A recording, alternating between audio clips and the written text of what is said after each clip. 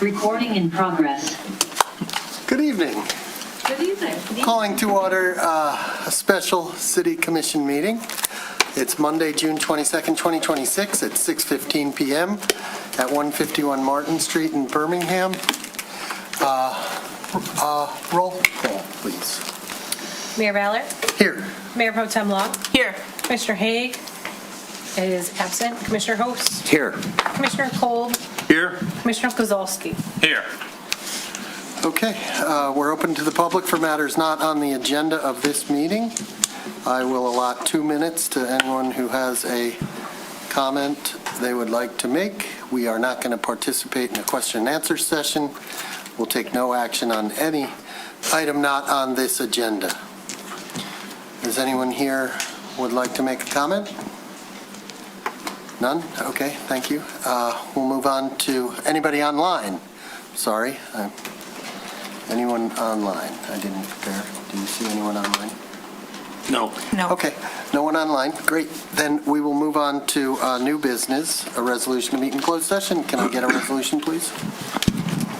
Sure. Mr. Cole raised his hand first.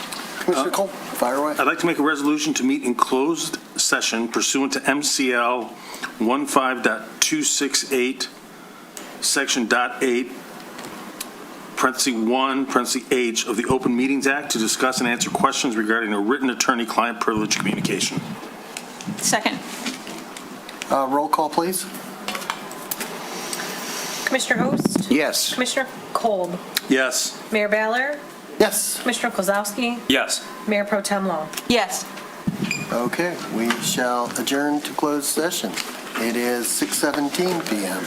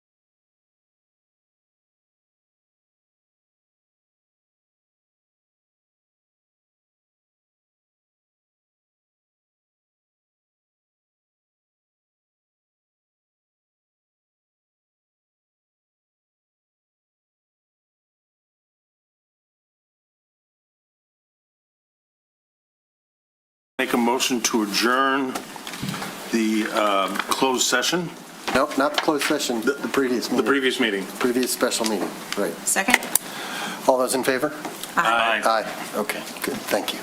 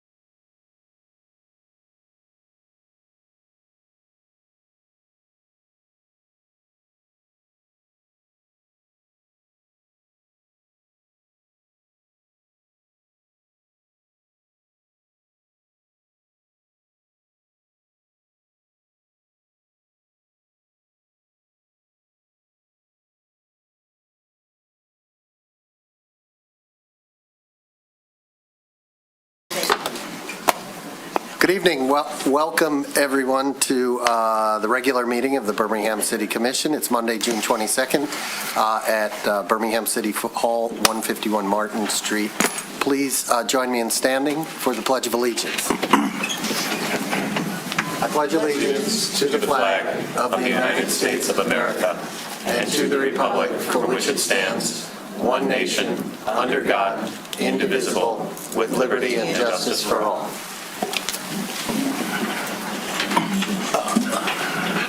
Ms. Bingham, could you please call the roll? Mayor Ballard, Here.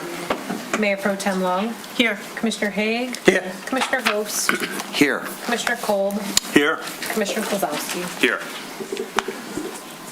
Okay, thank you. We move on to proclamations, congratulatory resolutions, awards, appointments, resignations, and confirmations, administrations of oath, introduction of guests, and announcements.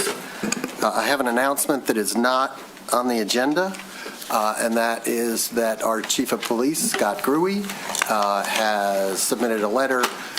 He will be taking his retirement effective July 17th. 17th. I thought that was the day. And we wish him well and congratulate him. So, moving on, we have appointments. The first set of... Mr. Mayor? Yes. May I make a request that we move open to public for comment for matters not on the agenda before appointments, since I suspect appointments is going to take a considerable amount of time potentially?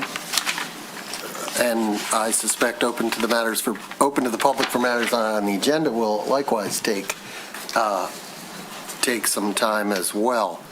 I think that folks, well, you can make that motion, All right. and if it's seconded, we can comment on it. Second. Okay, comment on the motion.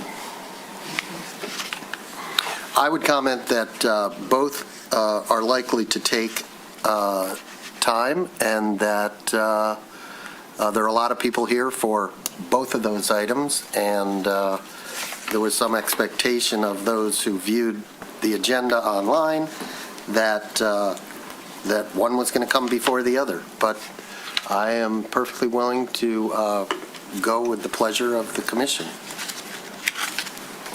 So happy to take a vote on the motion if there's no other comment. Did Commissioner Haig have a comment? No, I thought we were voting already. He just kept talking. So, yeah, I'm voting yes. Yeah, I'm fine. All those in favor? Aye. Opposed? None? One, two. Okay. Motion passes. So we will now open it up for comment from the public for matters not on the agenda, which may be limited to a certain number of minutes per person. We're going to make that 3 for tonight, and the clerk will keep track. That's at this section of the agenda. We're going to limit it to 3 minutes. And this is for items that do not appear anywhere else in the printed agenda. The commission will not participate in a question and answer session and will take no action on any item not appearing on the posted agenda. The public can also speak to agenda items as they occur when the presiding officer opens the floor to the public. So when you are recognized by me, please state your name for the record and direct all comments to the chair. I suspect there's going to be some comments on the pool party. And raise your hand if you intend to comment on the pool party. Okay, only 3. So I want to make some comments of my own before we get into that. I want to express my heartfelt apologies. I believe that I'm probably joined by everyone else on the commission for the police response last Saturday. I also want to tell you that the responding officers and the dispatch officers share in that sentiment.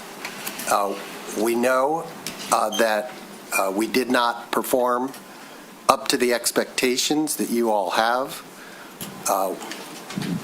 We attended that meeting last Monday, and though we had been briefed briefly on what had occurred,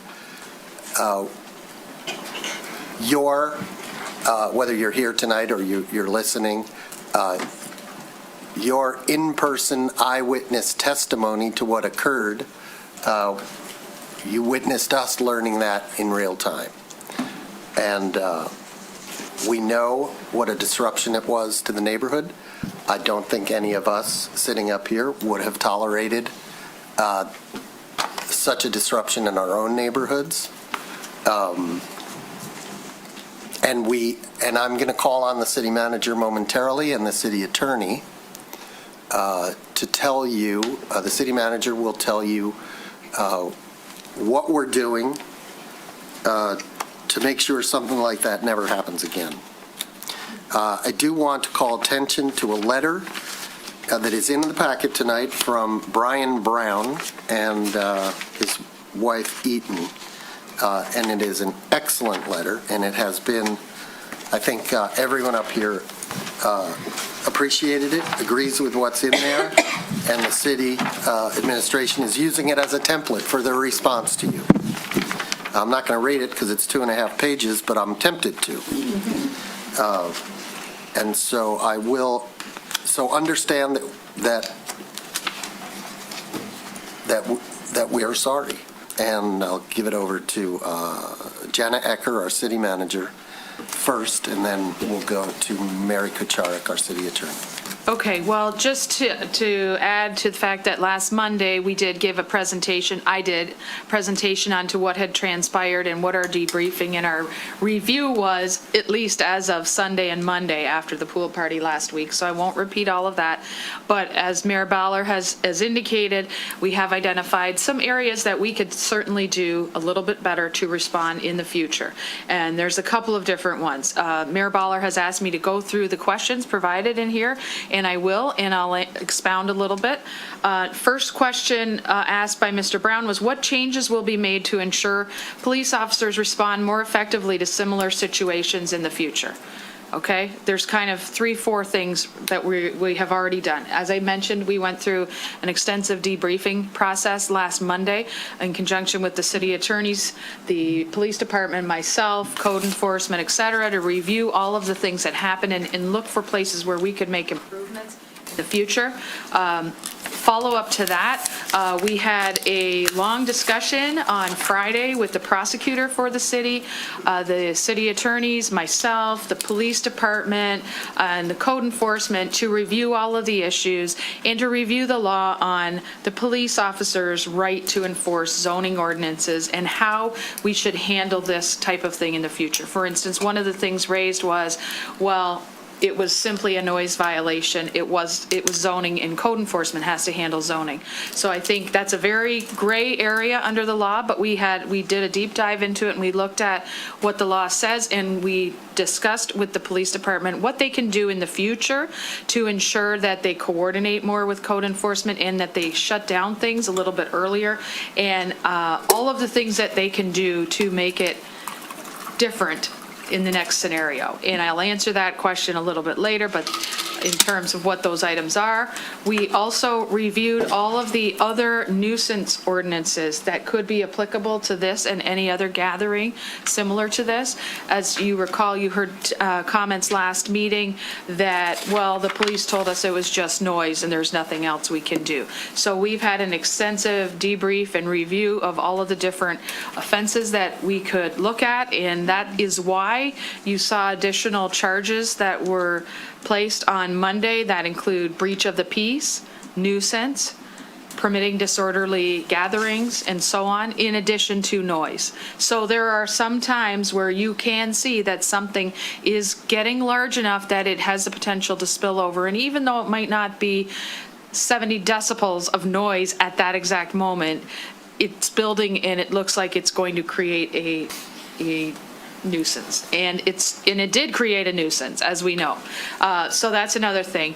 So we also discussed in our meetings that when there's a doubt on a Saturday night when something comes up, the police, if they can reach out to the chief. If the chief doesn't know the answer, they should reach out to our code enforcement team, to our city attorney, to myself, to discuss live. I always have my phone on me, so do the city attorneys. call us and tell us what it is, and we'll work it through with you. Also, the other thing is that we determined that when you're shutting down a party, you need to have some police presence there to ensure the safe and orderly exodus of all of the people, because bad things happen when a lot of people leave a premises at the same time. So those are some of the things that we discussed and policy changes that were made as a result. The next question was, what guidance or protocols will be established for shutting down overcrowded, disorderly, or commercial-operated parties in residential neighborhoods? As I mentioned, we are going to review all of the things to find a way when you see that something is trending and getting to be a little too disorderly, that you can make those charges and shut it down sooner. And again, you need to have a police presence during that exodus. Now, I understand we heard that the police were not on site when they shut down the party because they got called to another accident, a motorcycle accident on Woodward. In that case, there are other things we could do. We could have kept back one officer. We could have contacted our mutual aid agencies around us to assist us in providing coverage for that, to make sure there's a smooth exodus of people. And I think all of what I've said so far addresses the third, which is how the city will ensure that neighborhood residents receive priority consideration when their safety, peace, and quality of life are being disrupted. I think all of those things say that we know that the neighbors want to have peace and quality of life, and we do have to act within the confines of the law, but I think there were other options and other pathways we could have used to help us get there a little sooner, and we will do that going forward. Fourth, what changes, if any, will be made to dispatch procedures to ensure residents' concerns are treated seriously and communicated accurately? I think I personally discussed with the police chief that we need to have training provided to officers and dispatchers alike to make sure that they receive better training on what some of the other issues are, what to do when there's a potential zoning violation, and how to handle and deal with residents in a polite and calm manner. I know there were a lot of calls. We heard last Monday that a lot of people made multiple calls to the police. It is our intention in the future that this will be addressed swifter next time, so that you won't have to get to the fifth police call when you see that things are getting a little over the top. And when I say over the top, it's whether you want to talk about the fact that it was not just noise, there was potential other violations, that there was potentially a commercial event occurring with their own security team and charging money to get in, the homeowner was not home, all of that as well. We also, since then, I also wanted to mention that part of the zoning violations that we gave included a cease and desist order to stop using the pool, the deck, and the garage due to some other building code issues that were unresolved that had meant that those permits had not been fully closed out. So thankfully, we did not have any other incidents this weekend, and I think that was probably part of the reason why we avoided potentially another activity going on in that particular pool, at least. How will the police department proactively protect neighborhoods from similar events before they escalate into public safety emergencies? As everything I've said, especially and in particular, using the full breadth of all of the nuisance type offenses that we could look at and consider when we're faced with this situation. And I think the city attorney will talk a little bit more about what the nature of those offenses are and what the implications are. And so this is kind of a summary, all of it, as to the accountability measures that'll be implemented and have been implemented already. Obviously, as the facts unfolded on Monday and Tuesday in particular, we've continued on, and this is still something that we're spending a lot of time on in the city administration, with the prosecutor, with the city attorney, and with the police department. And so we definitely thank everyone that came to the meeting last Monday and provided a little more detail on what happened. And also, we do thank our police as well for all of the work that they did, but I think there's always, whatever happens, there's always a little room for improvement, and I think that these are the things that we will be doing to make sure that we have a better response in the future. Thank you. Appreciate it. Thank you. City Attorney. Yes, mine will be brief. I think the manager covered it quite well. We keep talking about the difference between zoning ordinance and other ordinances, and I'll just touch on that briefly. The zoning ordinance is part and parcel of our general code of ordinances, but the zoning ordinances have specific remedies, requirements, and ramifications, and those are presided over by the building official per state law. The other types of misdemeanors that we are talking about come under the general offenses. I've heard references to the fact that both the homeowner and the party organizer received citations. That is not a correct term. They're not citations. They are, in fact, criminal misdemeanor tickets. So the homeowner has received 4, one of them for a zoning violation, which is also a misdemeanor, and then 3 others: gathering of disorderly persons, breach of peace, and causing a public nuisance. And the party organizer has received a noise violation, gathering of disorderly persons, and also public nuisance. So these criminal misdemeanors will follow the criminal law process at the 48th District Court. The first step in that process is arraignment of both people, which is to occur July 22nd. At the arraignment, the judge or magistrate will tell the 2 gentlemen the charges against them, the potential penalties, and their rights under the Constitution as to how this progresses. The second step will then be pre-trials, where the parties and/or their attorneys will meet with our prosecutor and discuss how the cases are going to proceed. So it tends to be a little longer process in the 48th District Court. They're extremely busy, but it is important that that process is protected and adhered to. I know this evening there will be a lot of public comment by a number of different people. I want the public to understand that I'm cautioning all of you and all of us that response to particulars or questions would be inappropriate, as we need to respect the criminal process and allow it to play itself out at the 48th District Court in its due course. Thank you. And now, with no further ado, we'll take public comment.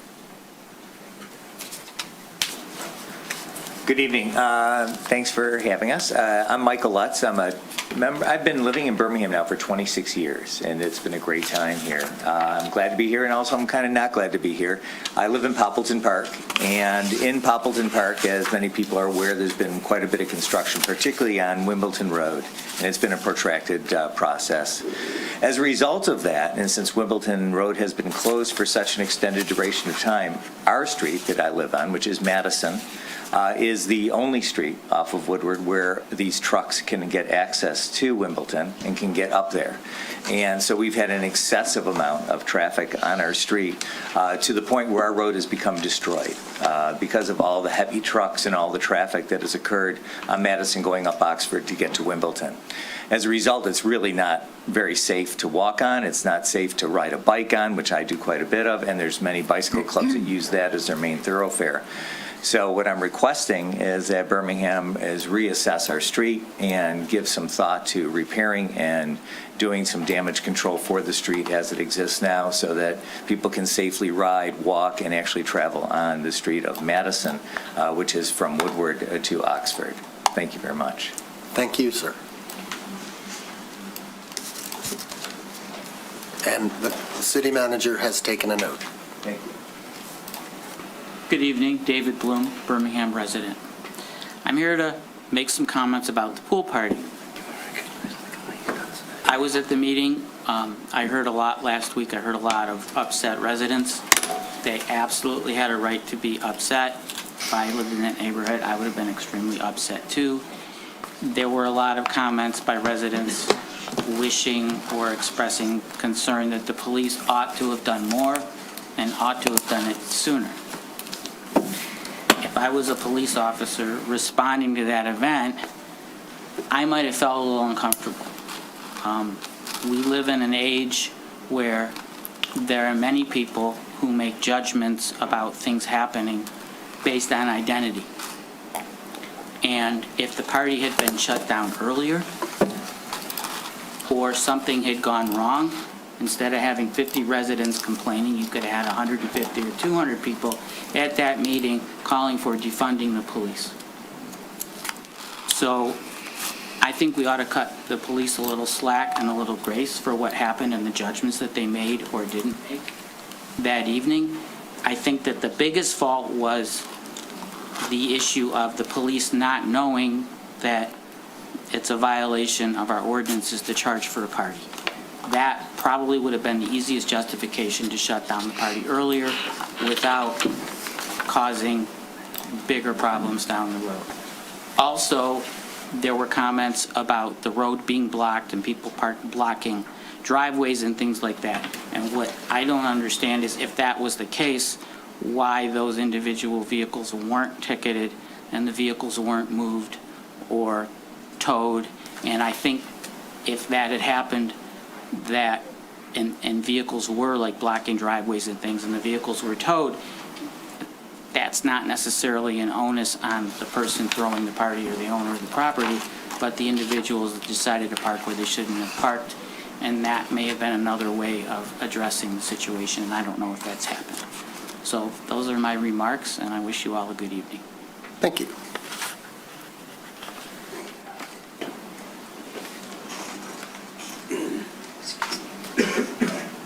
Hey, Mayor Baylor. Thank you. My name is Brian Sullivan. I live at 314 Larchley. I share a fence with Alexander Simpson, 307 Westchester, and I have since I moved in 2023.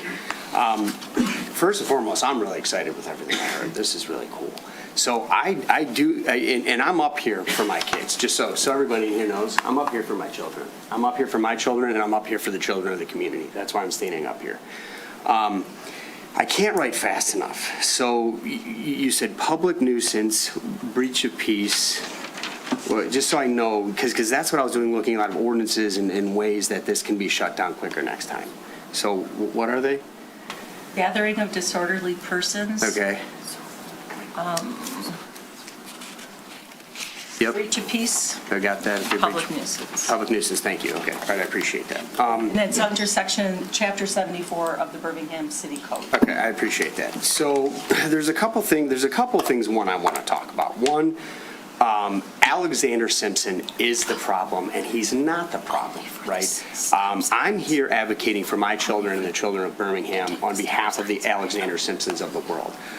The gentleman has a profound lack of empathy, an inability to feel remorse, and a consistent disregard for social norms, rules, and the rights of others.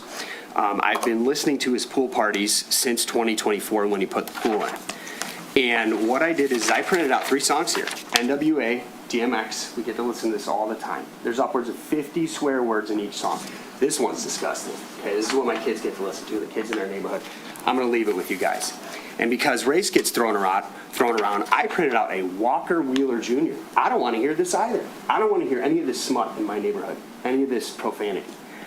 I don't care what the color of the artist is. Right? I don't want to hear it. My kids don't want to hear it. So my question is,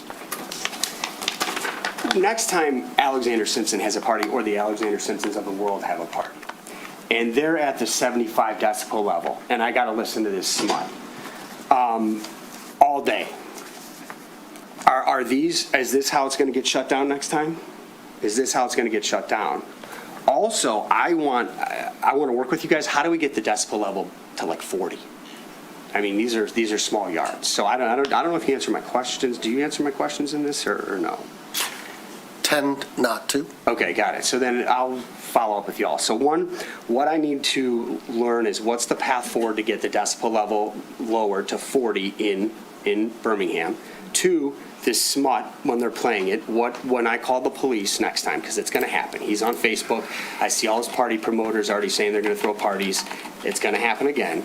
I want a response. So that's the first thing. This is unacceptable. I don't care the color of your skin, what type of artist you are. I don't want to hear this in my neighborhood. You basically answered my questions on the ways that he was given misdemeanors and anybody else that does this. So that helps hold me. on. Could you reset the clock to 1 minute? Yeah. Because you had that exchange where she was, so I want to give you an extra minute. Okay. And Okay, we'll that's just fine. watch. Yeah, I'm gonna, so that's really what I want to know. What are the ways around like disturbing the peace? So you've given me some paths that the police can shut this down sooner. So you've answered my questions. But yeah, and you guys talked about the police response, right? I mean, dispatch, when we told them what was going on, they told me that they were allowed to sell wristbands, they were allowed to have this party, they're allowed to have a party. He hung up on me. And first of all, I said to the dispatch guy, wow, America is going to hell in a handbasket. I can't believe you guys are going to allow this. The police dispatch hung up on me. I called him right back and I was like, did you just hang up on me? He's like, no, I didn't hang up on you. We're getting a lot of 911 calls. So maybe that plays into what other citizens were saying last week about the police you guys not being staffed adequately. You guys saw the nudity. You saw the bare-breasted women bouncing around. My kids just got to go on the trampoline to see this. So I appreciate everything you guys are doing, but it can't happen next time. And someone did ask me if the apology on Facebook was enough. Community members asked me, from the police department. And you know what my response was? I don't care about that Facebook apology. That's not the apology. The apology next time is the police doing their job and shutting it down. So I'll see if the apology actually happens next time this happens to my neighborhood or any other neighborhood. And I know for a fact that the police have walked into my neighbor's backyard when his wife and 4 friends were just sitting around their hot tub, shut it down. I got a prominent buddy. Everybody in here would know this business name. The police just walked right into his backyard twice and shut down the party. And my wife was talking to another resident just drinking wine, Benson Boone, and they came and said, turn the music down or shut it off. So we need to remove race from this equation, what everybody's talking about. It's not about that. It's just about doing the right thing. So. Thank you. Please leave me with the lyrics that you had. Yeah, it's brutal. Well, and what I'm trying to do is I'm trying to prove, what I'm trying to point out is, I don't care if it's NWA, DMX, or this country singer, Walker Wheeler Jr. I don't want to hear it. I don't want to hear this stuff in my yard.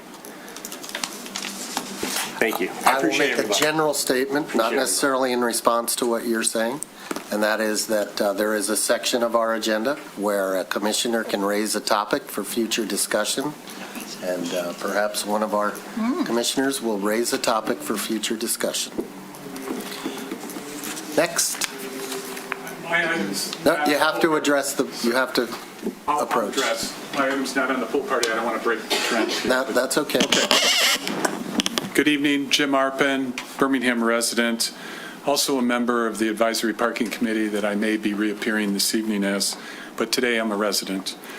I wanted to share my request for the city leadership to consider proposing a resolution to enact a culture around the use of enterprise management software. 3 weeks ago, the mayor and I shared some ideas on current issues where a city enterprise management information system would help resolve current issues involving cross-collaboration between departments.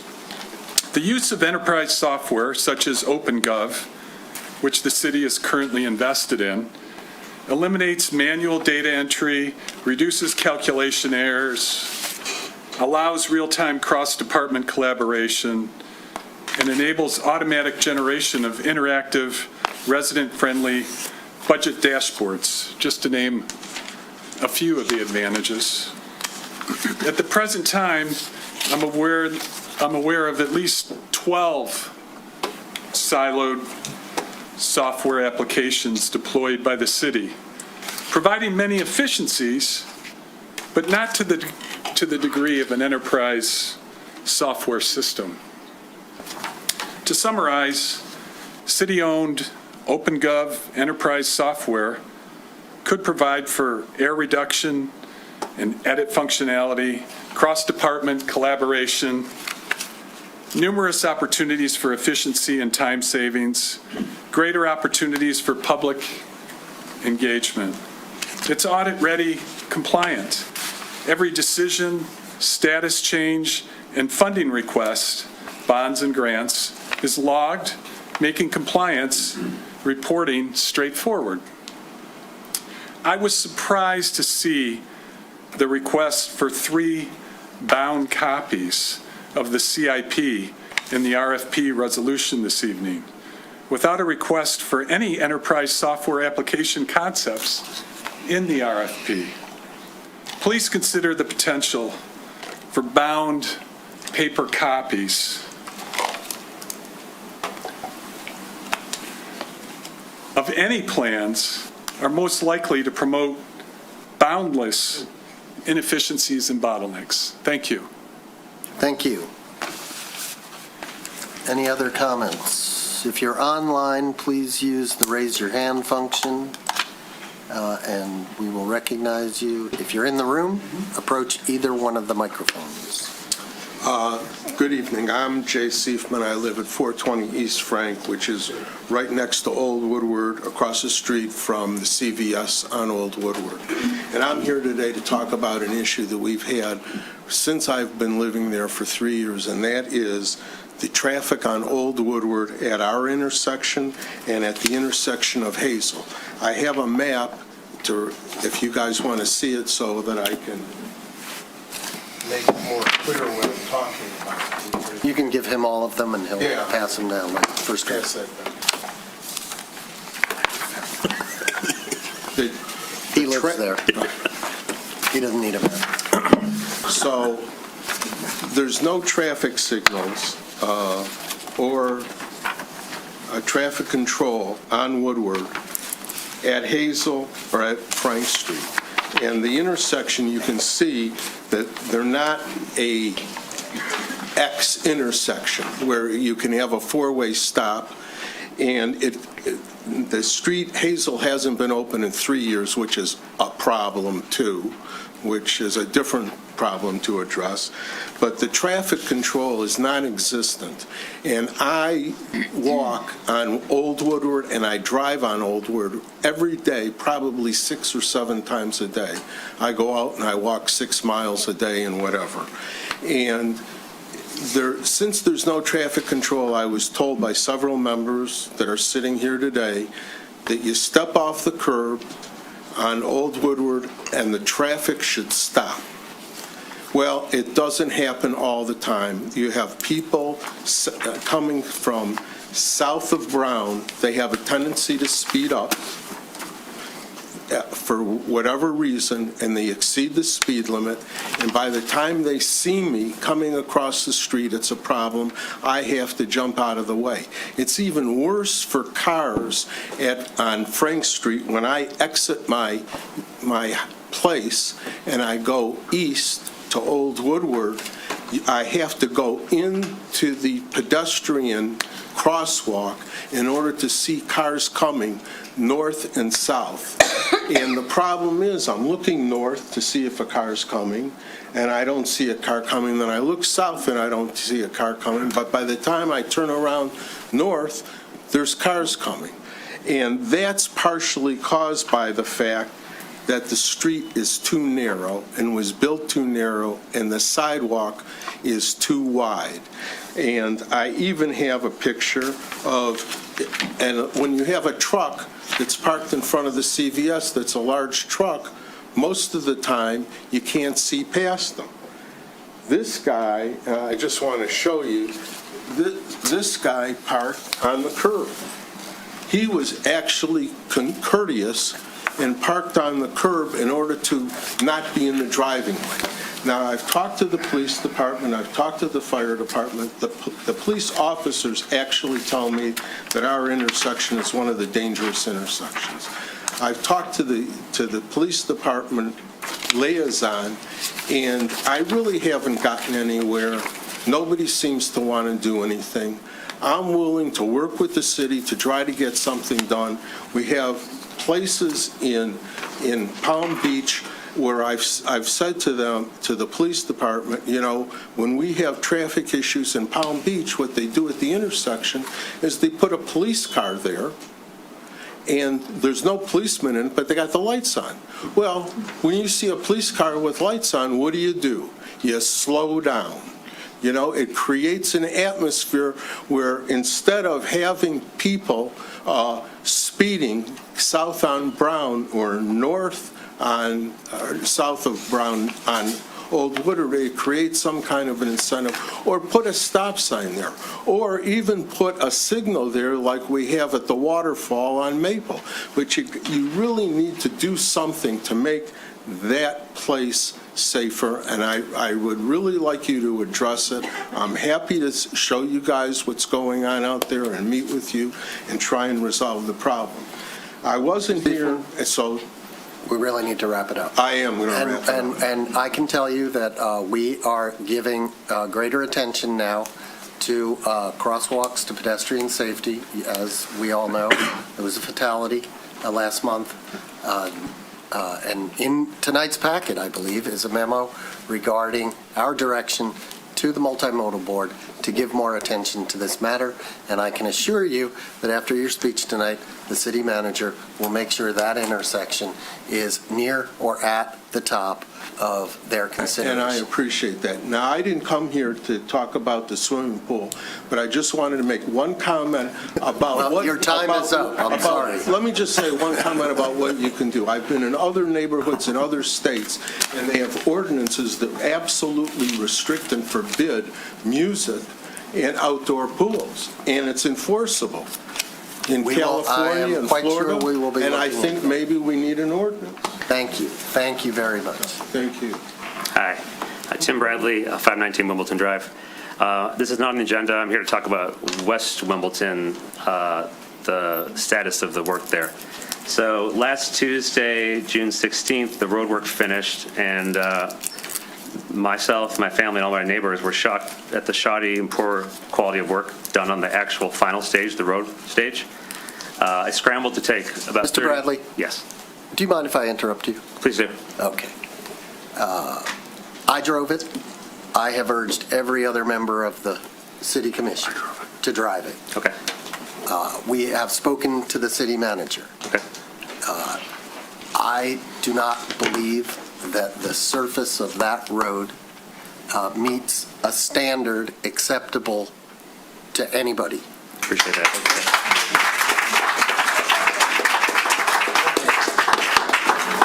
I appreciate the applause, but no applause. no applause, please. All right. So I am going to ask the city manager Thank you.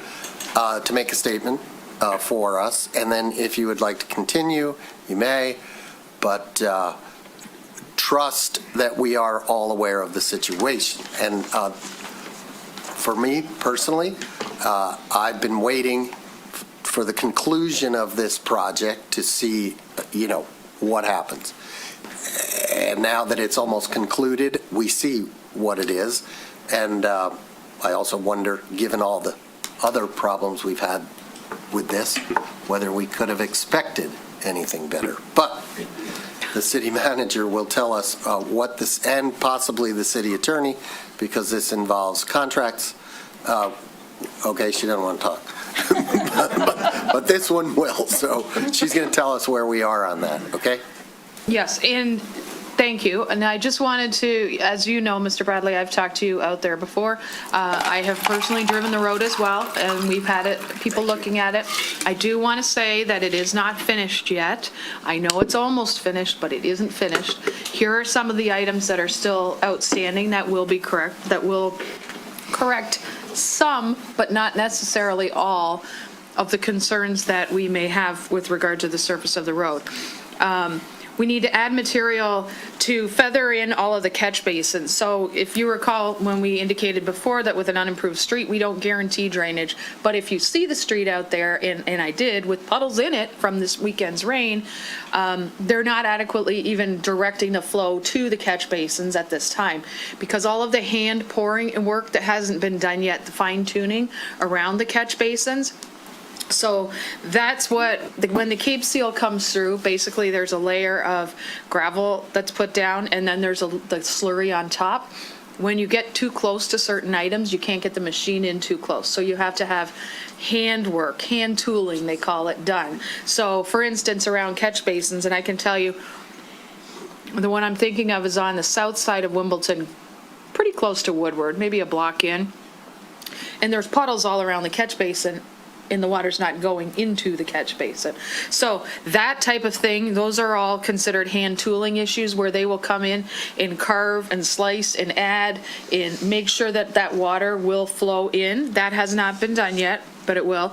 Also adding material in front of driveways where the machine couldn't get too close. So you may have, I don't know if you were driving it, if you noticed it, but I'm sure you did, Mr. Bradley, that there's areas where it's not perfectly neat, Right. tidy, connected, et cetera. Also, we have a lot of catch basin covers and manhole covers that have Cape Seal material spray that went onto them. Now, we do cover them, but some spray does come on. That's another one of those finishing points that will come in, and there's a special chemical that you can put on that takes away all of that stain. And including that, there's also a section of sidewalk that one of the masking materials that we put on flew off in the wind and landed on the sidewalk. So there's Cape Seal markings on the sidewalk. That's, again, something that will be finished as well. For the road, we did cut it down to clay grade. We proof-rolled it. We did have a tester company come in and verify that it was proof-rolled correctly, and it did pass that. We did also have, it was within 0.1 tolerance. I also have, I don't want to get into all of this, so I'll talk to, I'll get to the next couple of points that apparently, and I'm not an expert on Cape Seal and I'm not an engineer, but I do have Paul Tulenkangas here from Noack and Frous, who designed the plans for the road on Wimbledon Phase 1 and 2, who is here, that is available to answer any questions if anybody has.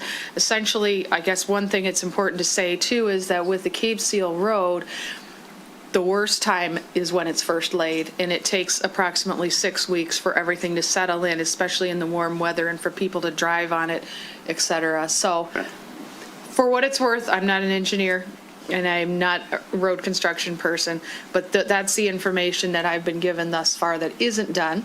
Okay. I do know as well that there are some areas of the road, particularly towards the edges, where it sort of goes like this.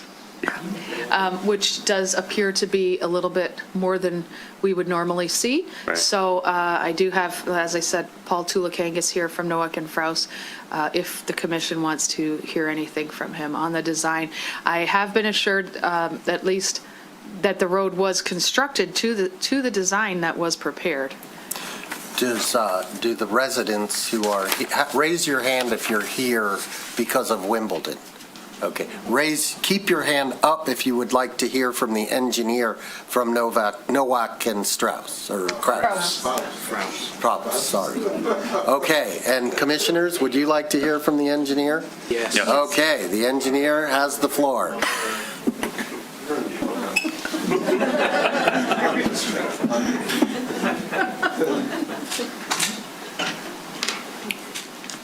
Are you okay still ceding the floor? Okay, thank you. All right, well, I'll just introduce myself. I'm Paul Tulenkangas with Noack and Frous Engineers. Been involved in many road projects throughout my career for City of Birmingham, and I guess I have been involved in the project throughout the long, lengthy construction process of this one in particular, Wimbledon Phase 1. I did just actually, for the first time this evening before I came here, just drove the limits of the job since it's been Cape Seal. I believe the final kind of layer of Cape Seal went down last Friday, if I'm not mistaken. And your impression?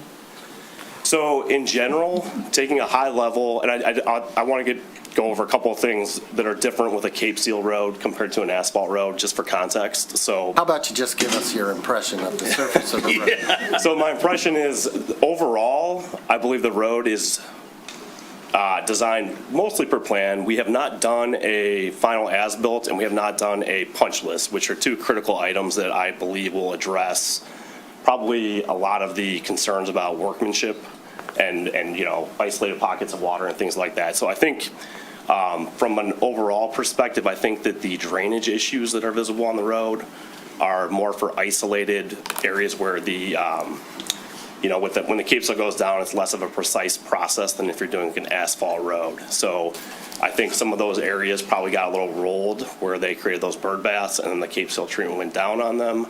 I believe there's some issues at the edges that were mentioned as well, where it kind of got pushed out a little bit. So I think, again, we have not completed the project. I think, I'm sorry to interrupt you Yeah. again, but I think by far the concerns, my concern and the concern of the people here is the surface of the road.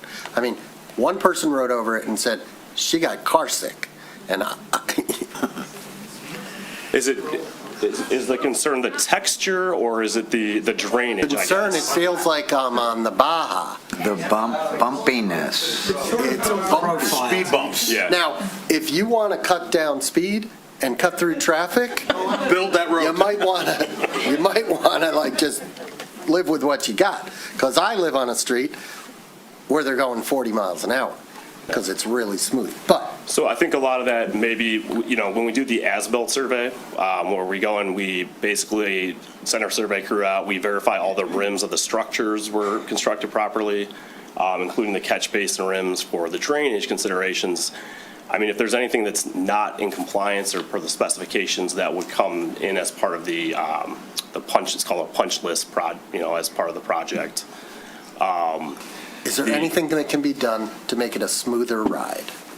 I mean, we speak English here, not engineering. Sure. It's not a smooth ride. I think that's what you're concerned about. Are you? Is that right? Raise your hand if you're concerned about the ride. It's a city road. Okay, all right.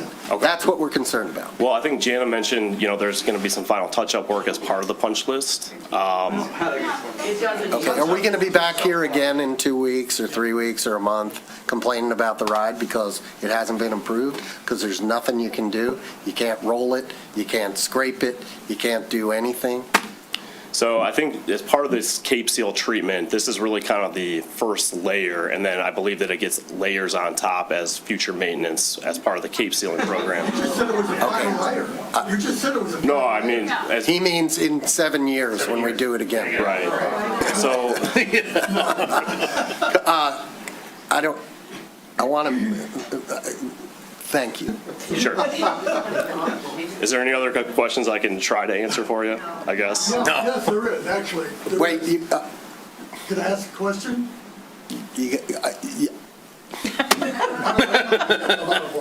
You're out of order. You can stand up, get in line behind Mr. Bradley.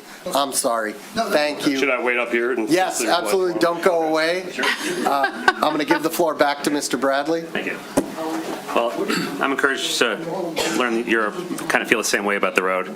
I think the overarching concern is it's extremely bumpy and uneven along the whole length of it. Like you said, it's like a Baja ride. It's wildly uneven. The drainage is a major issue. It looks terrible. It drives terrible. I went to the folks that were on the crew on the road and I said, "Is this it? Like, is this what we get?" "Oh yeah, this is basically it." There was nothing about the punch list for 6 weeks, so I'm encouraged to know there's going to be some remedial work, but also concerned that it can actually make a difference because fixing little things on the edges here isn't going to address like the fundamentally like awful job that was done. But as a valid sort of point of comparison, 2023, 2024, there was 10 roads that were Cape sealed, including in Poppleton, some by Southfield Road, and some kind of in the Hazel, Chestnut area. I drove all those, and 2-3 years later, they're much, much better than our road was, like a day after completion. I mean, like remarkably better. So something was, either there's some magic going to be performed and make the road better, which sounds like that's probably wishful thinking, or it was just done terribly, and it needs to be redone. So that's it. Thank you. Please, Real quick. sure. I guess with the texture issues, I believe Jana kind of mentioned that it does kind of smooth out over time. So when they put this down, there's basically, they pull one strip of it along the edges and then one in the middle, so there's some overlap. So that kind of like, I guess, as you're driving parallel with you where there's some unevenness will kind of smooth out. So I think that's kind of what was mentioned there with some roads that were completed several years ago. Try not to be redundant. Tim Doyle, I live at 244 Wimbledon Drive. One of the things that I noticed was that when the gravel was put down and it was leveled at that point, it was probably a month later before the Cape Seal was put on. During that time, cars were driving on it, trucks were driving on it, which created pockets. It created this roller coaster effect. Now, if Cape Seal had been put on when the gravel was first put down and leveled, we may not have had this issue. It seems like, and from what I understand, the Cape Seal company was separate from the company that put in the gravel.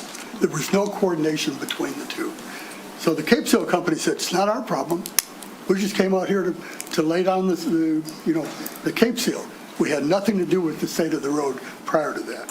I think that's a major issue as to why we have a roller coaster. Thank you. Yep. And that could that be an issue? That certainly could be an issue. Thank you. Okay, sure. Pam Doyle, 244 Wimbledon, the other half of that one. Just wanting to comment on peace, quality of life, and what was the other thing that we're supposed to be entitled to in the city of Birmingham?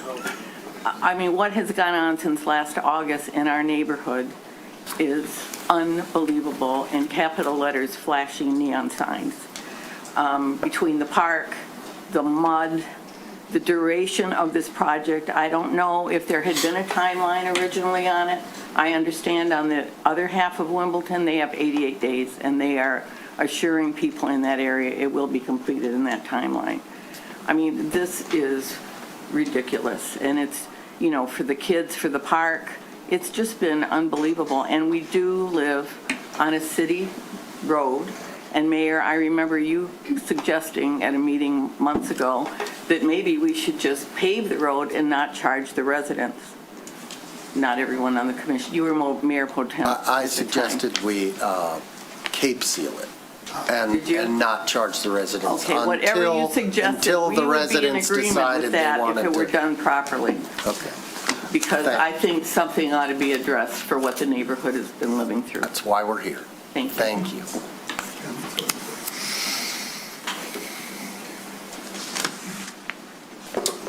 Danny Hill, 282 Wimbledon. I'll just say thank you, first of all, for having the commission drive the road. One of the first questions that I would want to ask would be, have you guys seen this? And would, of the 6 of you or anyone in this room who has sanity, think that that's a completed road that should be paid for by the residents? You'll get a resounding 100 out of 100 unless someone works for the company that did it, I would think. It's, as a couple have mentioned, this has been a multi-year process for a lot of us. You will all remember us coming up here, FOIA-ing requests, fighting with commissioners, attending every single meeting, getting petitions signed. We then had the road sit like this for an entire year. The mud, the dirt, the damage to people's vehicles, the damage to people's homes, the lack of use of the road. It's been an insane couple of years for us, and for this to end the way that it is with the quality of work that's been done, I believe Mr. Bradley has submitted some documentation with some photo evidence, and I don't think it was accepted by this commission because it was put in several minutes behind the point that it was deemed to be put into the meeting minutes this week. But there are some great photos that you'll see of the street, of manhole covers being completely paved over, of catch basins that look like they're falling apart. I mean, the rain that happens days and days before that's just sitting there from the quality of this road is almost laughable. I think most of the residents are sick of hearing that this Wimbledon Phase 1 job was not done correctly. I've heard it from several people on the city commission, from people with city engineering department, from people at city planning. When calls are answered to and actually returned to residents, they say it was not done the way that it should have been done and that there are regrets. But we're tired of being that guinea pig. We're tired of being told that there's an apology here, that there's something that was done wrong. We want this fixed and we don't want to pay for it. It's a ridiculous thing to say that the Phase 2 folks, they have a limit. We're talking about this 88 days that the Phase 2 Wimbledon folks have. They're getting assessed $1,000. The company who's doing Phase 2, correct me if I'm wrong, they have to pay $1,000 in overages for every day that they've gone over. I'm sorry, I don't know the detail. Correct. I mean, okay. So we went, I mean, they have 88 days to do it. We went 187 days. So by that math, this would have been about $185,000 in overages that would have happened from the year that this sat like this. We would have been able to pay for the entire project out of the pocket of every resident if this was done correctly. It wasn't done correctly. The residents do not need to pay for a road like this, and we want to know what's going to be done. We hear all the answers that it wasn't done correctly and that maybe there's going to be some repave or it might level itself out. We want the road completely redone, and I think we deserve that after all of this. Thank you. Thank you.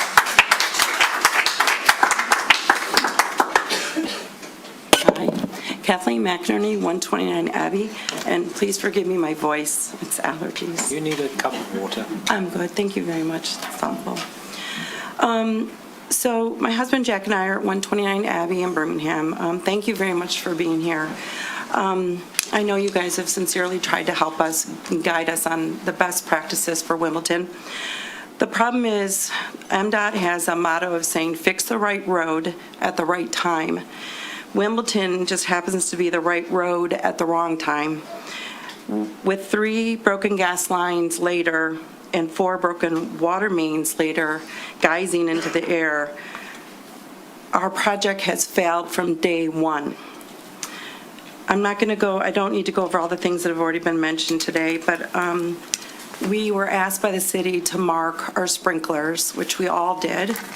We marked them, and they were all ripped out, the heads and hose all together and thrown away in dumpsters. Our home, we have a long side, we're front on Abbey, long side of Wimbledon. We had a 2-story mound of contaminated, bacteria-filled dirt the entire project. And I kept asking, and I'm making like chocolate chip cookies for these guys. I'm like trying to be like good to these people that are they were working. And I said, hey, when does this dirt get moved? And they said, oh no, this isn't this is good dirt. I'm like, there's broken clay, there's broken big chunks of asphalt, and this can't be good dirt. And they said every time, because I would ask another guy, every time they go, nope, this is going to stay here till the end of the project because we're going to use this to make the new road. And I'm like, I did go to college, and this does not look like new dirt. But it stayed the entire time, besides shipping container and a porta potty, which was fun when you're hosting a bridal shower. The sewer drains, obviously, you mentioned, are higher than the road itself. The thing that worries me is that MDOT does not recommend Cape Seal for a road that is a brand-new road, that has a rock base. From MDOT's description of what Cape Seal should be used on, it should only be used to go over the top of another existing road or paved asphalt to make it extended another 5 to 7 years. So I don't know how we landed on that Cape Seal was going to be great for us when it's not. It's going to shift and move with the weather, right? We know that. It's just very frustrating to live through this whole thing. So my only other thought was, and I'm really glad, thank you for driving the road, because it is like Mr. Toad's Wild Ride, and would have been great if my kids were little, but they're all grown up. But if Birmingham is going to say, their motto is, we are a walkable city. But if you happen to walk on Wimbledon, you would roll your ankle. Thank you. Thank you.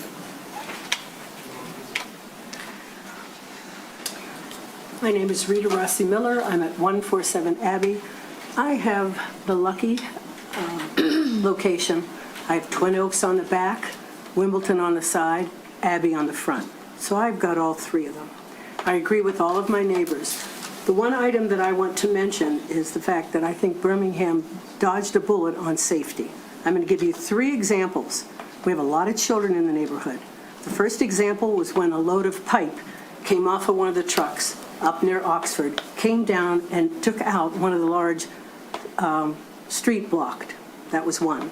The second one was, I was turning off of Woodward onto Wimbledon, and you've seen a wild fire hose going in every which direction, right?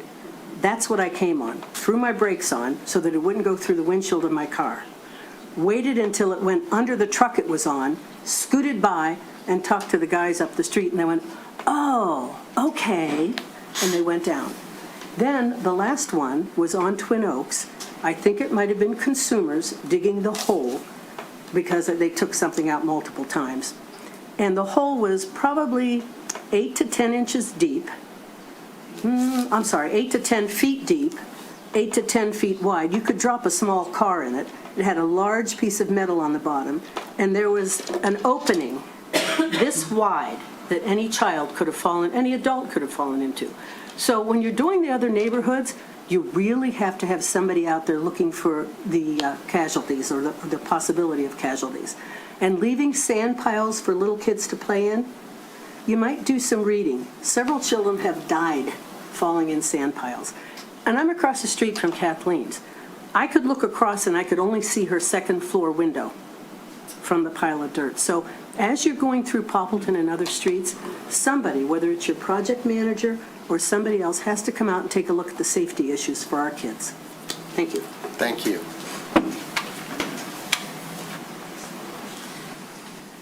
Hello, my name is Pierre Giron. I live on 420 Wimbledon Drive. Okay, I think it's clear that everybody is upset with this road, and I heard your punch list.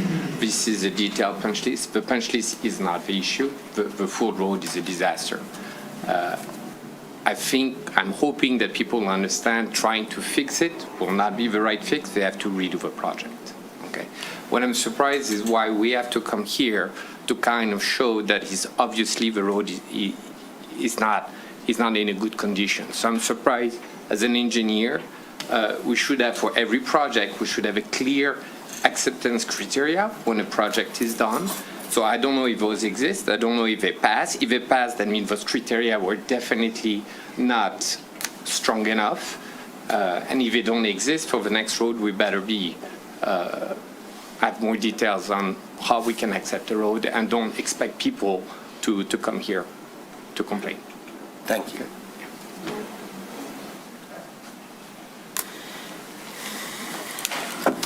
Hi, I'm at 144 in Wimbledon. I appreciate you taking the time to listen. One of my big complaints with this project is my husband, Rita's husband, Jack McInerney, a number of us put our own sprinkler systems in on the city property between the sidewalk and the street to maintain the grass and have the yard look nice.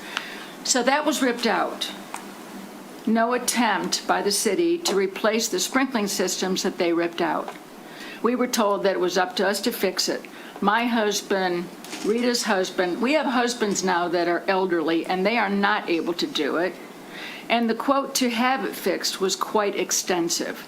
Therefore, we have mostly elected to not put a sprinkling system in, so the sod that was put in now will die. And sprinkling systems on our property were not repaired by the city. They were just dirt put over the existing pipes, sod put over that, and that sod's not being watered. So I think it's really unfair, the way that we were treated. Plus, I have the never-ending porta potty on my pot. It was moved from Kathleen's now to my property. And I would really appreciate that being removed.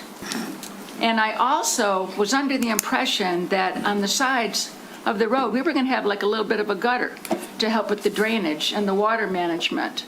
There is no gutter at all. I mean, we have the road and then we have the sod. That's going to be a problem. We know everybody's going to drive on it, but we're going to have a drainage issue. So I would like, all of these things to be addressed. Thank you. Thank you. Online, we have Katie Dobrowitsky. Katie? Hi, yes, thank you for having me. I'm a resident of 826 Shepherd Bush. Let me see if I can go off it. Oh, you can't go off video. Okay, I'm a resident at 826 Shepherd Bush, and I also wanted to just make two comments. Well, three comments, really. The first is I'm heartened to hear that it sounds like the Wimbledon job has been universally, that these concerns have been raised and are being addressed by the commission. The quality of the road is terrible. It's not safe to I think, for kids to ride bikes or scooters on. And I'm encouraged that that the city commission appears to be listening to our concerns. The second thing is that now it seems the staging area for Wimbledon Part 2 is at the end of my street. There is an enormous dirt pile at the end of Shepherd Bush. They were in the park a few days ago bulldozing it, They put in a bunch of huge chunks of stone, and they appear to be loading it up with construction equipment, and there's a huge dirt pile that's now about 20 or 25 feet tall. I would ask the city commission, especially since the attorney is there and also since the city manager is there, to investigate this use of the land. The first thing is that this is a public nuisance. It's not fenced. There's entrances and exits that are not controlled. We have children on our street. They will inevitably want to play in the dirt, and this is not safe. The second thing is, I think that this is a breach of the restrictions of the title of the land. If that's part of the nature preserve, then there's no way that the city can just arbitrarily go ahead and take it for a staging area. They bulldozed a nature preserve, and I don't think, again, with the city attorney there, I think that is an absolute breach of the use of that land and the title restrictions. So what I would ask the commission to investigate is, as these street repaving projects move forward in my neighborhood, what changes will be made so that other streets can avoid the same fate as Wimbledon? How are you going to hold these contractors accountable? This is the first I've heard of the 88 days. I'm encouraged about that.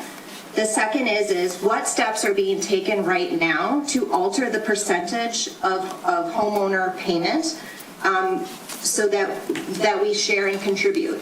I know that Wimbledon was a 50-50 job, but that's because it was deemed a major road. As these projects come through the neighborhood, I'm looking at paying for 85%. And I don't think that's fair. I don't think it's equitable with other communities. And I think that that has been expressed before the commission before. And I would ask the commission to immediately start reconsidering reconsidering the current breakdown and adopting a policy that's more fair and equitable. And the last is, what accountability measures will be implemented to prevent shoddy work in the future?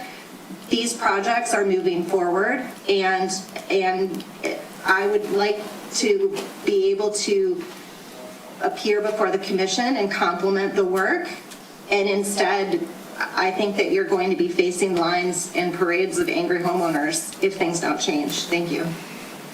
Thank you, Katie. I'm going to note that we will have the city look into the use of that property. We perhaps should have notified residents that at a pre-construction meeting, it was decided that that would be an appropriate staging area.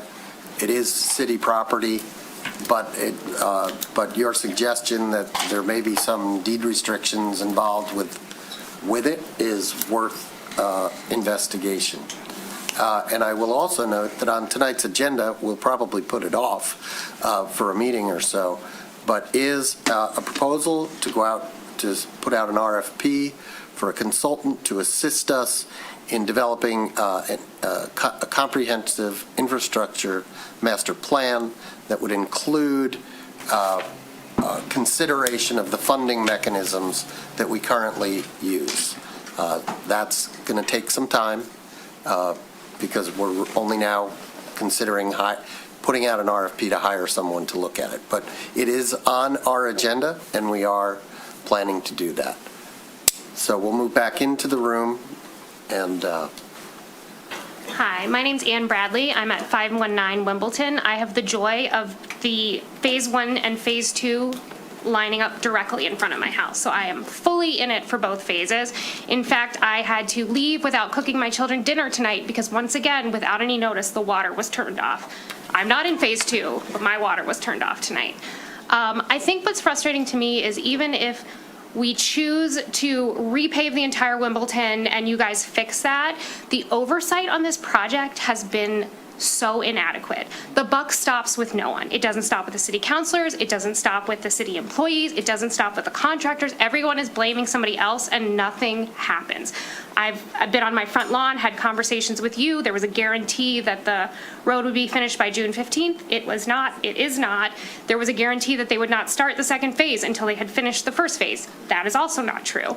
None of the promises that have been made have been kept. The citizens have showed up. We've followed decorum. We've followed procedure. We've made our voices. And I don't feel like we've been reciprocated on the other side. I've had to manage the project myself. I work from home. I had a sidewalk replaced in front of my house. 2 days later, they tore that sidewalk back up. I went back out and I said, looked pretty good to me. Why did we tear that up? And they said, oh, because they stamped it. The city of Birmingham does not allow stamped concrete. So they ripped the brand new stamped concrete up. 2 days later, again, working from home, they're replacing the sidewalk. I go back out, they've stamped it again. I said, guess what? That's why you ripped it up 2 days ago. Can you call someone? I called the assistant manager of the city. I left messages. No one responded to me. I had to talk to the contractor supervisor to tell him that that was not allowed and you were going to have to rip it up again. So what did they do? They came over with a hose and scraped it, and now we have like a random scraped spot in the brand new concrete. That is just one very, very tiny example about how horribly managed this project has been from start to finish.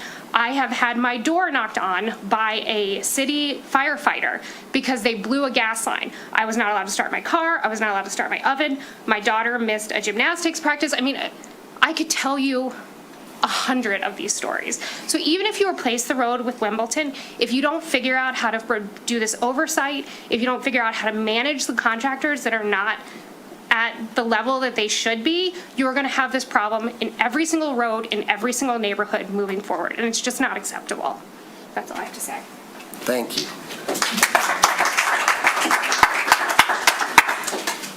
My name is Sally Swift. I'm at 541 Wimbledon. I live next door to Ann and Jim Bradley. Originally, I was in Phase 1, and the road was ripped up partway across my property. Then it was determined now I'm in Phase 2, which is what it is. I have also the orange shipping container, porta potty, and piles of dirt in front of my house. But what I am mentioning today is the fact that I rode that Wimbledon the Sunday before they put the Cape Seal down. And I thought, well, they're going to have to come out and grade this tomorrow. And they didn't, because it was rocky rolly. So 2 days later, I was trying to get out of the neighborhood, and a city employee helped me to find a path. But I said, you know, I've been reading online, a lot of people are very upset. And he said, yes, he said, I understand, but you didn't vote for asphalt. And it was graded for asphalt, which made no sense because it was Cape Seal all along, and we were never given a proposal for asphalt. So I thought I should, in essence, he was blaming the residents. That being said, I'm hoping that Phase 2 goes better and that the workers do what they have to do timely and don't shut our water off without notice. Okay, thank you. Thank you. Sam A. online, you can unmute yourself. Hello, can you hear me? Sure can. Okay, perfect. Very good. I was just wanted to talk today about, City of Birmingham resident, by the way, wanted to talk about the private pool residential issues that we were having.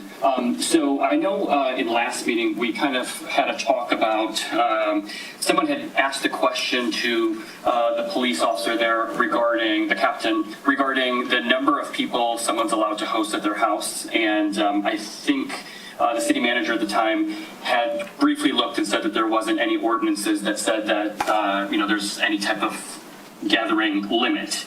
So what I'm asking today is not to prohibit public pool parties, but what I'm asking is that the city look at the number of people that a house is able to host. And so this is not just pool parties, this is graduation parties, et cetera, And that is just for making sure that large events are planned responsibly and that there's adequate consideration given to traffic management, emergency access, and any neighborhood impacts. I know in the past we've received some flyers saying that there's going to be a party, and it just kind of gives a little bit of heads up. And we've never had any issues like that before. I just want to make sure that the city is looking at the fact that maybe residents should notify the city, which would then in essence notify the police department and say, hey, we're going to be having a party and we're going to have 50 people, maybe 50 vehicles or whatnot on our street. And so I just want to let the city know that that's something that maybe should be considered if you guys aren't already considering it as is. That's it. Thank you. Thank you. Thank you for your suggestions. Okay. One more? One more. Okay. Sally Swift is my wife. I live at 541 Wimbledon, and she was running out of steam. The last thing on the punch list is, we're not in phase 1, we're in phase 2, but we're right at the middle point. But our tree lawn has been torn up and the sprinkler system shredded without regard to, it was just a machine that they just scraped everything. So just another thing to the list. Okay, thank you. Thank you. And coming up? Yeah. Well, sooner the better. Thanks. I'll make it quick. I don't think anybody's mentioned this yet. I'm Dave Wills. I'm at 176 Abbey, and I don't live on Wimbledon, but I use the road. I enjoy it. I'm curious about the warranty for the road and what the measurables are for that warranty. So, next year, if the road is out of spec, are they going to improve it? The fellow mentioned earlier that if traffic, the traffic has an impact on the smoothness of the road. Well, it could also impact it negatively, most likely, right? The more bumps in the road, the more they're going to push in and make it worse, okay? The other thing I just want to quickly mention is in front of my house, there's not that many potholes and that sort of thing, so it's a pretty good example of what the current Cape Seal is for the non-improved roads yet. And that has sort of a convex curve to it. The center is higher than the edges, and it's very smooth in that way, and I don't think any number of cars could create that by driving over it. It's something there from the start, and I don't see that on Wimbledon. And I'm thinking, geez, did they add enough rocks or dirt, the underlayment that they put the Cape Seal over? They might have skimped on the amount of stones that they put on that road. Thank you. Thank you, sir. Appreciate it. Hello, my name is Jordan Ingram at 269 Wimbledon.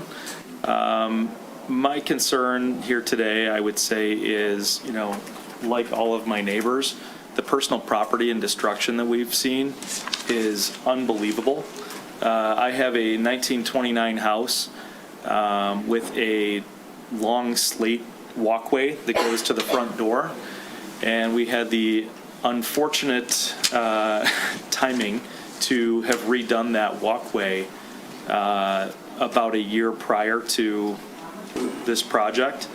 And with all of the heavy-duty machinery that's come by, we have felt an unbelievable amount of shaking and vibration, and I mean to the core of the house, to where some points you're like, oh my gosh, is this house going to fall down while we're in it? What we did not realize at the time was we look out at our front walkway and we compare it to the back walkway that we replaced in the backyard that goes to a screened-in porch around the back of the driveway.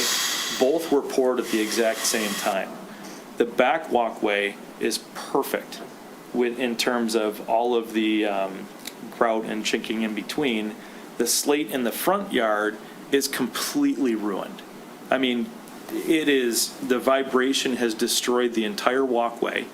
We also had our sprinkler system completely ripped out everywhere, all the sprinkler heads, and then the city or the construction damaged the first 3 feet of our slate walkway to the point where slate was missing, it was just gone. And my wife actually sent in an email, we called, we were told that the walkway would be replaced. They came out and found random pieces of slate and cut them to fit, and now we have 7 or 8 small little pieces of slate at the bottom of our walkway that don't match the walkway. They don't match anything, that we had before.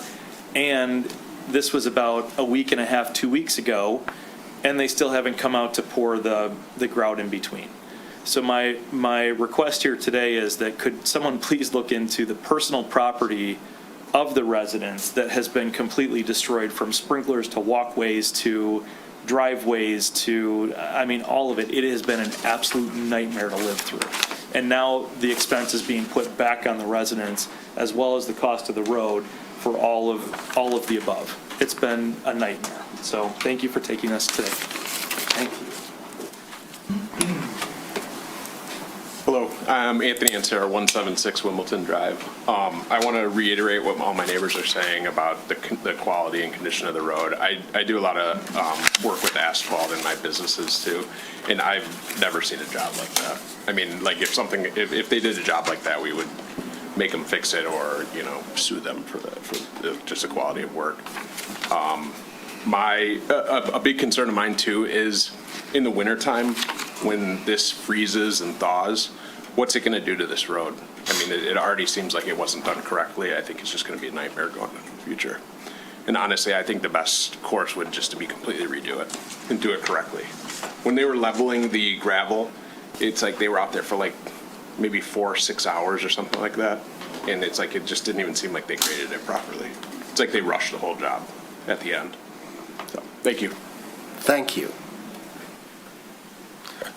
Well, we've heard you. Okay, and we started out saying we agree with you. So I'm sorry I can't give this more time tonight. We need to move on, but trust that the commission hears you, and this is where the buck stops. And I guess we're just going to have to see, we need to consult with the administration, and I'm sure you'll be hearing from us. So thanks for coming out. And if it's okay with the commission, we move along. Fair enough? Thank you. You're welcome. Thank you. Thank you very much. All right, we'll give folks a minute, those who want to leave orderly. And we're going to move on to appointments. We have appointments to the museum board. There are 4 positions open on the museum board, and we have 5 applicants. Martha, I'm going to call you in the order that you applied. Martha Rausch-Logue. Are you here, Martha?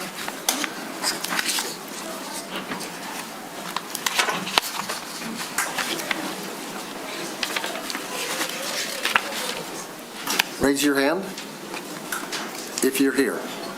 Martha? Okay. Wadette Bradford? Come on up, or come on down, as the case may be. Hi, Wadette. Could you just tell us briefly about your interest in the museum board? Yes. Good evening, Mayor Baller, Commissioners. I'm Wadette Bradford. I live at 956 Henrietta. I've lived in Birmingham for 8 years, and I'm here very interested in the museum board because it's entering a new chapter. The year of the strategic plan, also America's 250th, and a very ambitious slate of programming, including the F. Schnebe Back History exhibit. I was there on Saturday. I fell in love with the baskets. And also the continuation of the Underground Railroad work that Director Pilot has so very eloquently led. The 250th carries personal weight for me. Both of my parents are veterans. My father was a World War II veteran. So history and museums are very personal for me. The Peabody Family exhibit that's being hosted this year is the kind of story I grew up understanding the value of in Tuskegee, Alabama, which is my hometown. Boards like the museum board at this phase benefit from members who bring complementary capacity.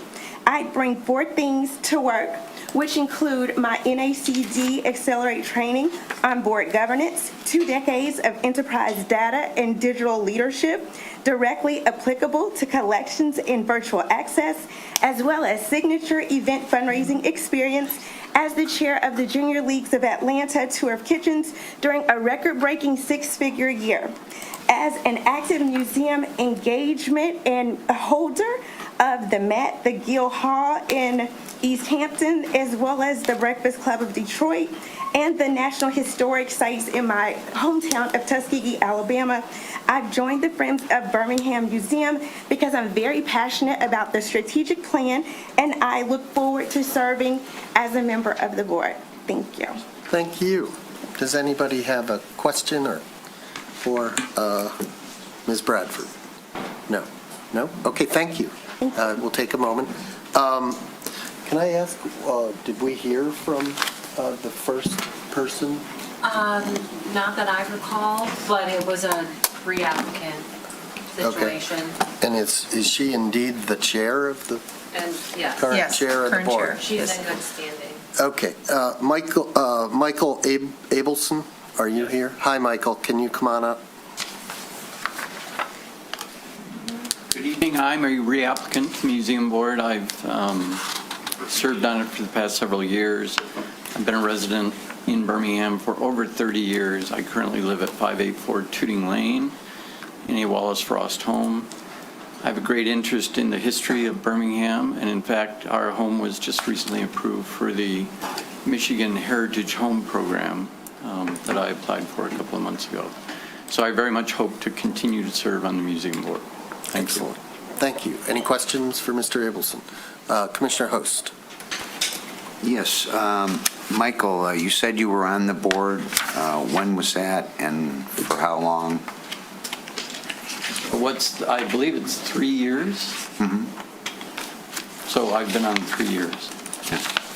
That was my first term. Excellent. Thank you. Any other questions for Mr. Abelson? Okay. Alexandra Harris, are you here? Hi, Ms. Harris. How are you today? Hi, fine. I've been in Birmingham for about 30 years. I feel very inadequate after what that. Definitely you should be on the board. We need you. This is my 3rd term, and my philosophy is that everybody should do something for the city they love, and I'm a barista and an artist and a crossing guard of the police department and field staff for an organization called Life in Messiah. And I've done a few paintings for the board, and I enjoy it very much. People are great. And if you want me back, I'll come back. Okay. Hold on. Any questions? Any questions for Ms. Harris? Just don't ask me about the Wimbledon Commissioner Road. You haven't attended any meetings this year at all? No, my work with Life in Messiah, and I've talked to Leslie about that, involves a lot of travel. So, the position on the board, she encouraged me to stay. She said I do contribute, and I will attend as much as I can. But I know I've missed the last couple of meetings. I was out of the country. Okay, thanks. Any other questions for Ms. Harris? Christy Barrett.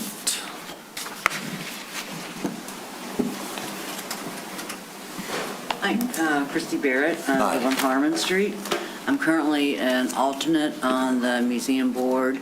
And before that, I think I finished a term, a vacant spot or something. I'm not, so it's been more than 3 years, I know. I know I was there before Mike Abelson was. I feel like I didn't fill out my form the way I should have. It looks like I'm not involved in community work, and I've been extremely involved, just not in the city. So if there's questions about all the volunteer stuff I've done, I'd be happy to answer that. I was part of the strategic plan. I was part of the grounds reconstruction. And honestly, I don't know if the community really knows what a gym we have in Leslie Pilek. I mean, she's, for only 3 employees, this is top-notch people. So, anyway, any questions? I'd like to come back and... Commissioner Haig? 3 years you've only missed one meeting as an alternate. It's pretty I'm good. very compulsive about being on time. That's admirable for something that you're not even a mandatory attendee type thing. So thank you for that. Well, I was on the strategic plan for the Birmingham schools twice, and I was told I was the only person who never missed a meeting. So, anyway, I enjoy it. I think I contribute, show up, and I'm prepared. So, questions?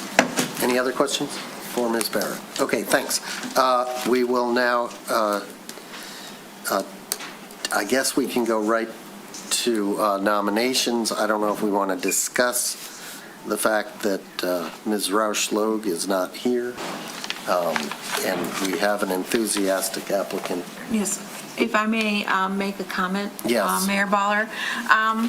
If you look at the agenda packet, the museum board membership list on page 31 and 32, I confirmed at the beginning of the meeting today with Clerk Alex Bingham that although we advertised for this meeting the 4 positions that expire July 6, 2026 for Mr. Abelson, Ms. Barrett, Ms. Harris, and Ms. Logue, that there is an additional position open that was vacated January 15th, 2026 for a member that was advertised and not filled, and that it clearly says vacated 1/15/26, and because it doesn't expire until July 6th of 27, it was advertised earlier this year when it was vacant, but was not advertised tonight because it doesn't expire in this round. So I wondered if the city attorney could opine whether we could appoint all 5 of these individuals this evening, since we actually have 5 vacancies. I'm not following. So there is another active open seat that had not been advertised? It was advertised, but there were no applicants. It was vacated in January of this year. So I see that there is a 3-year term expiring July 6, 2027. Yes. And are you saying there's a second one? No, I'm saying... No, that one's vacant. That's vacant. And then the other 4 positions that we advertised for tonight that are in the red boxes, those people are all here and they have reapplied. Okay, so those 4 were advertised this evening, and those 4 are listed in our agenda packet. 3 regulars and an alternate for Mr. Abelson, Ms. Barrett, Ms. Harris, and Ms. Lowe. But we do have the additional vacant position that we did not advertise for tonight. However, it was advertised previously and not filled. So for tonight... I think she gets it. Yeah. I think if it wasn't advertised and it wasn't noticed... For tonight, it's only fair to put out the intention to appoint, and whomever doesn't get it tonight, please reapply, and thank you. They'll have an advantage. And go to any meetings in the interim. time. Observe, whatever, comment, get acquainted. Fair enough? Yes, may I ask a quick question? Sure. Clarifying. The vacancy set to expire in 2027 is for a regular member or an alternate member? Regular. Regular. Thank you. Okay. I'll take nominations. Commissioner Host. Oh, okay. Christy Barrett for the term as a regular member. Are they all, well, we have, let's be clear about when it's going to, which one? July 6, 2029. Okay. All those in favor? Aye. Aye. Opposed? Can I make a comment? I think what the Mayor Pro Tem was trying to do was a very nice thing to do, because we have 4 people on here, and we have a nice young lady that, I hope gets the 5th position. All right. Who is the alternate right now? Christy Barrett.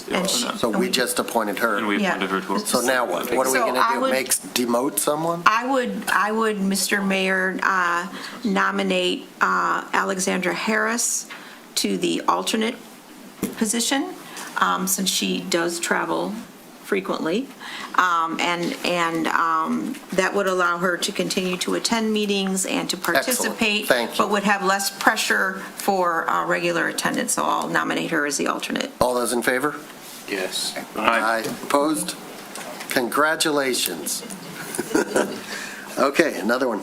Commissioner Colt. I'd like to nominate Wadette Bradford as a regular member to the Museum Board to serve a 3-year term to expire July 6, 2029. I think the intention of what Temporary Mayor Pro Tem Long was suggesting was that Ms. Bradford would Get the position that stand we post, by. the new Okay, one, sorry. rather than demote someone who's currently serving. Fair enough. Or Yeah. remove them Yes. temporarily. So would you like to amend your, would you like to make another? Yes. To appoint Michael Abelson. As a regular. To which one? Because there's several different. The alternate's already full, so there's only 2 regulars It's either left. through 29 or 27. 29 or 27, yeah. Yeah. To 29. Okay. All those in favor? Aye. Aye. Opposed? Congratulations. And finally, anyone? I'll nominate,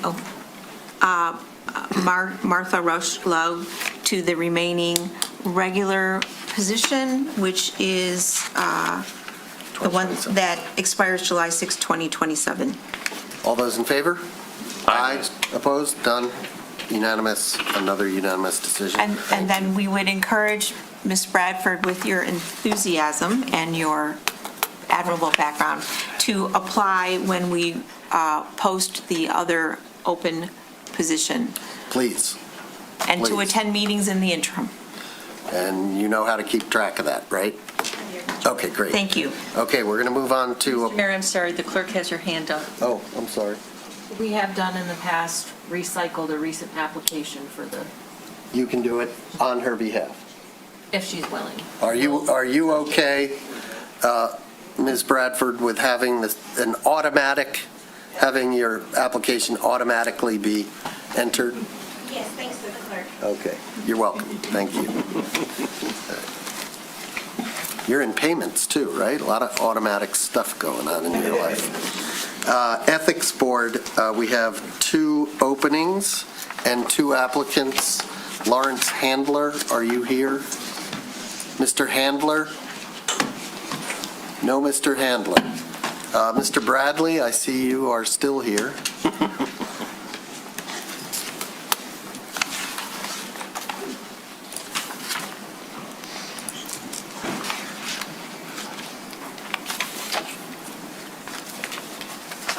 Tell us about your experience and your desire to re-up, and I mean your experience on the board, not your... Sure, yeah. Whatever you want to tell us in 1 minute or less. Okay, 1 minute, you got it. So I've been an alternate member of the board for the past few months, and admittedly, no matters have come up yet, but I've been on standby if they do, and then I'm needed. But I've been a Birmingham resident for about 10 years and worked for a Birmingham law firm for the better part of 20 years. And, I value the opportunity to give back and to contribute, and I enjoy living here a lot, and I think it's an honor to be part of the board. So hopefully you'll consider me for renewal. I think we will. All right. Do we want to, does anybody have any questions for Mr. Bradley? Mr. Bradley, I have a question or a comment for you, and forgive me, this is not going to sound super friendly. I want you to be aware, I know that you have been very critical of the city when it comes to our approach to Wimbledon, okay? There's a line I want you to be careful not to cross. Okay. That line is when you disparage the city to the point that it affects residents or anyone's confidence in city government. Now, I think we're all shaken by what has occurred here, and we walk that line as well. Sure. Okay? Any nomination? A nomination? What? Okay, fine. I would nominate Mr. Bradley to the alternate member position for which he has applied for renewal. All those in favor? Aye. Opposed? None. Unanimous. What is the commission's pleasure with regard to Lawrence Handler? Commissioner Host? I'm willing to nominate Lawrence Handler as a regular member to the Ethics Board to serve a 3-year term to expire June 30th, 2029. All those in favor? Aye. Aye. Opposed? None. Thank you. Thank you very much. Folks, do we want to, Let's swear these ones in because the community houses. Yeah, right. Okay, swear 'em in. Great. We're going to swear you guys in, and, yep, even if you've already been sworn in the past, you get to swear again. Okay. So museum board members that were just appointed and ethics board members, if you can come on up. And you'll raise your right hand, you'll say, "I do," after me. I do solemnly swear or affirm that I will support the Constitution of the United States of America and the Constitution of this state, and endeavor to secure and maintain an honest and efficient administration of the affairs of Birmingham, free from partisan distinction or control, and to perform the duties of the office of the Museum Board and the Ethics Board according to the best of my ability. I do. So the 3 of you will sign and print, I'll fill in the rest. So just sign and print.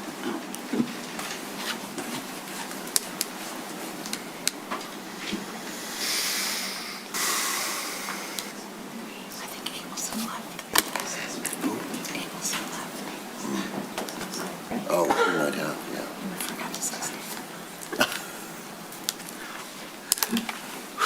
I need some of this.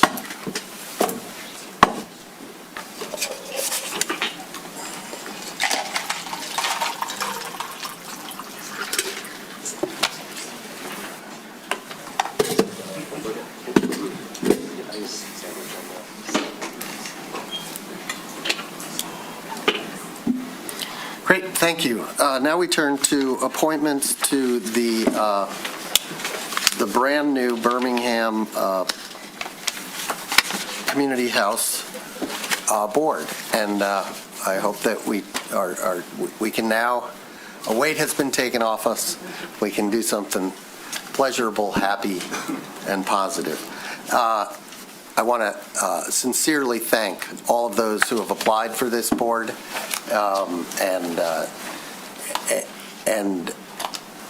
and say that it's an extraordinary pool of candidates. And we have, it's tough. I wish there were more openings, but there aren't.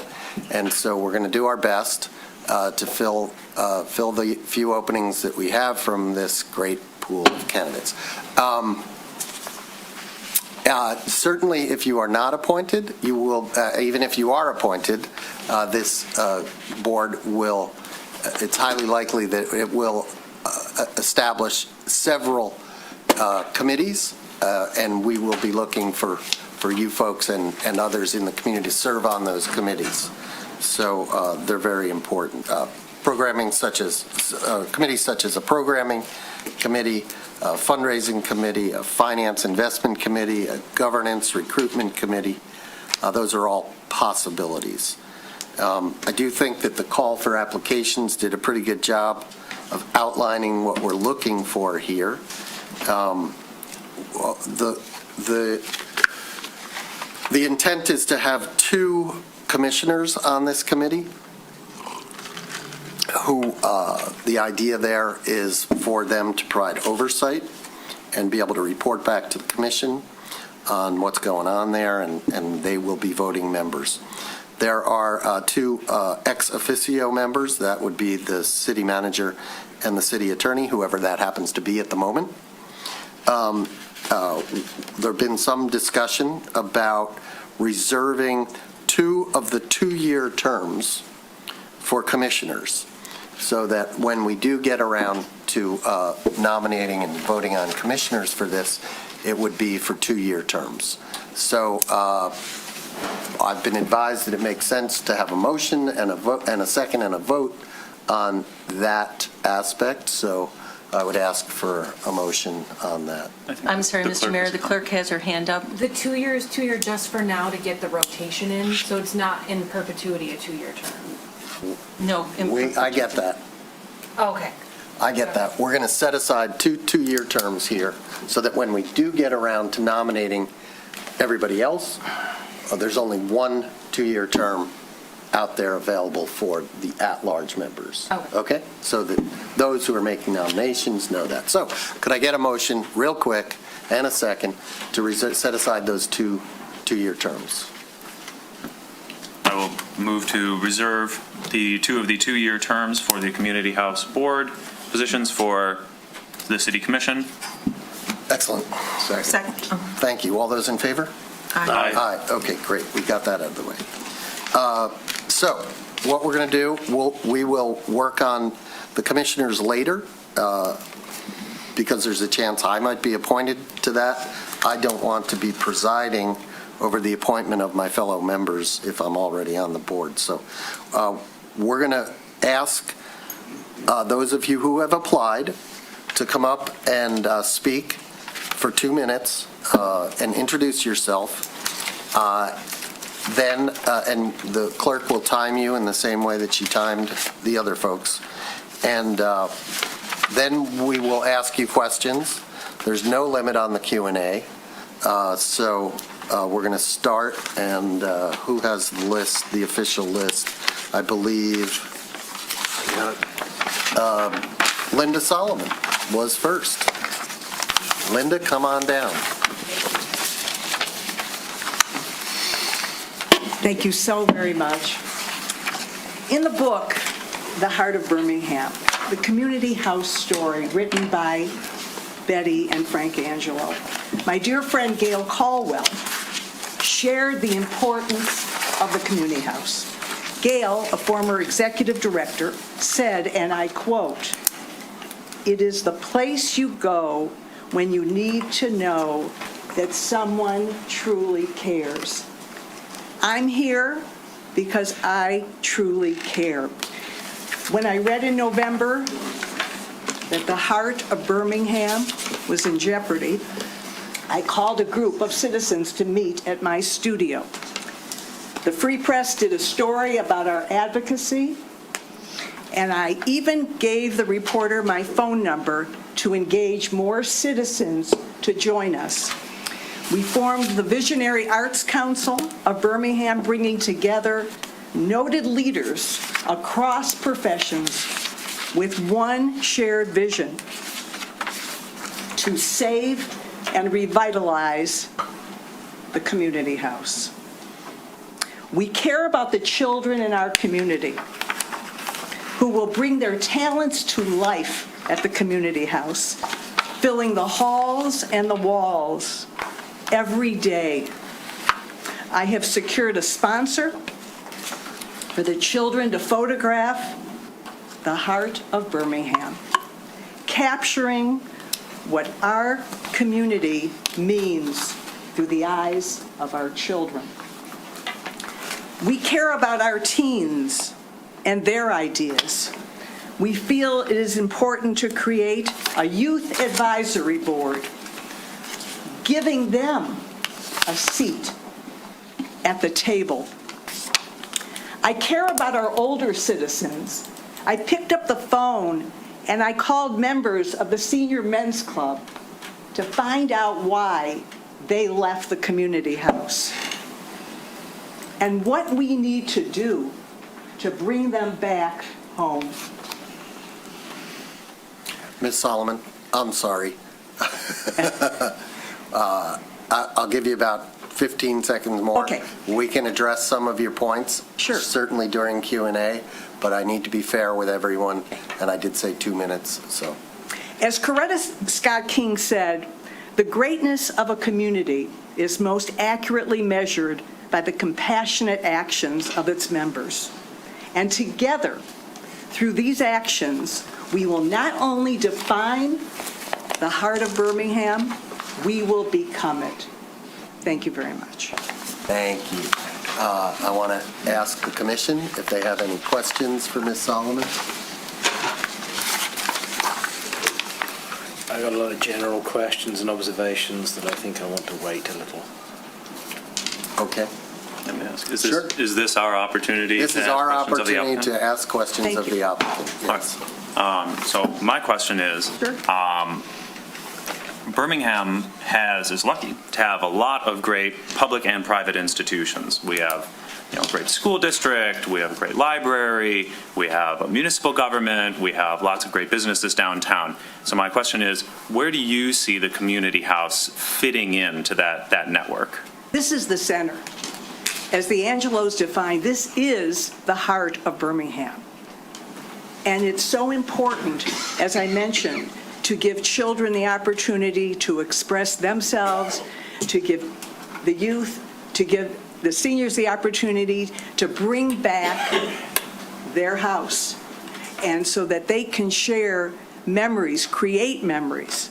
This is the most special place in Birmingham, and we have to cherish it. And that's why I want to serve on the board. Thank you. Commissioner Host. Yeah, Linda, could you just tell us about some of your public good endeavors, in particular raising money? Oh, thank you. Please. Well, I have worked with children and youth for over 20 years, and I have worked with children experiencing homelessness. I have a nonprofit, Pictures of Hope, where we've helped children in 54 cities. We give children the opportunity to share their hopes and dreams with a camera, and we've changed many lives. It has been corporately sponsored by very important and noted companies and family foundations. And that's why I want to continue with that mission of giving our children and youth a chance to express their feelings and display those beautiful photographs and their artwork at the community house, not just 1 week a year, but every day of the year. Are you good? Yeah, now, did you have a hand in getting the corporate sponsorships? Okay. I personally did. The first program that I founded was sponsored by the Kmart Corporation and Kodak, and we reached 250,000 children per year, with a total of 1 million children receiving cameras. And I personally engaged the Kmart Corporation to sponsor my program. Other questions?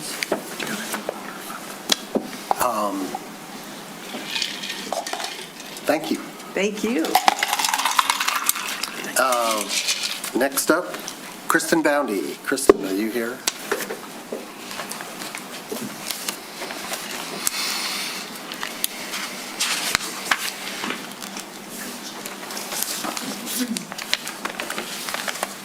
Good evening, Commissioners. My name is Kristen Boundy. 5.5 years ago, I moved my family to Birmingham from New York City, where I spent 10 years working on Wall Street.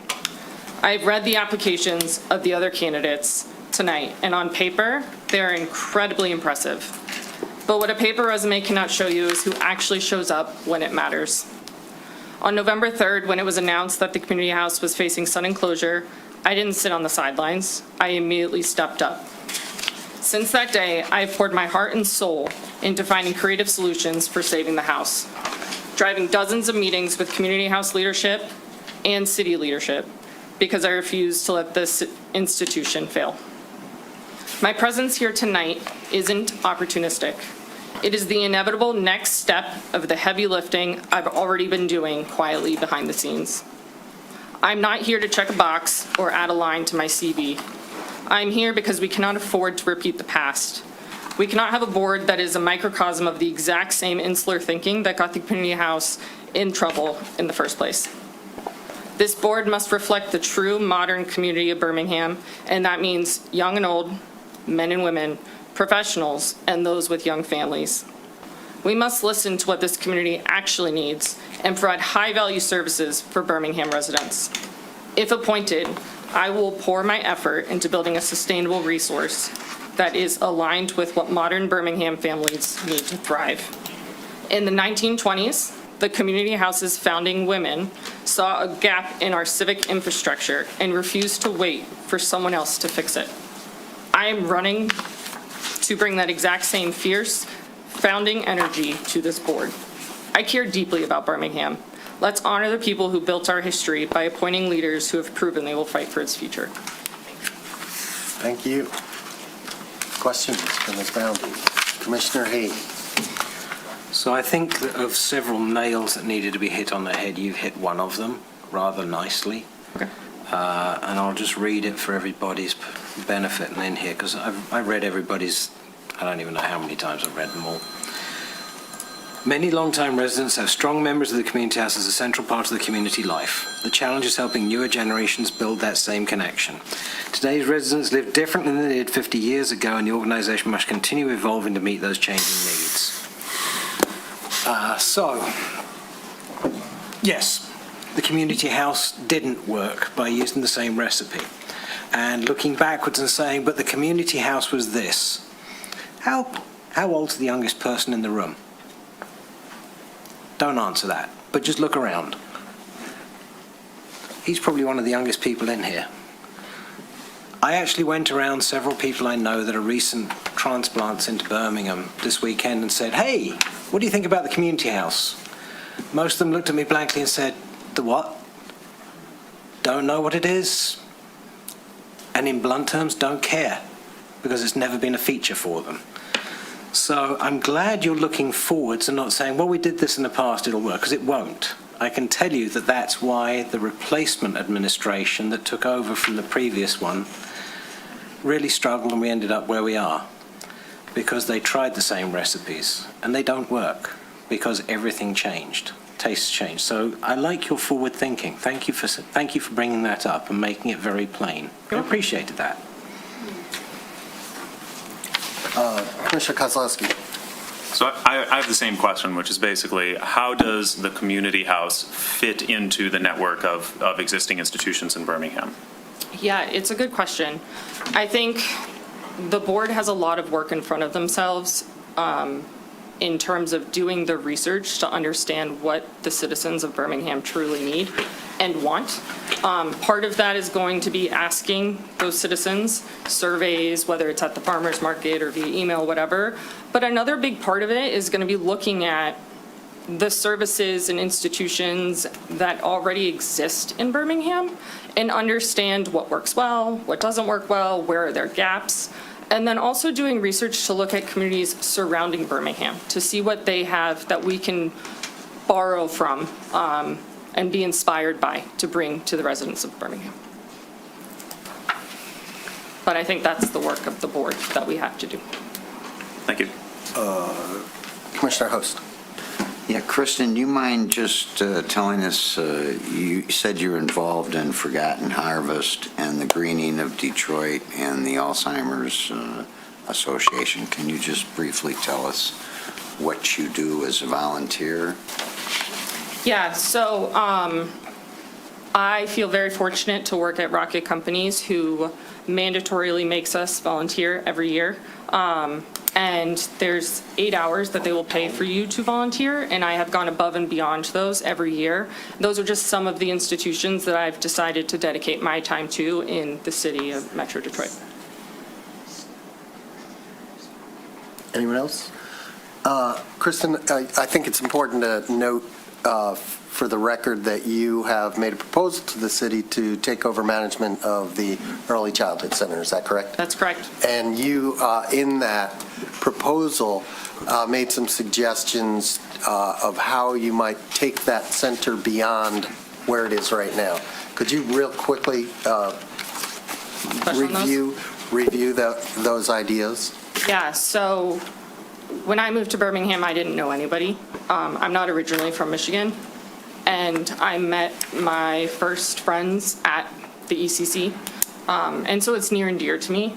But something that I realize as well is that there are neighboring communities that have specific groups for pregnant and postpartum moms, which is some of the hardest times to go through. It's very isolating as a postpartum mom. And these are also moms who are pregnant at the same time, whose children will likely be born at the same time, and will likely go to school together. And so why wait until they're in elementary school to introduce those families together to form a community when you can do it when they're first born? And so there's some extensive programming that I've been talking to other people in the city about bringing some of that into Birmingham. Great. Thank you. Thank you. Okay. Lee Trumbull.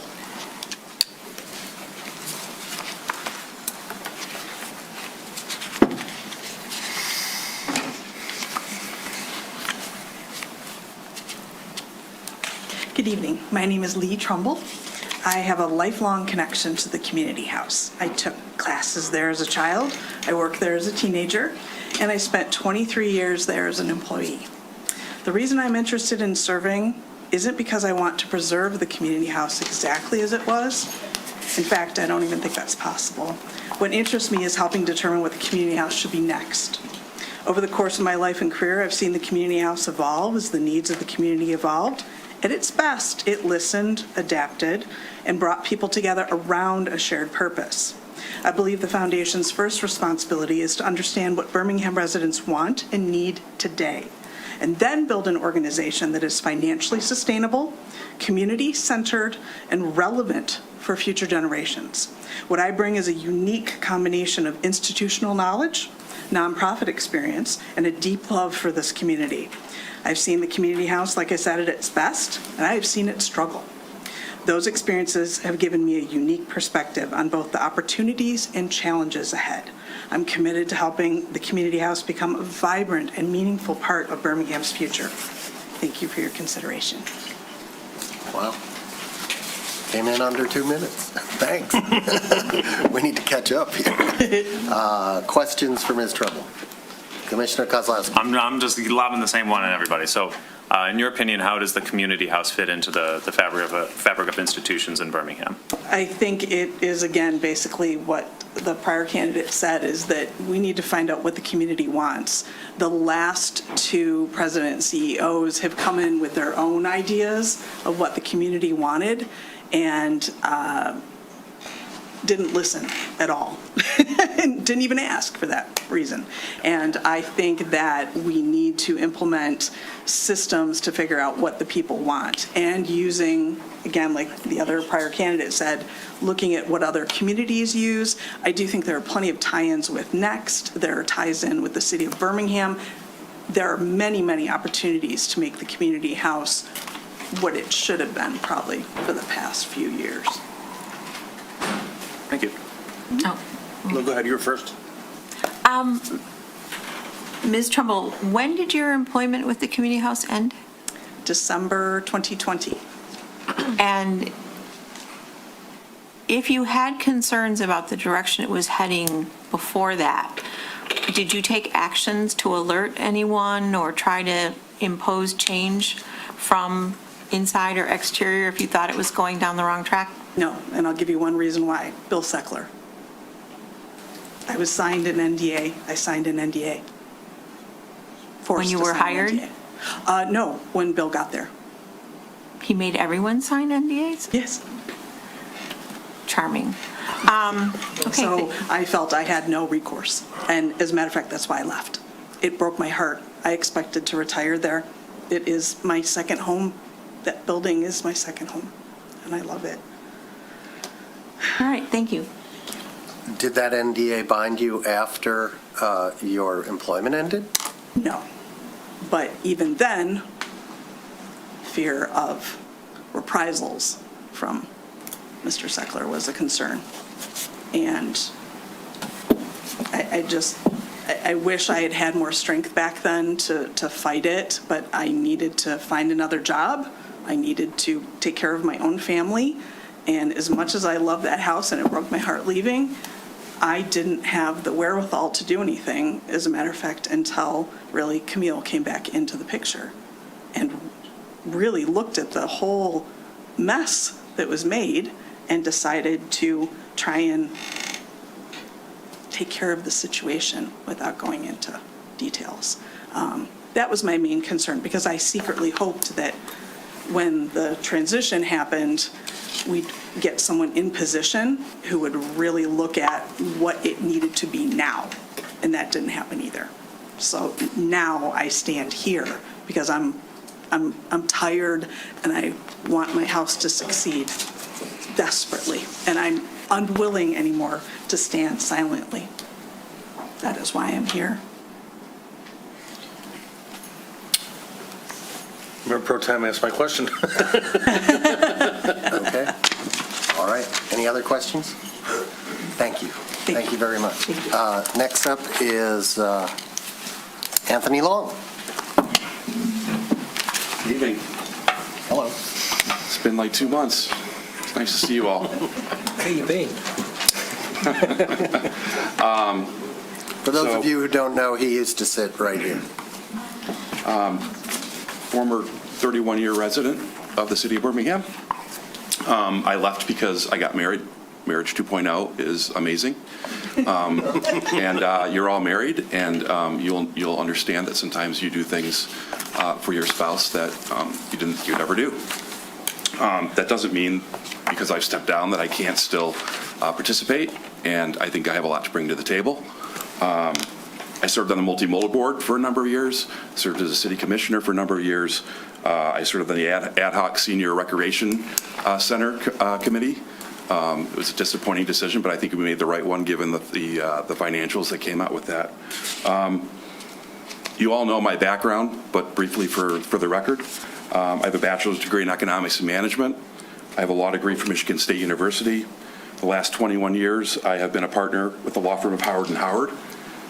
For the last 8 years, at the request of my partners, I've served as general counsel for the law firm and managing partner of a Royal Oak office. I'm now in my 32 year of private practice. So why did I apply? Well, first of all, I reluctantly stepped down. I enjoyed, serving a city that I've lived in more than half of my life. I still come here. I see many of you when I do. I had my wedding reception at the Birmingham Community House in 1995. And it's always been a special place. It needs to evolve. When I first came to Birmingham 31 years ago, I thought the community house was owned and operated by the city of Birmingham. And I bet you up until recently, a large segment of the population of Birmingham thought that. And I quickly found out that I was wrong.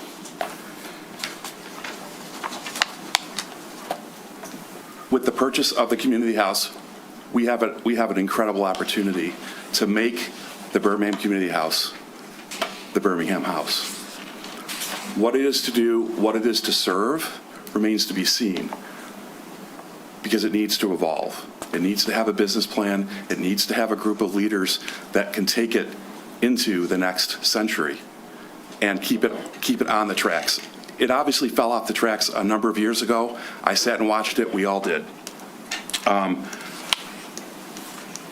We need to restore the community house as a nonprofit community center serving all of the residents of Birmingham, supporting social, philanthropic, civic activities for the benefit of the entire community. I didn't write that.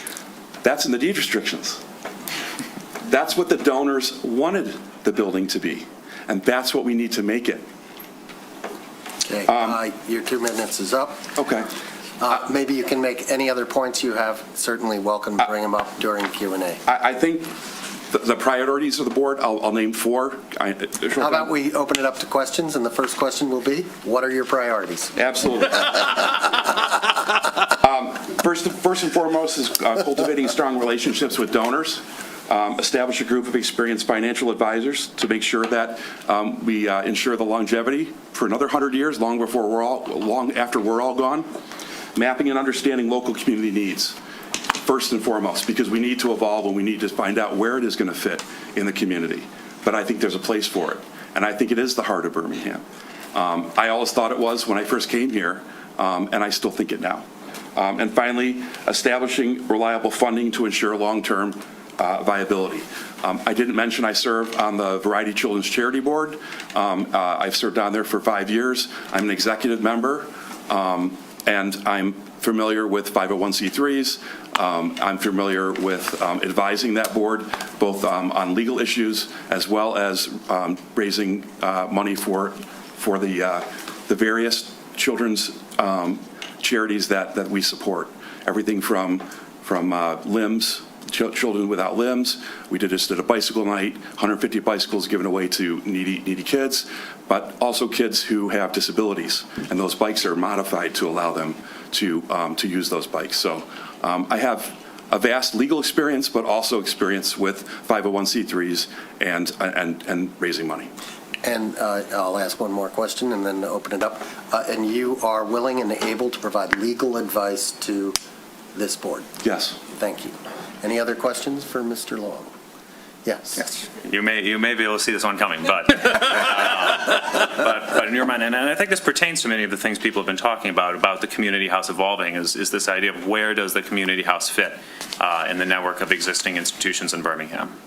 Well, obviously, it needs, as I said, it needs to evolve, but I think it is the center. It should be a gathering place. It should be a gathering place for all ages. So I think that and we need to make sure that it is. But I think it can be the center for the city of Birmingham, and I think it needs to serve all the residents, and I think we need to have programming that provides for that. What that programming is something that the board needs to be charged with, to find out what we really need now and what is going to work now that hasn't worked in the past. Further questions?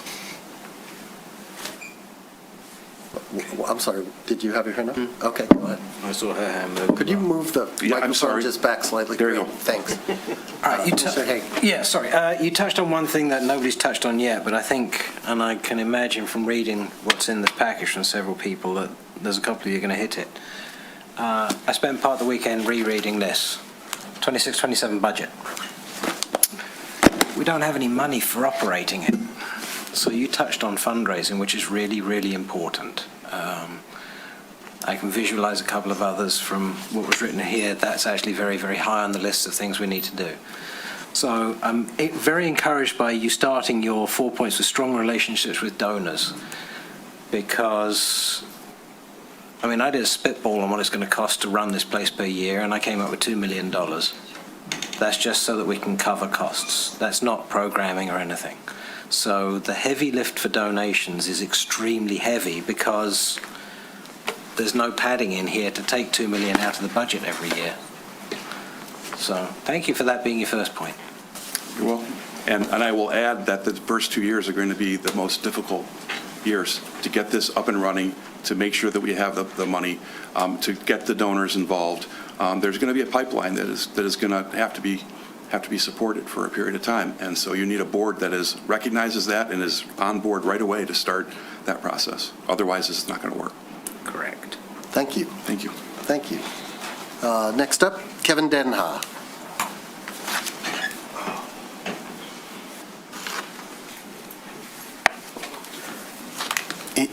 For future reference, either microphone works.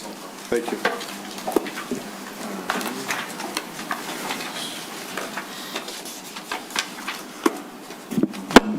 It's okay? Yeah.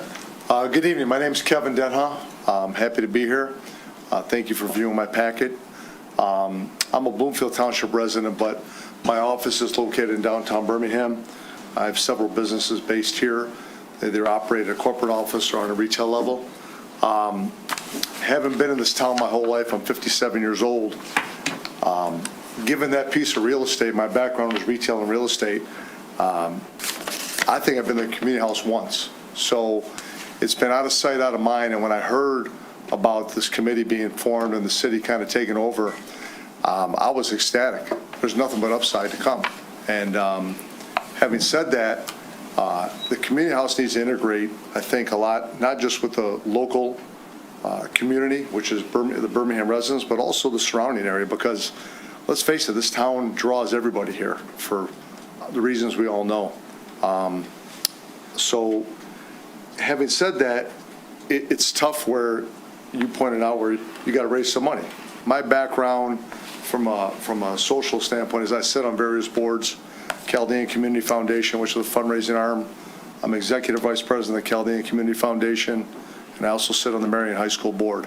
So it's not easy raising money, but if you build a product, hence the community name, and engage with the community, I think given where it's at and the amount of capital in this town and the surrounding communities, I think the upside here is it's huge for the community. So you can talk about programming, talk about fundraising. I think another aspect is having, some events there with respect to pointing out to a wedding or event space. So, I mean, you have meetings for your staff. It's tough to find a spot for 25, 30 people. So that's just one aspect of it. But board's got a lot of work to do. I think you've got to really consider the top line revenue in conjunction with fundraising too. Let's look at this thing as a business. And of course, incorporate the community, service the whole community, hence the name community, and let's go from there. I'm happy to answer any questions. I'll ask you a quick question, then I'll call on the guy down here. Ever run a business that lost money? You know what? Yes. I don't want to think about those. I don't like the word capital call. All right, Commissioner Haig. Along the lines of where I was going, because I was actually very intrigued to see your name on here, and also extremely pleased for a couple of reasons. One of them was really what you've refocused back on. You're literally looking at the P&L side of things, and that appeals to my head. You look at that, but you look at the P&L, but you also see, top line cures all. I'm not saying this is just a business, but you got to throw that a little bit in there in a community aspect. For something that's not funded from a municipal aspect. And your background and what you do is very encouraging for a couple of things, because things that I see that we have entered with this purchase. We've entered into business ventures that this city has assiduously stayed out of for decades. Event hosting. There's a Class C that came with it, I believe. Am I correct? Yes, So there's a Class C license that came with it. Childcare. None of this is something this city has experience with and has, like I said, with intention stayed away from for decades. So people with knowledge of how to make these things work are going to be very helpful. Not necessarily from the run it, but for how it should be operated, how it is successful. And I think you sound as though this is an area that you've got experience in. Am I touching that somewhat correctly? You are correct. I mean, listen, I've made a lot of money, I've lost a lot of money, to the mayor's point. And I say that very, very humbly. The city's government, generally speaking, it's tough for them to run a business. But I don't look at this just as a business. It's a component of the community that generates business to the community house. Does that make sense? Mm-hmm. So, whatever happened in the past, I didn't dive deep into that with respect to the four walls and how it was run, but this is a turnaround. But I think, Anthony, correct? He made a good point. Your first couple of years are going to be tough. They call that the cash burn. You got to raise some cash. So, I don't know if we're paying property taxes on there, but I think we can appeal them. I'm just kidding. But listen, like my partners and I just bought Buddy's Pizza. That was a disaster. We're in the third month of it. We're just blocking and tackling. But you got to get dirty, and this board, whoever you appoint, listen, they got to donate too. Every board I sit on, I donate. And that's just my expectation personally. But also, you got to get out there. There's parlor events you can have. You got to get door swings in there. You got to have some events that are low-hanging fruit to get them in there. We raised in the Chaldean Community Foundation, I was the lead on that. It wasn't just me. We raised about $30 million in 5 years. That's hard. I've been to some of the Jewish events. They'll raise $100 million 5 years or less. You got to get at it. But it's key that the board is involved. They got to do some footsteps. They got to have some events. They got to be involved. And listen, time's our biggest commodity. If I didn't want to do this, I wouldn't do it. So one last question. I'm a businessman, not a politician. I tell it like it is. Some may like it, some may not. I love that, because this drives me crazy up here being politically correct. Are you going to be able to handle that? You know what? Be careful what you wish for. All right. Good deal. Appoint me. Any other questions? Any other questions? Go ahead. Stock question. How do you see the community house fitting in with the network of, public and private institutions we have at downtown already? Listen, the public-private institutions, the community house respectfully is kind of been out of sight, out of mind. So there's different components how they're integrated depending on the institution. You just gotta, I think that's not step 1 or 2. I think that's a little bit down the line because you got to get your money in order. And then you got to get your programming in order, whether it be childcare, whether it be how you're going to serve the community. Then you go, that will answer the question how you're going to deal with institutions. Does that make sense? I think so. Thank you.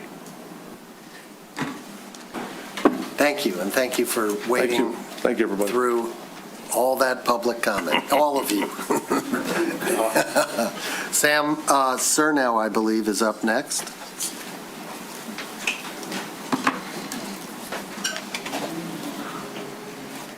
Good evening, everybody. Thank you for having me.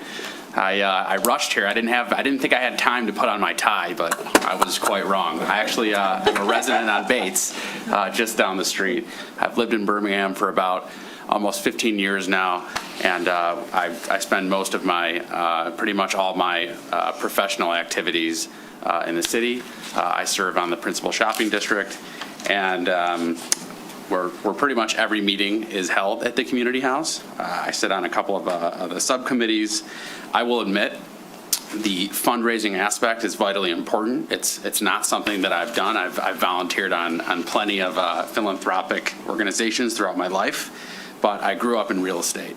And I did read, you did send it on the Saturday. I was on a family vacation. I tried to read some of the history and the great stories, and I think that it definitely is near and dear to me, but we can't simply just rely on nostalgia. It's got to be run like a business. So I started out after getting my master's as a CPA in New York City for about 4.5 years. I grew up starting as a janitor for my father when I was about 11, and pretty much grew up in real estate running income-producing properties. What I do think, and I've heard a lot of questions and a lot of comments, this is one of the most valuable properties in the city, and if not, probably the state of Michigan. There's going to be ways to find money. I think it's going to be a real stretch, but I think that at least for me, I thought about my experience, and I think that real estate development kind of ties in with evaluating an asset, managing a budget, thinking long-term and strategic, down the road. And I think that really is important when it comes to governance. My HQ currently is in the post office, which is one of the 4 buildings in the Cheyne Park Historic District. So I spend, a lot of my time dealing with buildings and problems and historic adaptation and creating highest and best uses out of all of these beautiful buildings that we've worked hard on in Birmingham over the last couple of decades. And I think that this asset has survived wars, depressions. I think it's going to be different than it was, the recipe, but I still think that the mission and staying true to benefiting the community is very important to me. I care deeply about Birmingham. I don't really ever plan on leaving here. I love this city.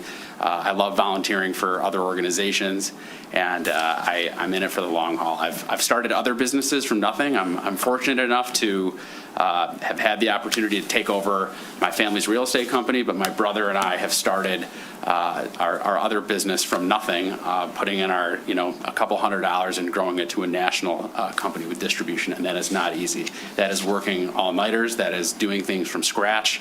It's clawing and making every dollar work, and I think that also is going to help. And I think that I look at this as it's like every building that we've ever gotten involved in. When we first get into it, it's so hard to kind of come up with the vision, and then years down the road, it's almost hard to imagine what it was because it's so amazing and it's so worth it down the road. And I don't have all the answers, but I'm willing to roll up my sleeves. I know a lot of people that are good at raising money, so I'm happy to tap my network and plug those people hard. And all I can tell you is I'm willing to devote my time, put my experience forward, and help any way I can. And even if I don't get the director position, which is totally fine, I'm happy to come to the committees and help. So, thank you. Yeah. Any questions for Mr. Cerna? Commissioner Host. Yeah, Sam, you mentioned Make-A-Wish Foundation, and then you also mentioned Detroit to Nepal. Yeah. Could you talk about what you're trying to do with each? Sure. So I don't actively do as much on Detroit to Nepal anymore or Make-A-Wish. I grew up in that organization, riding for, Make-A-Wish kids that, fulfilling dying, wishes for kids with, either seriously debilitating or terminal illnesses. My family was a donor to those causes. Detroit to Nepal was basically coming up, flying to, Nepal and coming up with ways to put an infrastructure to, third world countries with, horrible, basically lack of civilization. So I've been active and have donated a little bit to that. But as of recently, most of my time as a volunteer is really with the city of Birmingham. Mine too. Mr. Kozlowski. All right, stock question coming at you.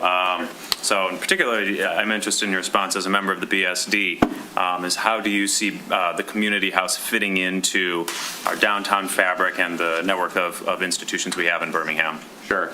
I mean, just from, the PSD standpoint, I think that there's a lot of creative ideas that we could probably plug Community House into other than it just being a place where we host our meetings. I think that the education, the early child care, some of the things are working. I don't have privy to the books and records. I haven't seen how the actual operations are, other than that it's obviously, financially it hasn't worked, which is why we're taking over. But I do think that there are a lot of great organizations, amazing organizations in this city, including, I went to Birmingham schools growing up, so there's going to be a lot of ways, I think, to get involved. But I think that, again, I think about, it might take a couple of years before we start really benefiting the residents, because we need money. That's what I'm hearing, is that we need money badly. And so my plan would be to just, tap the shit out of everybody that we know to get some money. That's the reality of it. That would be the first thing that I would think of, is there's a lot of people, but there is a tremendous amount of wealth that is coming into this town. Being in the real estate market, I see what some of these things are trading for. People are, frankly, it's hard to fathom how much has come into this town over the last, 15 years. And so I think that there's going to be I think the network is probably already here for the most part.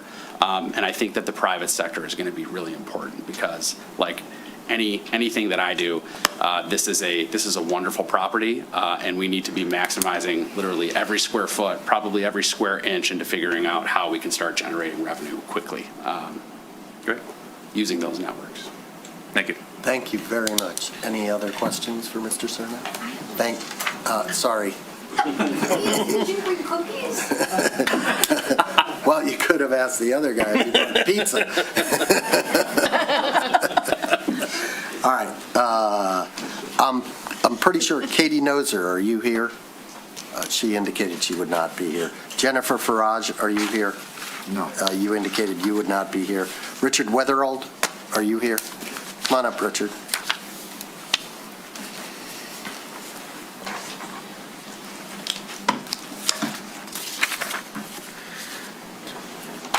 Good evening. My name is Rick Weatherhold.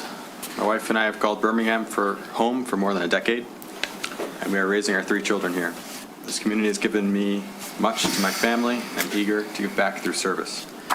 Professionally, I'm a strategy manager at Ford, where I've spent more than 14 years leading strategy initiatives, managing investments, and bringing cross-functional teams together to achieve common goals and mission. My background combines business and technical leadership, degrees in engineering, economics, and an MBA from the University of Michigan. I believe the Community House is one of Birmingham's most important community assets. It is more than a historical building. It's a place to bring people together and strengthen the connections that make our city special. My goal as a board member would be to help build a financially sustainable and transparent organization that can preserve its historic legacy, but evolve to meet the needs of future generations. I see opportunities to strengthen governance, grow philanthropic support, evaluate modernization needs, and expand programs that foster community engagement. My experience with fundraising initiatives, combined with professional background in strategy, operations, marketing, and long-term planning, has prepared me to help address these challenges and opportunities. I recently ran for City Commission because I care deeply about Birmingham and its future. Serving on the Community House Board would be another meaningful way for me to contribute and apply my experience and service to our community. If selected, I will bring thoughtful leadership, strong governance, and a collaborative approach, always focused on advancing the Community House's mission and ensuring it remains a source of pride and value for all Birmingham residents. Thank you. Thank you.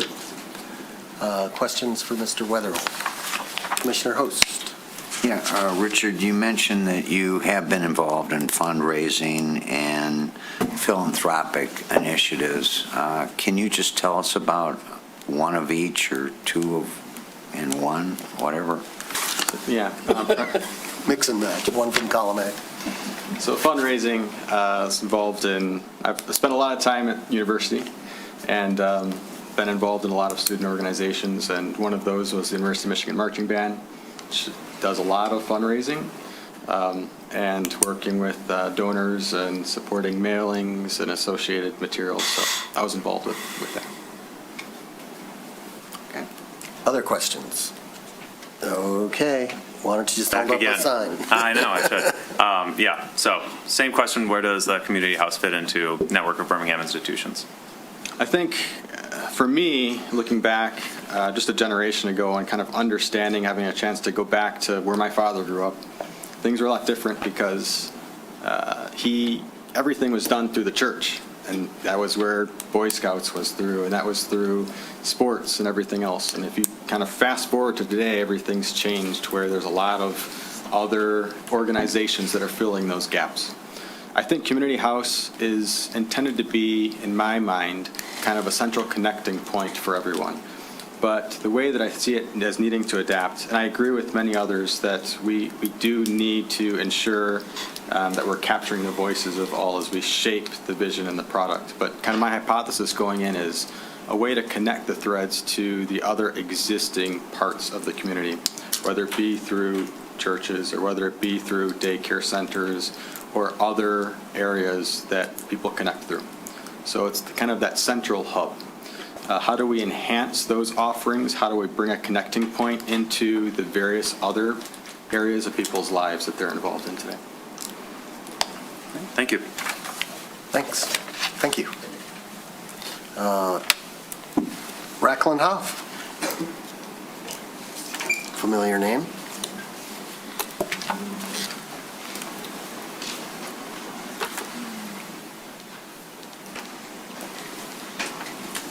Well, first, I want to thank the commission for making this decision to save the community house, because I think that it's such a valuable asset in our community, and I worked with some of the others, many of whom are applying, to help to save the house, and you did it. I'd like to begin by telling you a little bit of my background, as many of you know some of it, that I think prepares me for holding a foundation position. First of all, as far as my career goes, I was in public relations and marketing. And so I did that for many years, including several fundraising efforts. I produced the Jerry Lewis Telethon, which was strictly fundraising, for 6 years, the Channel 56 auction, and several other. I wrote all the materials for those types of programs. So professionally, I do have experience in fundraising and in marketing.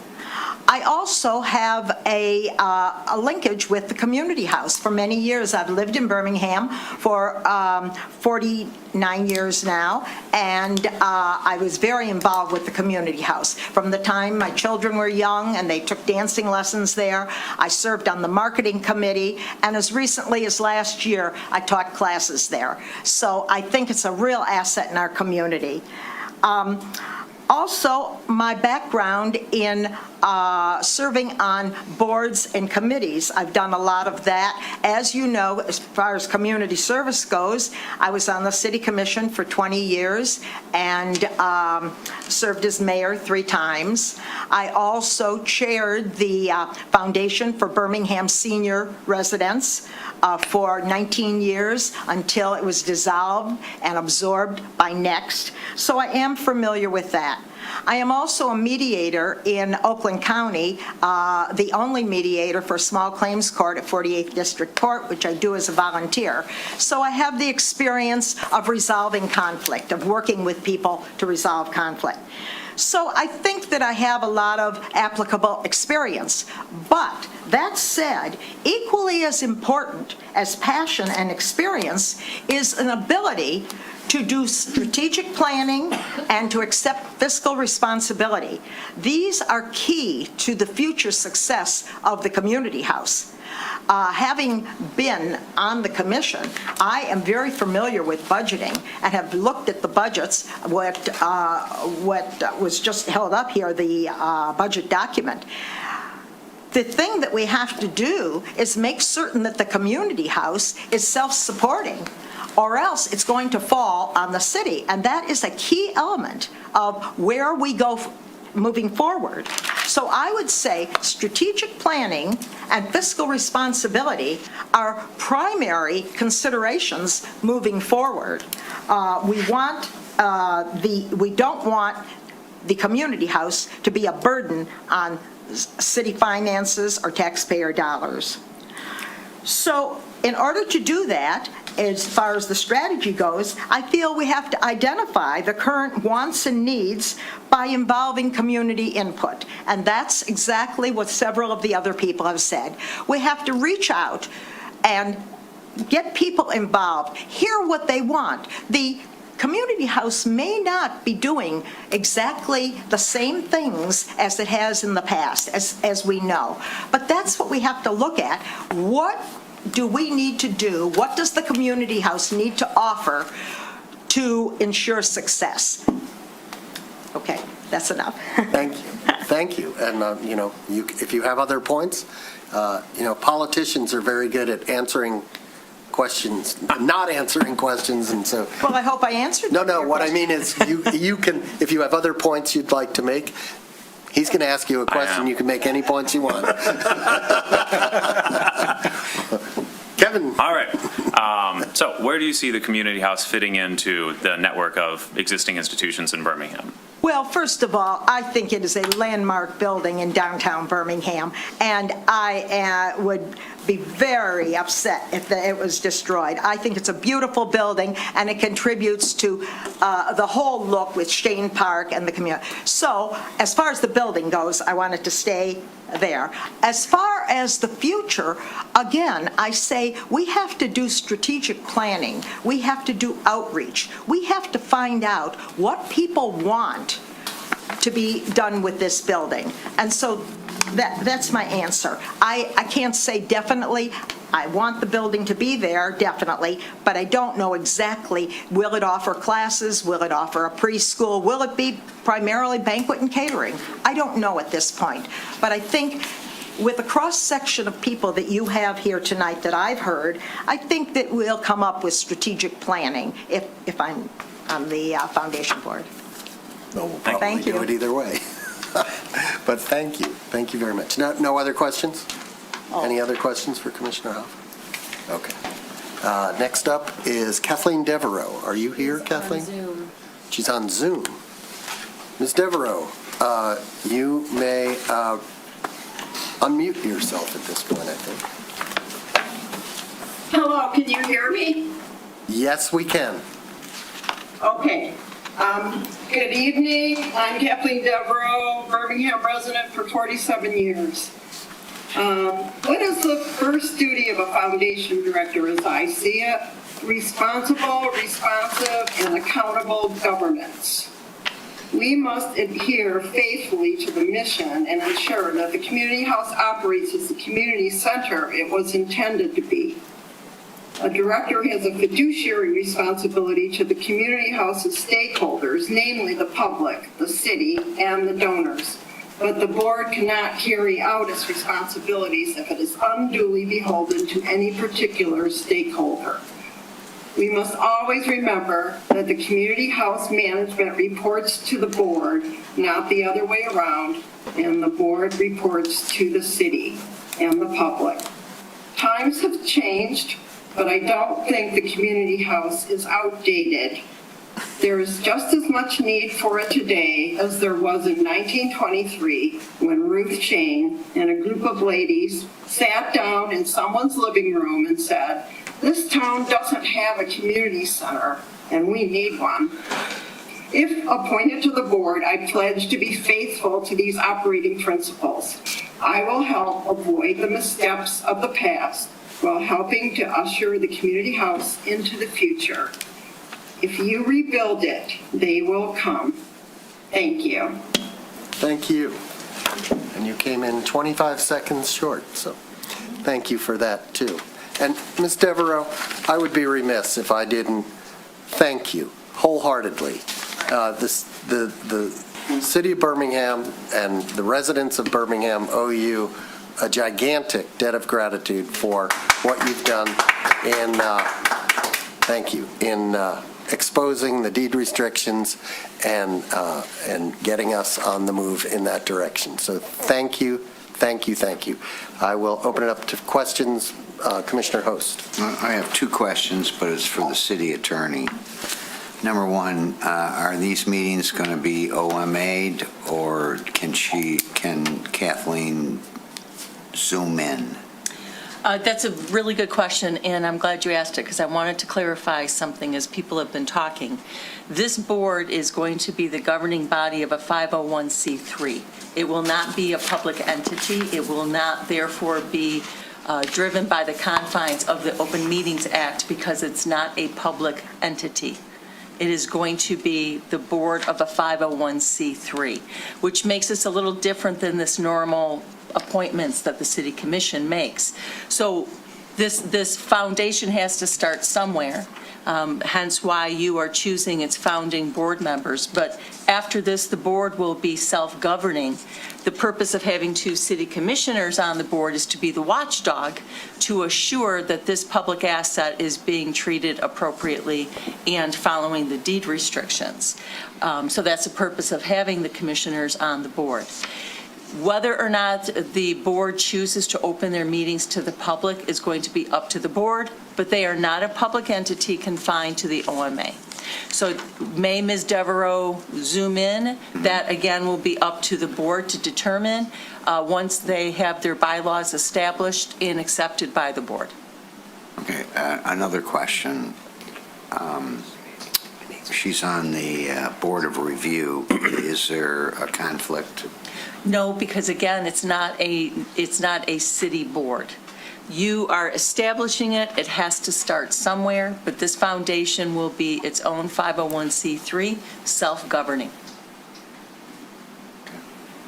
Other questions for Ms. Devereaux? Questions for Ms. Devereaux? Commissioner Kozlowski. Yes, same question to you, Ms. Devereaux. Where do you see the community house fitting into the network of institutions in Birmingham? Well, for the last 100 years or so, it's been our only community center, and it will fit even better into the fabric of the city and of downtown if we ensure that it starts acting like one again. Thank you. Good. Thank you. Thank you, Ms. Devereaux. Next up is Eva Kirkman. Eva?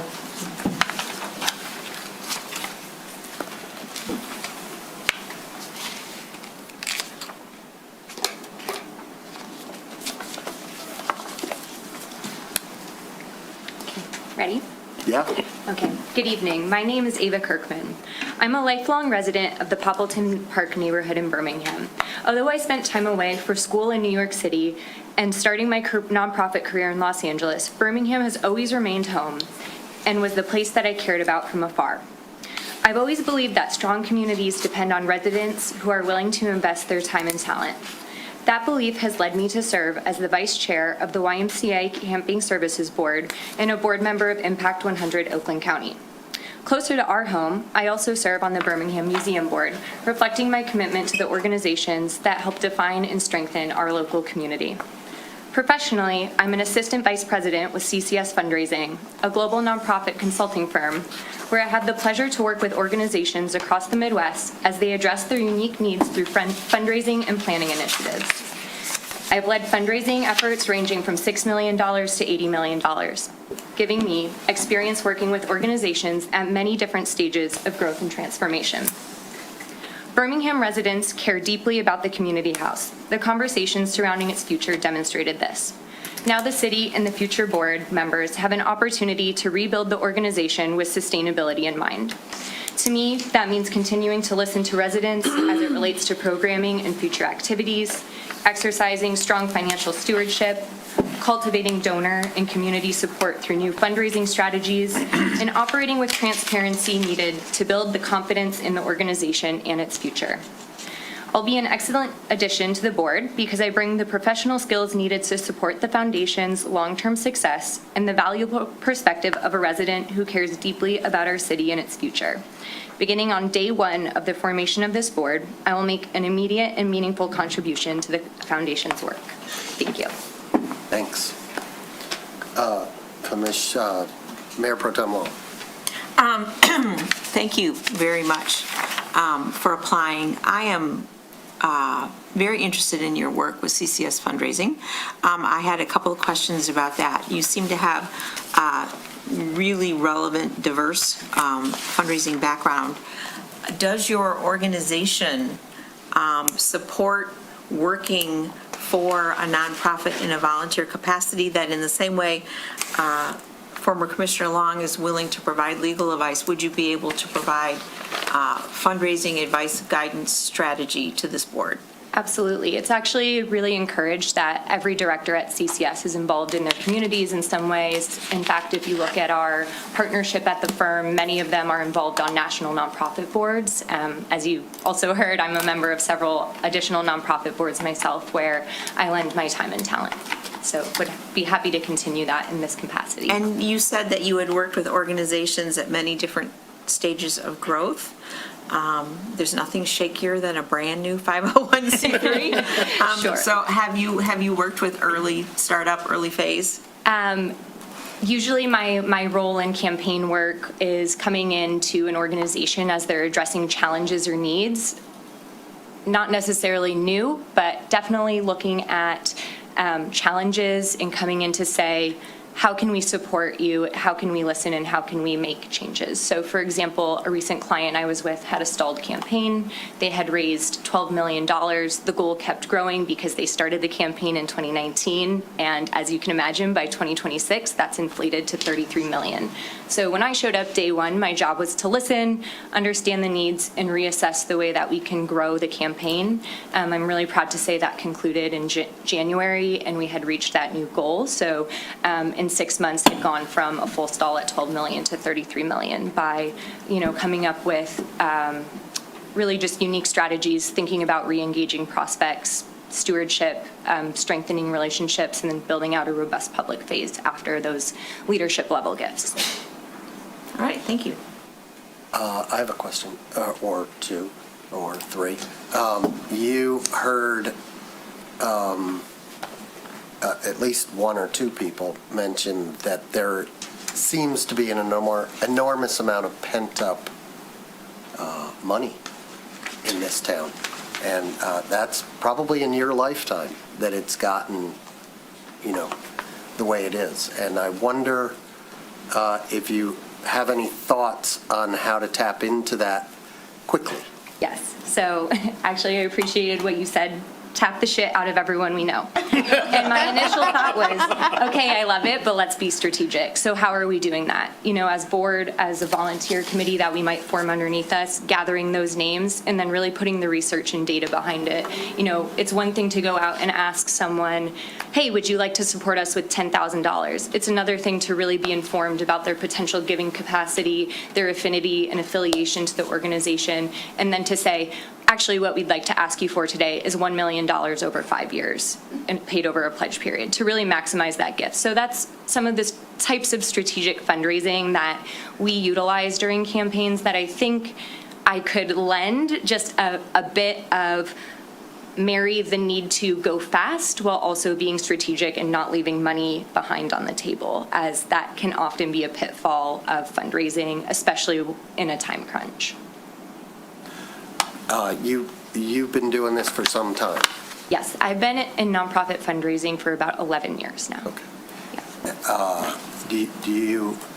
Do you see a bright future for the community house? I hope so. You know, to answer Kevin's question, in advance, one thing that I think is talked about a lot in public discourse right now is the need for third spaces, talking about those spaces that communities can gather that are not restaurants or bars. And I think we already in Birmingham have those spaces through the museum and the library, but there's a unique need and opportunity for the community house to fill some of those other types of needs that can exist in a community.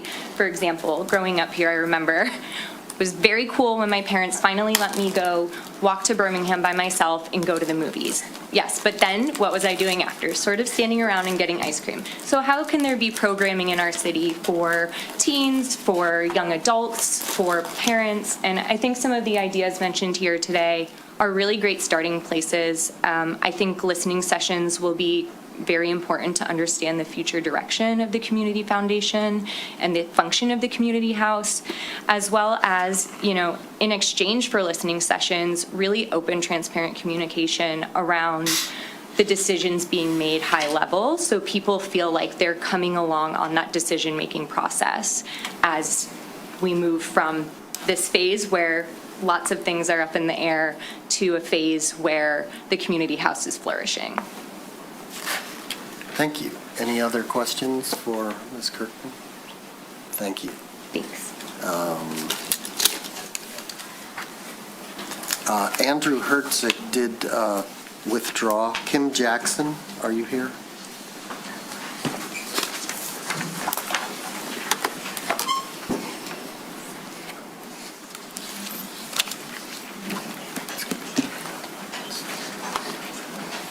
Hello, good evening. My name is Kim Jackson. I was born and raised in Michigan, but I've been gone for a while.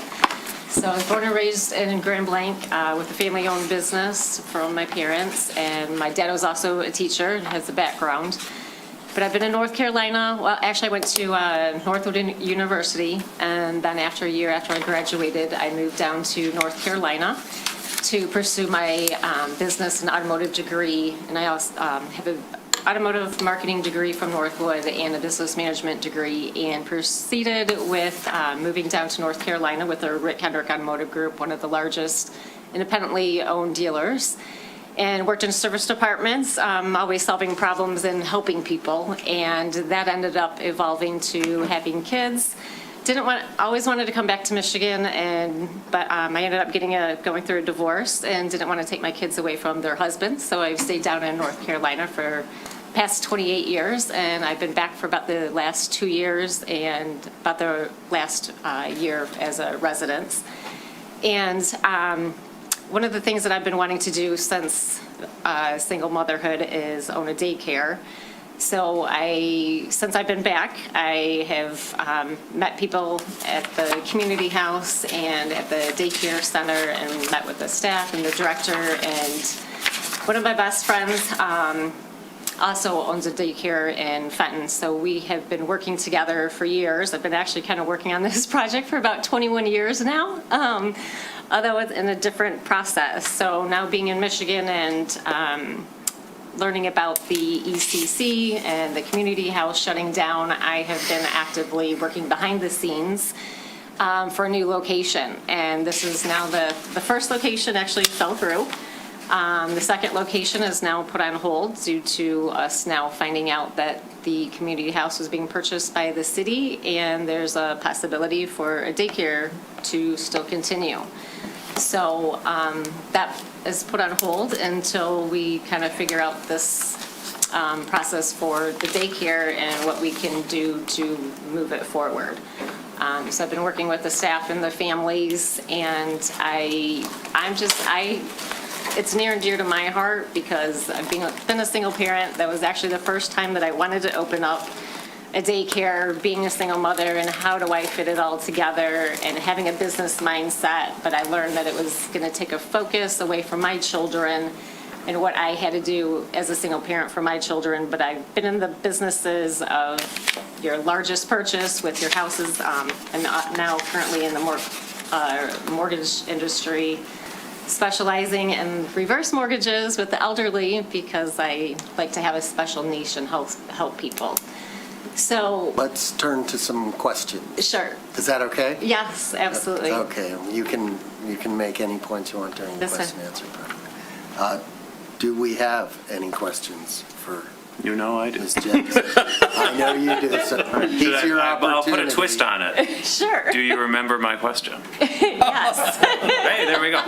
Yeah, so due to having an interest, I would like to see the community house. I've learned from families the heart of the community center and what it means for the families and the community, and I would like to help grow through other programs, keep the ECC, the daycare there, and do other programs. I've also used to be college athlete, so I used to coach my daughter's soccer team as well, so I've done fundraising through there, but I've really have an extensive background with children, helping people and growing and education from my family and stuff as well, and helping people. Thank you. So I would like to help it grow. I have a quick question. Yes. Well, hopefully a quick answer.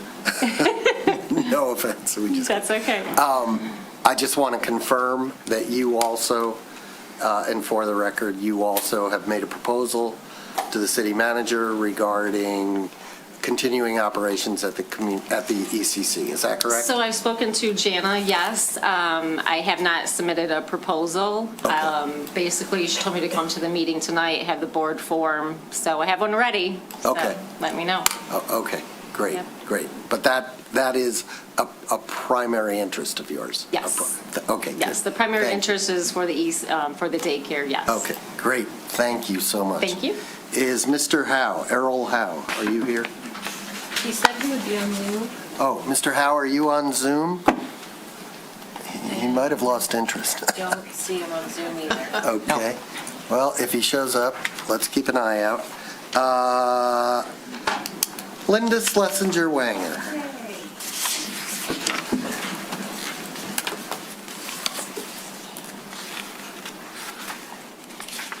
Good evening. I'm Linda Schlesinger-Wagner. In 1964, I turned 16, grew up in Livonia, and got my brand-new car and went to Pierce Street, the Village store, and fell in love with Birmingham. A few years, well, actually in 77, I rented my first space at 163 Townsend for a kids' store. And then many years later, 16 years later, I rented 10,000 square feet. Well, it started at 600 and now it's up to 10,000 over on Eaton. I'm never leaving, I'm staying. It's what I do, it's what I love. I am currently on the board for Gesher, which used to be Jewish Family Service, Jewish Vocational Services, and I do fundraising. I have all their holiday parties and barbecues because what do we want to do? Raise money. I also am on the board for Life Leaders, which is Amy Niederlander started 6 years ago, and I have been with her since day one, doing the same thing, all of that. And I am also on the board, where I think my heart is mostly, is Detroit Historical Society. And I was appointed a couple years ago to be the executive vice chair for John Decker, who kind of runs the whole thing. So I'm very involved in that, fundraising and doing events. I have about 6 or 7 parties at my house every year. They're all related to fundraising, and thank you to the boards I'm on. I am the lucky woman who got to do a Holocaust project and traveled to 12 countries and 10 states, and not one Holocaust survivor said no to me as far as an interview. They did it first, but then when they met me and I started talking, 486 all did it. So I'm very proud of that. It was probably the saddest thing I ever did in my life, but it also was the best thing I ever did in my life. So I'm very connected to Birmingham. I'm staying here forever, doing anything everybody needs. I have been the co-chair for Women to Work through Gesher I was honored 10 years ago, and I've been the co-chair for the past 9 years, except this past year, I was the chair, and every year we raise more money, and now I guess they want me to do it again. Now it's going to be $500,000 next year, and 500 butts in the seats. And Linda, weren't you were one of our honorees, right? It's serious people, Sherry Finn Silver, Susie Farbman, Monty Must, whose brother owned Buddies. Great people. So I love what everyone's doing. Linda brought me on. When she told me what was going on here in November, I went stir crazy, because this is my heart. My heart is here. So thank you. Any questions? I take them all. I have a question. You do. What? I have a statement. Uh-oh. I have a funny feeling you're going to be here for us no matter what. No matter what. You know that. You know. My thing at work with my staff, and I have a great staff, is, and they have changed their language, we never, don't tell me no. I told you this. No, tell me how we're going to do it. We make it happen. We just make it happen. Everything. Thank you. I have a question. Must you? Well, I couldn't deprive her of the opportunity. Fairness. What am I going to do? What do I see happening? Well, what do you see? What do you see as the role of the community house in this network of institutions we have in Birmingham? Well, I have a whole list, and I didn't bring it, but because I'm thinking of things and bringing the young people in and bringing Holocaust survivors before they're all gone. I mean, it's stuff that people need. But the age I think we really need to hit, because you already have the little ones, is the 13, 14, 15-year-olds. And I've talked to some that go to some of the schools. They really want a place to hang out. They really do. And their parents don't necessarily wanting them to go to Starbucks. So I'm all for everything and anything. Great. Great. Thank you so much. And I think you've done a very good job of setting the table for our next applicant. Uh-oh, sorry. Ms. Roberson. And I'm sorry, I said Wanger, not Wagner, because it's printed as Wanger down here. I'll answer to anything. 13, 14, did you say 13, 14, and 15-year-olds? We'll get to that. You have you know about them, right? I do a little bit. Good evening, and thank you for having me here. I currently serve Birmingham Public Schools actually for the last 18 years.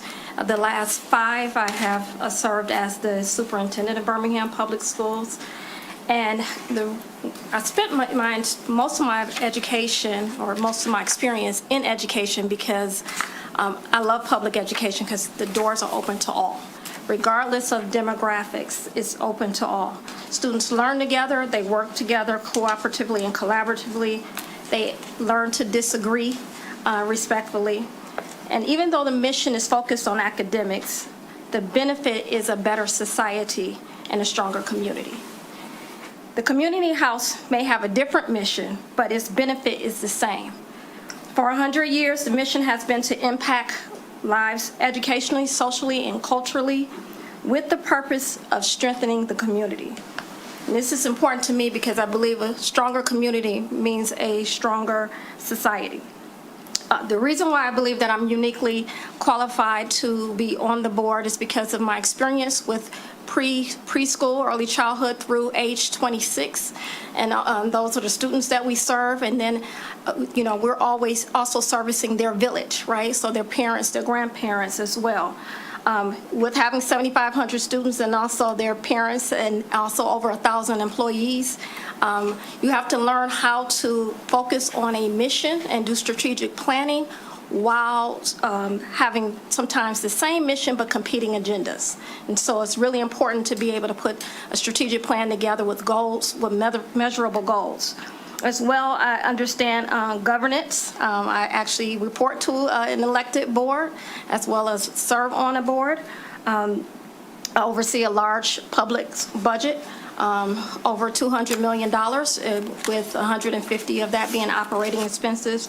And my job has me working with a lot of different partnerships, the Birmingham Youth Assistance, the Birmingham Coalition, the Rotary Club, and across a number of municipalities, because Birmingham Public Schools actually serves not only Birmingham, but Bloomfield Hills, Troy, Southfield, Franklin, Bingham Farms, and so on. And so, I don't know, I'm You're over my okay. time. You're okay. He's going to ask his question, and you'll be okay. This will be very important to me because, again, I do believe in community, and I think community is the key to have a stronger society. So I'm going to ask you, how will you help the community house bring not just the 13, 14, and 15-year-olds, but all those kids into the community house? Well, I think it's very important, as people have said earlier, is to really find out what is needed and what's necessary. So I can opine right now what I believe that people need, but the reality is that we need to do surveys, we need to do focus groups, we need to find out where the gap is, just like they did 100 years ago to find out where the gap is. Where is the gap now? And how do we bring in those students and families and have programming that is relevant for today? Do you have a hunch as to maybe the top 1 or 2 or 3 things that might end up on that list? Well, I definitely think we need to continue the early childhood. That's not a child want, that's a family want. But our students are craving an opportunity to get together in a very constructive way. I think our community is looking for ways to bring in different parts of the community to collaborate together. And I think that having it in a neutral area, like the community house, where it can bring in not just public school students, but private school students in all parts of the community, would be a way to do that. Thank you. Questions from the commission? That kind of satisfied a lot of it. I mean, I'll be honest, your application was part of the inspiration for my question, because I know we have the Early Childhood Center. We have people talking about how there is a need for, middle school and younger high school kids. What can they do? And I was thinking, well, Birmingham Public Schools is a big institution that in a lot of ways is trying to solve similar problems.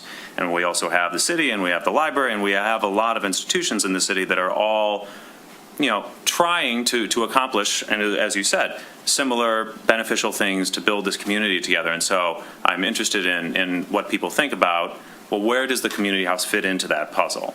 Yeah. And I think that some of the things you said were already pertinent, but if you have any further thoughts, I'm happy to hear them. I would just add that it is the glue, and then one of the things that sometimes we're working, again, in silos. So we all have this agenda to make the community better.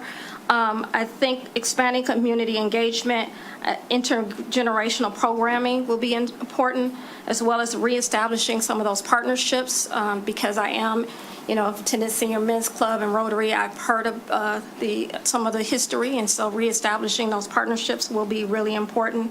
But the key and the challenge is going to be, how are we going to remain relevant and still focus on the mission with an ever-changing society? And so that's really important, that we don't go, we have to keep the main idea once that's established as a board, and making sure that we focus on that while still listening to the needs of the community. Great, thank you. Thank you. Commissioner Haig. Down to the wire. I think a lot of the applicants in their verbal answers were given an awful lot of hints from what you wrote in yours. Because I really liked, you were the only one that actually wrote down the thing that jumped out at me the most. What do you see as the biggest challenges? You actually, what opportunity do you think Foundation should prioritize? And you said, go and ask people. Almost everybody else had an idea already. You're the only one that said, I'm not coming in with a preconceived notion. that was probably a really big help to everybody's verbals because nobody else said that. That really impressed me. Thank you for that. Ms. Schlesinger-Wagner, sorry, German pronunciation. I lived in Germany for years, sorry. She brought up an interesting point, something that I've actually started banging on about recently as well, and I expand on it, and I'll actually say, in my opinion, the city of Birmingham failed 16 years and under. There's nothing we have a skateboard park, woohoo, big deal. There's nothing. We don't do a good job for what's effectively an unrepresented group of our community, and I was really pleased to see your name because I think you actually have the opportunity to bring that piece of the puzzle in there because of what you do for a day job, as you basically elucidated already. I think you have a unique perspective for everybody. So I like the way you've presented what you presented. I like the way you've spoken about what you have. I think you've raised points that others have keyed into already. So thank you for that because it helped probably consolidate other people's thoughts as well. I appreciated everything you said. Thank you. Thank you. Thank you very much. Thank you. Thank you, thank you. And you've waited, Mr. Bowen. I didn't know how many more you might have on your list. No, that's it. You're last. Last but not least. Yeah, so Last but I guess not that tells me when my application arrived. Yes, it is. So, and certainly a tough act to follow with the Birmingham Public Schools and the key constituency that is in our community and where we really need to do work in the future. But my name is Rob Bowen. I have lived in Birmingham for 32 years. My wife and I are over on Harmon Street. We raised our children there. They're now, grown and live in other parts of the country. I'm retired, have been retired for a few years. I spent my career in automotive, both in finance and operations positions, both domestically and internationally. And then at one point, I was able to take an early retirement, and I went to the Detroit Institute of Arts, which I think is probably the most relevant experience that I have in my career to the community house and what we might be looking to do here in the city of Birmingham. I was there for about 10 years, where I was the CFO and also executive vice president for operations, and so I did all kind of the back of the house stuff. So, they kind of didn't want me to touch the art, but everything behind the scenes was something that I did work on, and so I learned a lot about community engagement because of the operations and the millage support that the museum had, and that really changed sort of the culture of the museum. And I think that's something that is very relevant to the community house. We have to be very responsive to the community's needs and make sure that we do understand what the community is looking for, find new ways forward. My experience, as I said, is pretty broad because of the work that I've done. My deepest expertise is really in financial management and planning, which is an aspect that is not the sexiest in a board, but something that needs to be filled, and somebody that you want a good deal of competence on those kind of operations. Clearly, the mission is all driven on the front side, but if you're not doing the foundational aspects, and finance is a key aspect of that, you can't get around to doing the mission if you can't do that work well. And so that's an area where I think that I can provide a lot of value. In terms of other things I've done, outside of my professional work, I've been involved in a lot of literacy organizations. That's kind of been a passion of mine. So for more than 15 years, I've been involved in organizations. The one I'm currently involved with is named Brilliant Detroit. They operate 18 hubs in both Detroit and Pontiac. And we really focus on, we sort of belly to age 8, where we're really working with families and children to make sure that the families and children have what they need to make sure that children are school ready. Other organizations that I've been with seem to start a little further out And it was like, well, we really need to get back down the chain to the beginning and see if we can have an impact. And I think this organization is doing well. In addition to being a trustee there, chair of the Finance Committee, chair of the Investment Committee. Those are things that I have deep experience with. When I was at the DIA, my role supported those committees there, the Finance, Audit, and Investment Committees. We're fortunate there to have a fair amount of money to invest, so I do have some pretty deep experience there. I haven't really been involved in anything in Birmingham over time, and I see this as a good opportunity based on where I am in my life and the situation that we're looking at. Without having been that close, I always thought Birmingham had plenty of talent and that could probably be more useful someplace else. Where we are now, I think this might be a place where I can serve. And I'd also say, I'm retired. I'm fortunate. We can go any place. We don't have to stay here. But the quality of life in Birmingham is very high. And my wife and I have made the decision that we want to stay here. And I think the community house is one of the things that historically has made this city a community and brought things together. And I think that if I could play a role in helping to bring that back and to integrate and improve community connections and make this, continue to make it a great place to live for people. I'm going to ask the first question. Are you optimistic? Always. Okay. Thank you. I mean, finance guys tend to be a little negative. I mean, so we kind of,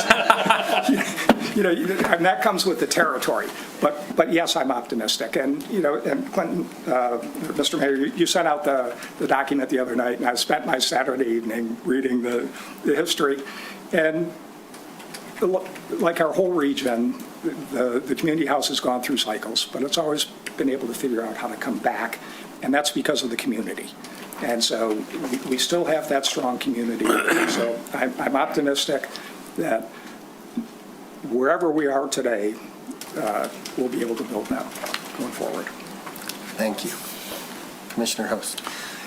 I'm fascinated by the fact that you went to the DIA as your last official job.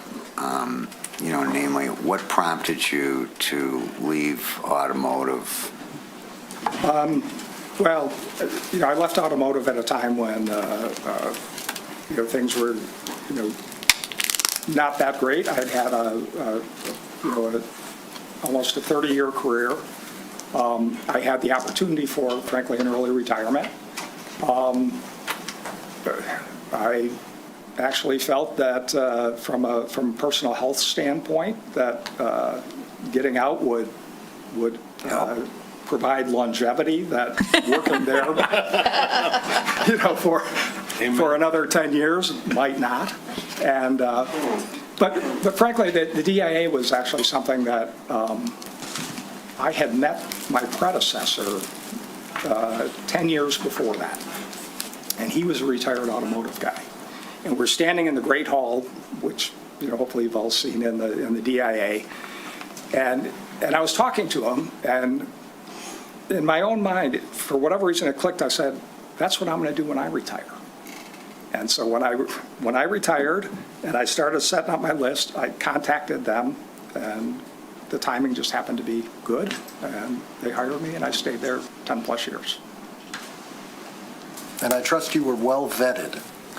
I think I was. There were a number of people on the board that I had worked with in other aspects of my career, and so yes. One last time. Yeah. So how do you see the community house fitting into the network of institutions in Birmingham? Yeah, and I think that's something that we need to learn and understand. But I think,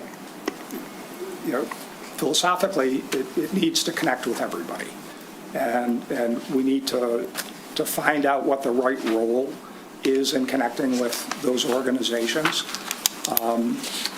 with those other organizations. But the community house should be something that place for everybody, and we should work well with with all other organizations and be supportive of everybody. And the community, to me, is a place that, sometime during the year, there should be something for every one of us to want to go to at the community house. I mean, we should all be there at some time, and I haven't been in there in a number of years. Thank you. Thank you very much. Okay. And thank you to everyone for sticking around. I know I told you we'd be starting this shortly after 7 o'clock. I didn't anticipate the change in the process. So what we're going to do now is I'm going to ask for nominations.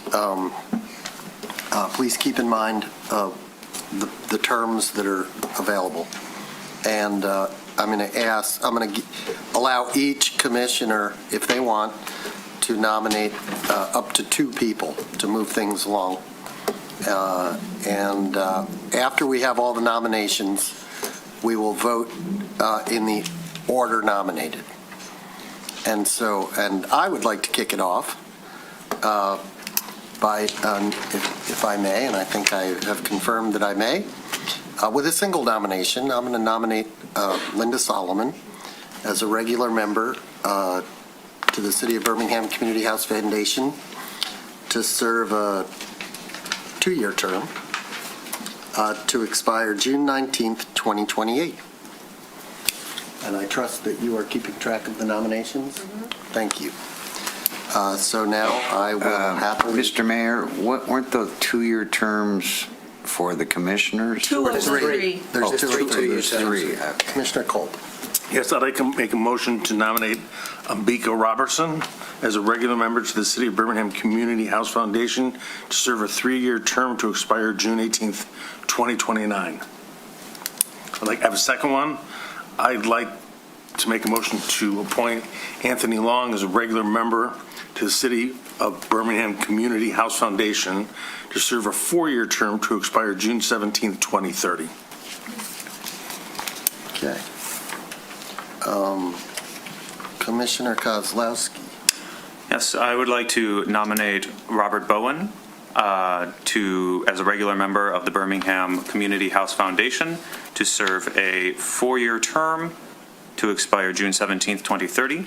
And I would also like to nominate Sam Surnow as a regular member of the Birmingham Community House Foundation to serve a 3-year term to expire June 18th, 2029.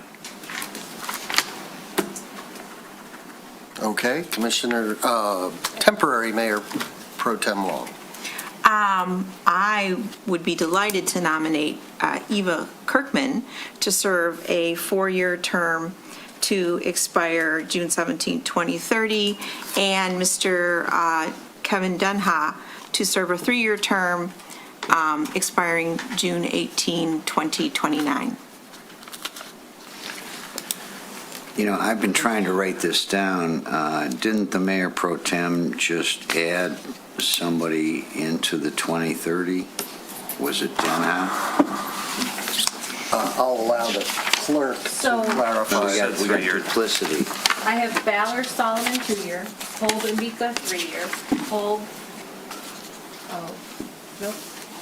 Kolb, who was your second nomination for? Anthony Long, Anthony Long. 4-year. Long confused me again. Kozlowski, Bowen, 4-year, Kozlowski, Surnow, 3-year, Long, Kirkman, 4-year, Long, Denhoff, 3-year. Do you have further nominations? Is that, or do you just want to clarify what came up? Yeah, I wanted to clarify what they were. Okay.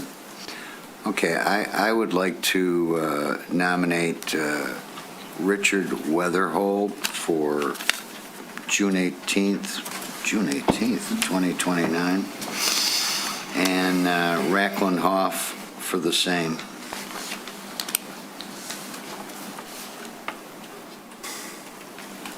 So you're doing the 3-year positions. Yes. Is that sufficient for you? Okay. We only have 2 nominations for 4 years, if I captured that right. We have 4. We have There are 4? 3. Oh, sorry. There are 3. Sorry, I didn't. For Anthony Long, 4-year, Kozlowski, Bowen, 4-year, Therese Long for Kirkman, 4-year. That's what I missed. Thank you.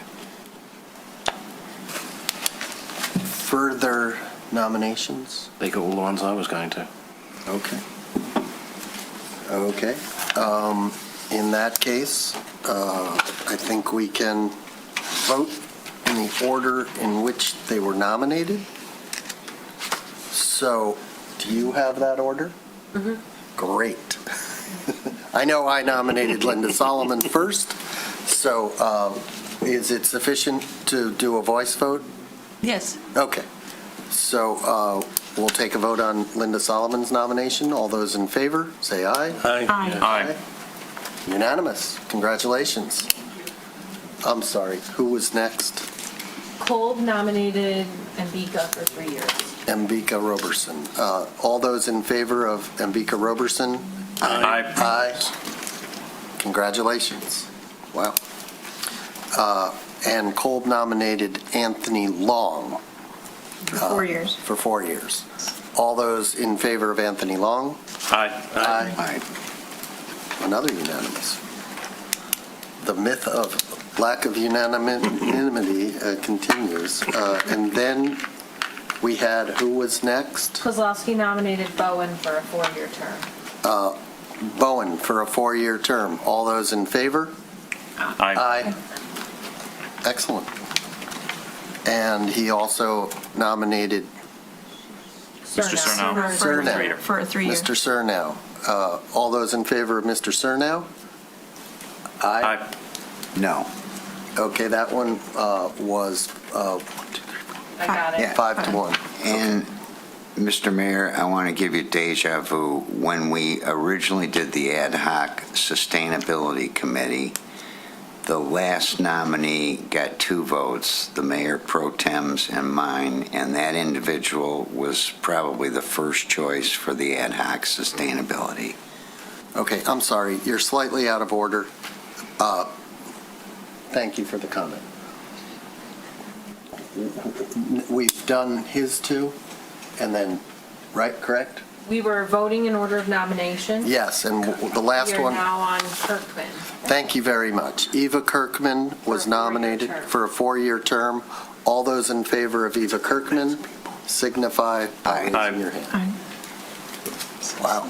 Kirkman, congratulations, Ms. Kirkman. And the other nomination, Denha for a 3-year term. Denha. Mr. Denha for a 3-year term. All those in favor, say aye. Aye. Aye. That's your 7 board. That's it. Thank you. Congratulations to all of those who have been appointed. We hope that you all will stay engaged.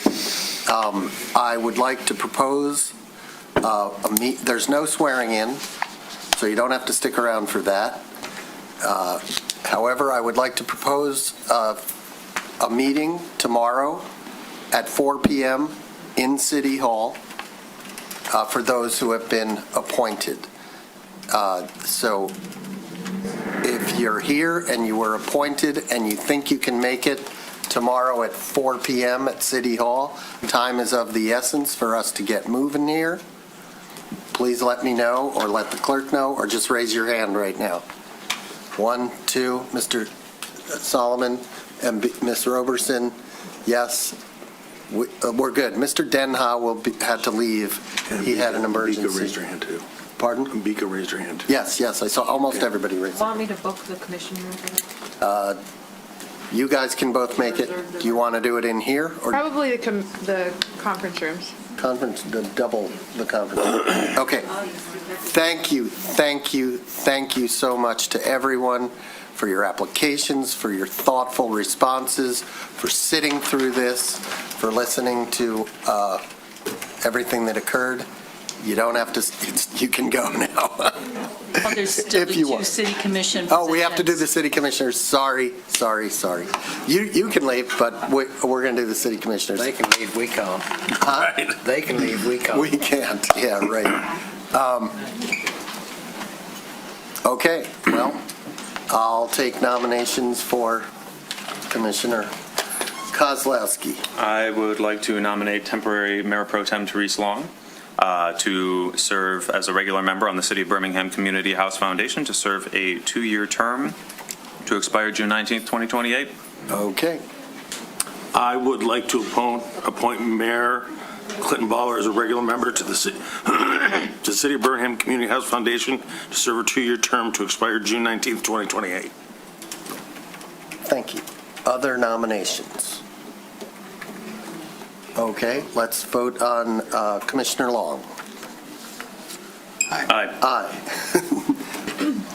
That was all those in favor.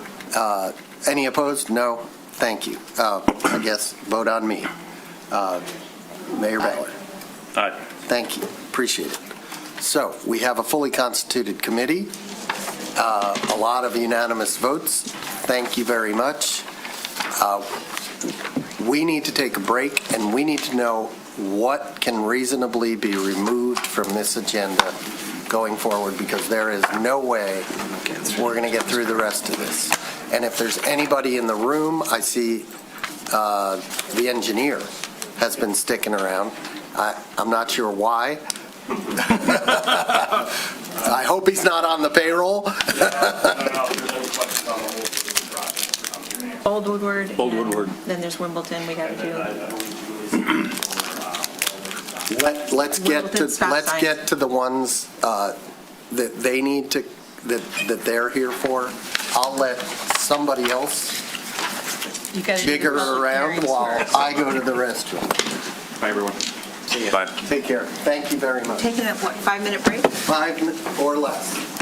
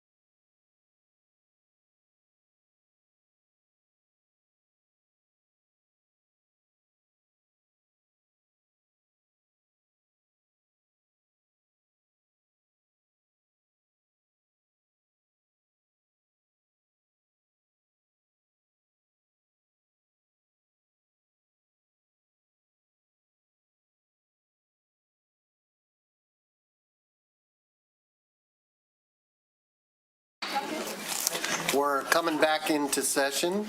Commissioner Host is not here. Commissioner Host is on his way back in.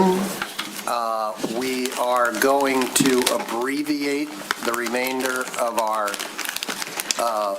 agenda. The city manager's report will be noted that it is online and anybody can look at it there. Feel free to send your questions, whatever. About that, we are going to remove an item about a sustainability fee. Unfinished business B. Unfinished business B will be removed and taken up at a later date. New business D, draft RFP for capital improvement projects. New business item, did you say B or like boy? D as in for dog. like David. An RFP for capital improvement projects will be removed. Taking it off, right? Yeah. Till the next meeting. Yeah. Yes, so if anybody is online waiting to hear that, everything else we're going to try to get through with some amount of haste. And so we move to the consent agenda. All items listed on the consent agenda are routine, enacted. Yes. Well, I would have let you finish your sentence. I just wanted to point out that there's an error in the agenda for consent agenda item H. It refers to fiscal year 24-25. That's a mistake. It should have been referring to fiscal year 25-26. So Okay. just, I want to make that. So the clerk will note that change, and anyone interested in that item should be aware. So there's no separate discussion of the items unless a commissioner or citizen's request, in which event the item will be removed and considered elsewhere. So we have a big consent agenda. Does anyone have any items they would like to remove?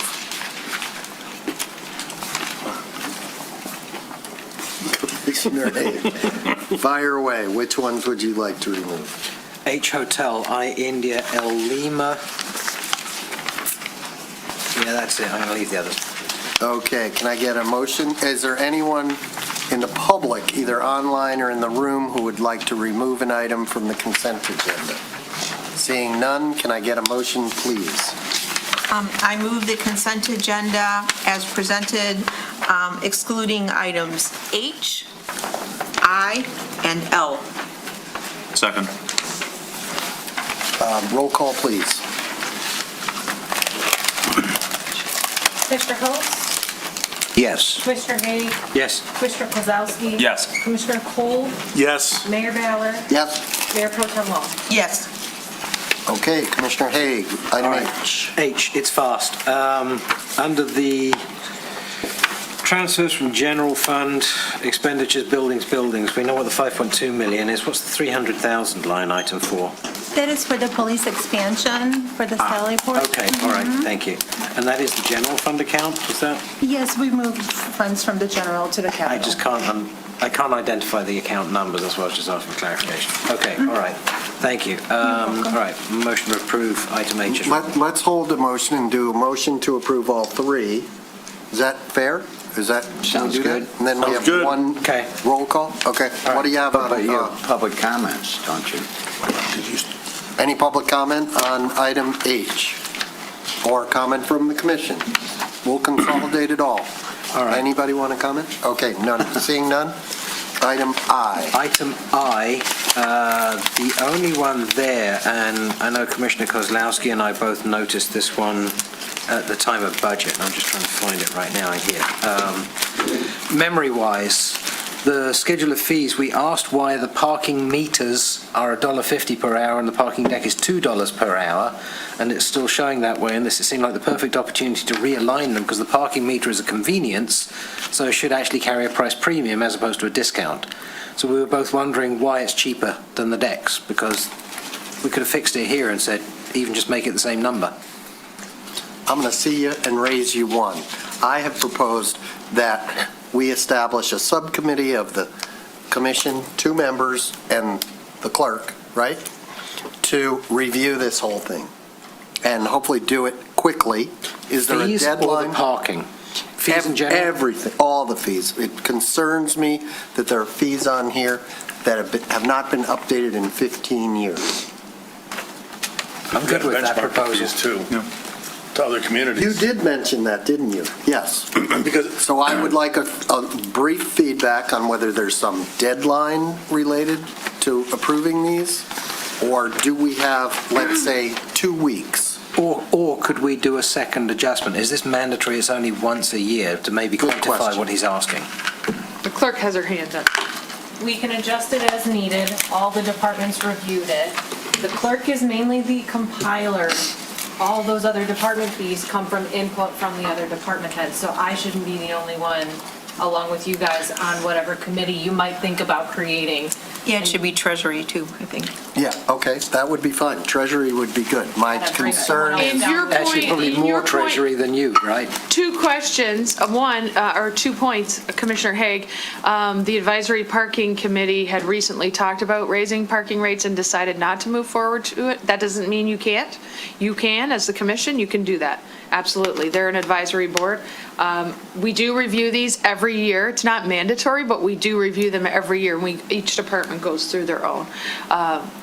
So yes, I think, we can do that. from my point of view as a commissioner, I would like to understand better that review process, and by involving commissioners in it, I believe there might be more integrity, possibly. Use a different word. I was There going may to be say, more I would fid- take exception There may be to more that. fidelity to the data. Okay, fine, more fidelity to the data.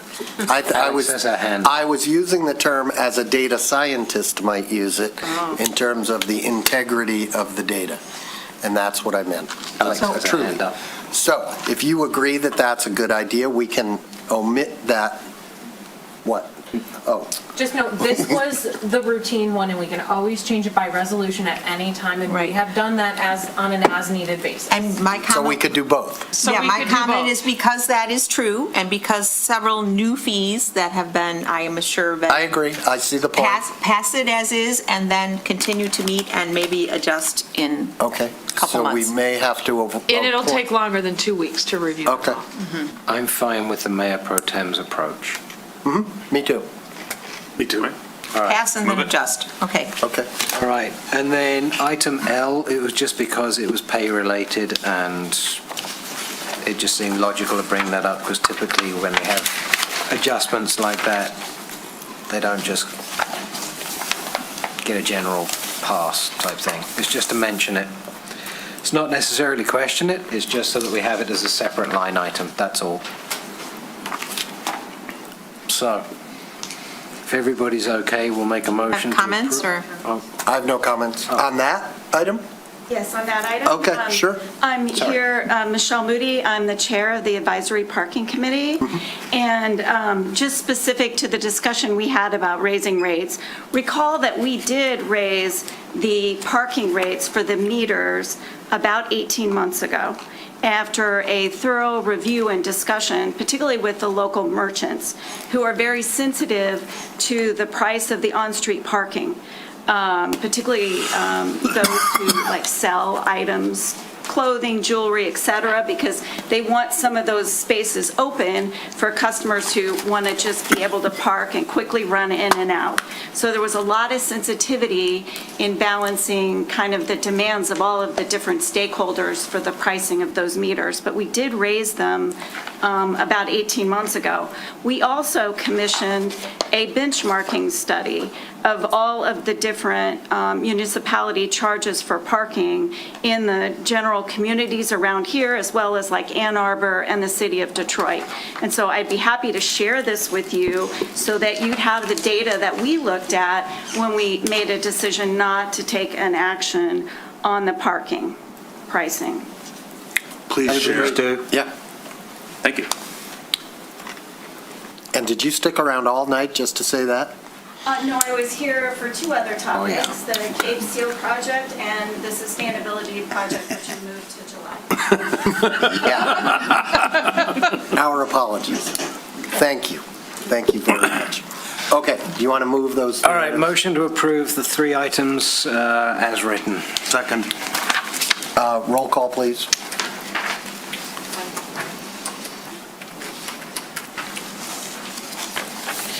Commissioner Host, Yes. Mayor Pro Tem Ball, Yes. Commissioner Haig, Yes. Commissioner Cole, Yes.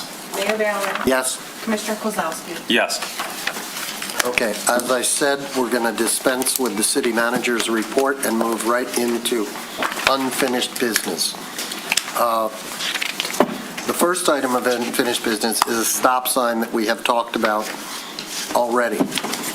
I would like to see a motion on the floor as soon as possible so that we can then discuss the motion and perhaps make a determination on this as quickly as possible. Is anyone willing to make a motion on this? No. Yeah, me either. Okay, then we'll get a staff report. We do have Julie Kroll here as our Okay. transportation expert. Okay. well, To address she- this issue? She could address it under the context of a motion, but if I'm not going to get a motion, Julie, would you like to come up and tell us about stop signs?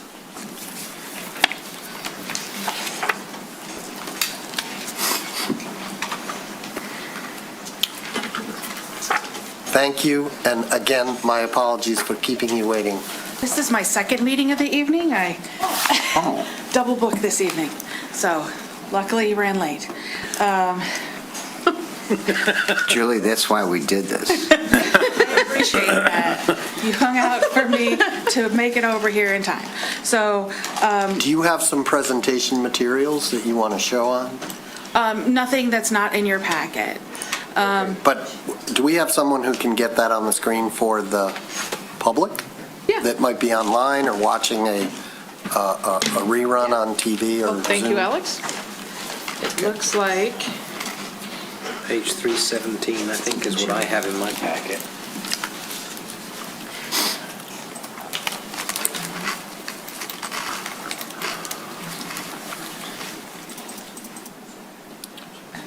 Yeah.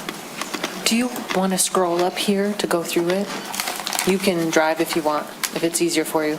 Would you like me to drive up here? Yeah, you could go up there and drive the train up there, yeah. Maybe for expediency. I think, We saw this I think report. also Melissa Cota is online. She is. Can you just tell us what It's changed just in the disappeared revision? on my- Yes, Because it wasn't redlined. Do you so see Melissa couldn't Cota? really Yes. see. Okay, you might Thank you. have her unmute as well, if she wants to say anything. So we did revise the memo that, last time I was with you, we talked about the stop sign. We added in the site distance exhibits that were requested to show the site distance.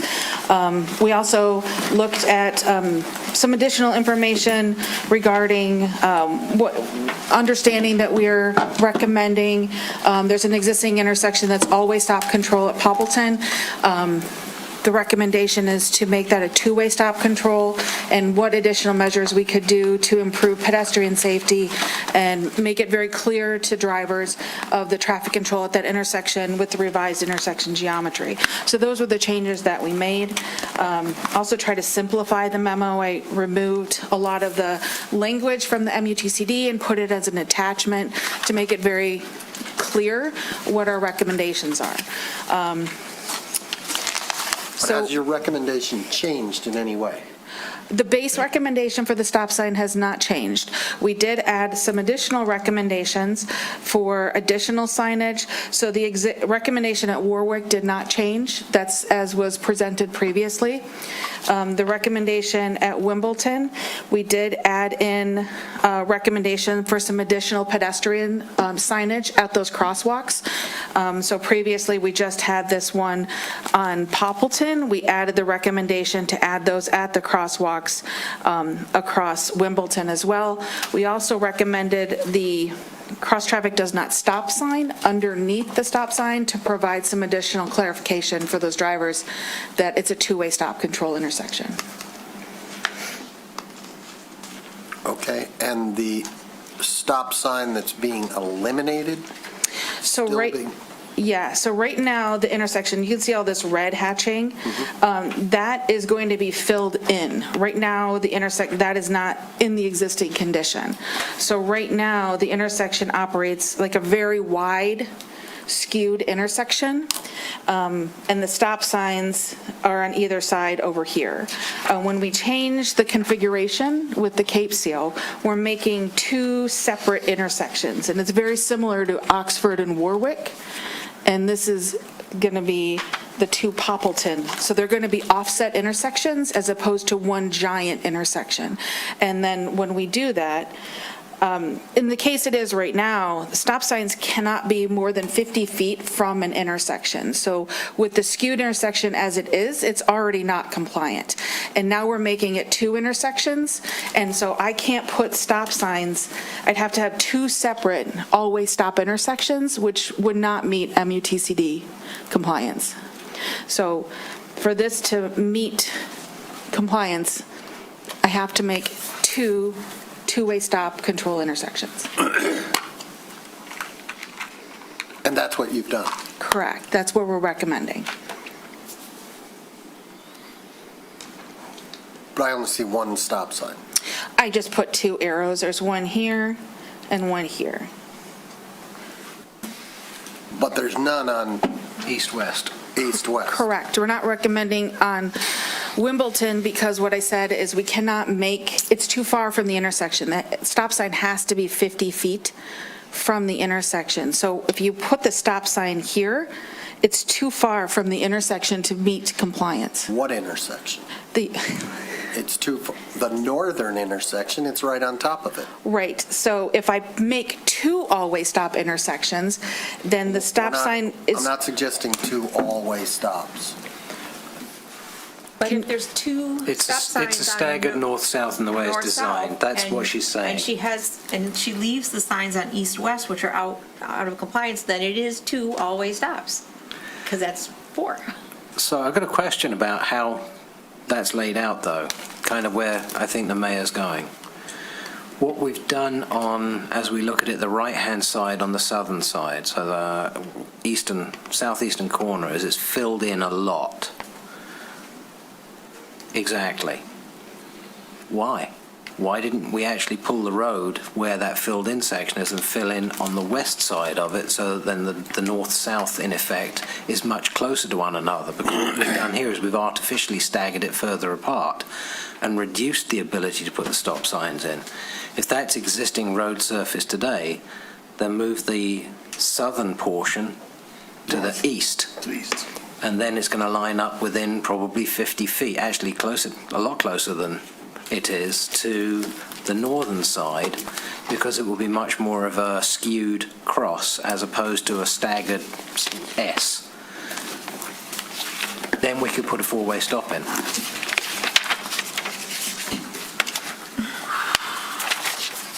Well, should we ask the road designer why it was designed that way?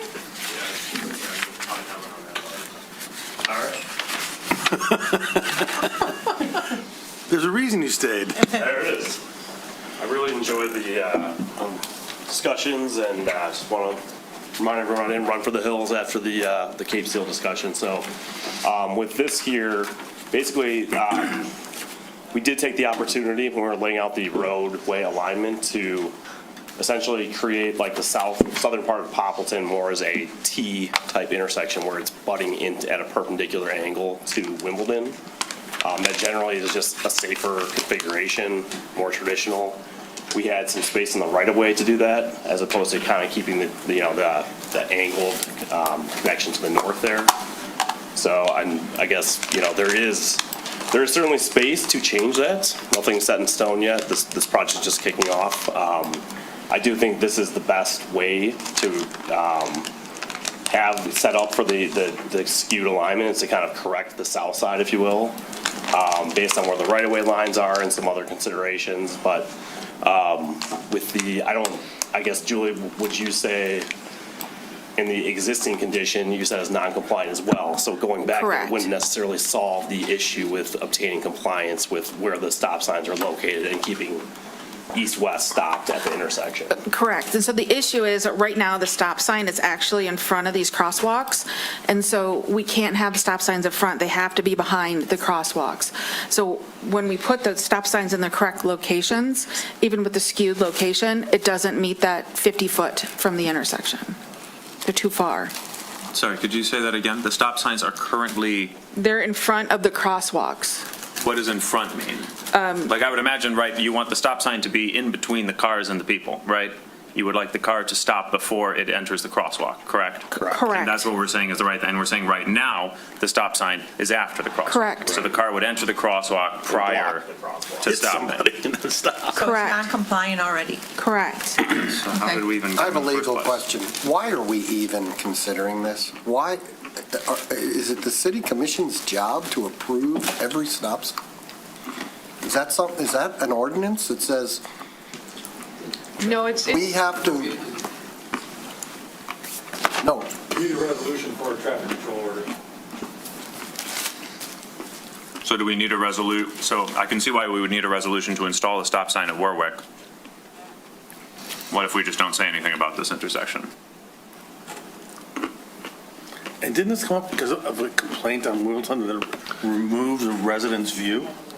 Isn't that how we got here? No, not for I this think one. there's two. That's the Warwick one. This is the one where it's changing a four-way stop to a two-way stop. and it's not we got, slowing traffic. yeah, we got, like Mr. Boyle, who I think he was online there, he may still be online, sent in a letter specifically about this one as well, where it's talking about it's not encouraging traffic to slow down, and with the number of children around here, this is just making a major road faster. What's the width of the road at that point?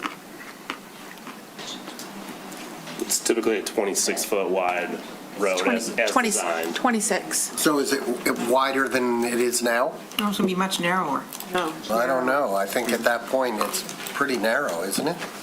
It's pretty narrow. I'd say in general, the road is getting wider by a foot or two on each Okay, side. so we're making it varies wider. right now, but I just don't see how you guys are making an attempt to slow traffic. You're actually causing traffic to go faster.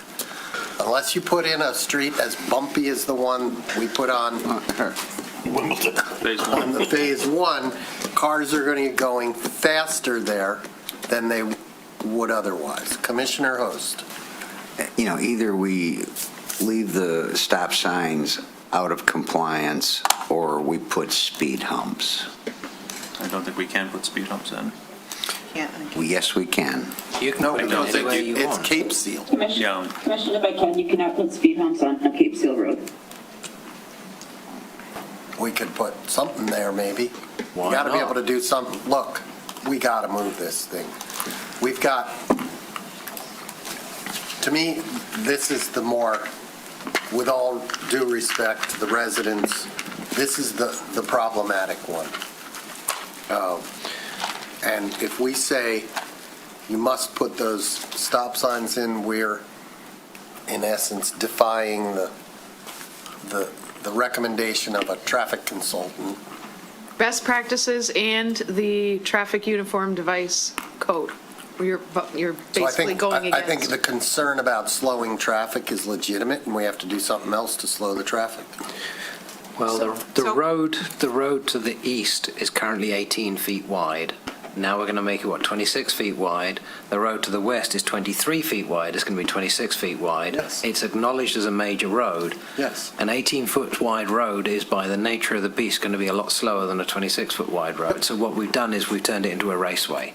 Well, I wouldn't call it a raceway, but I've already made the point that it's going to be a wider, faster street Your without the street is stop an signs. example of that. So if we approve, could we do an approve this and ask for options? We intend to do something besides the two stop signs. I appreciate the cross-traffic does not stop and the additional crosswalk signage, but one of the suggestions we heard from the residents was to put in a lighted crosswalk that had flashing lights to draw attention to it. And if you can't put paved speed humps, many cities use the platform speed humps that they just drop on the side of the road, on the top of the road. I think we have to have something. We have to have something on Wimbledon to slow traffic. I don't want to vote against your recommendation for the stop signs because I understand that that is poor practice for a commission to vote against expert advice because it has exposure. But I would like to see a solution that's that and, either lighted crossings or the flashing ones, or added the platform speed bumps that they just drop and then can move in the winter for plowing and so forth. There's a bunch of Is different it safe options to for say those. there's some consensus on that aspect of the stop sign question right now? Good. Now we can. I would move- like to see not as an or, I would like to see an and, Yes. quite Right, honestly. yeah. Right. Not, not neither or. I don't think I understand exactly what the plan is here.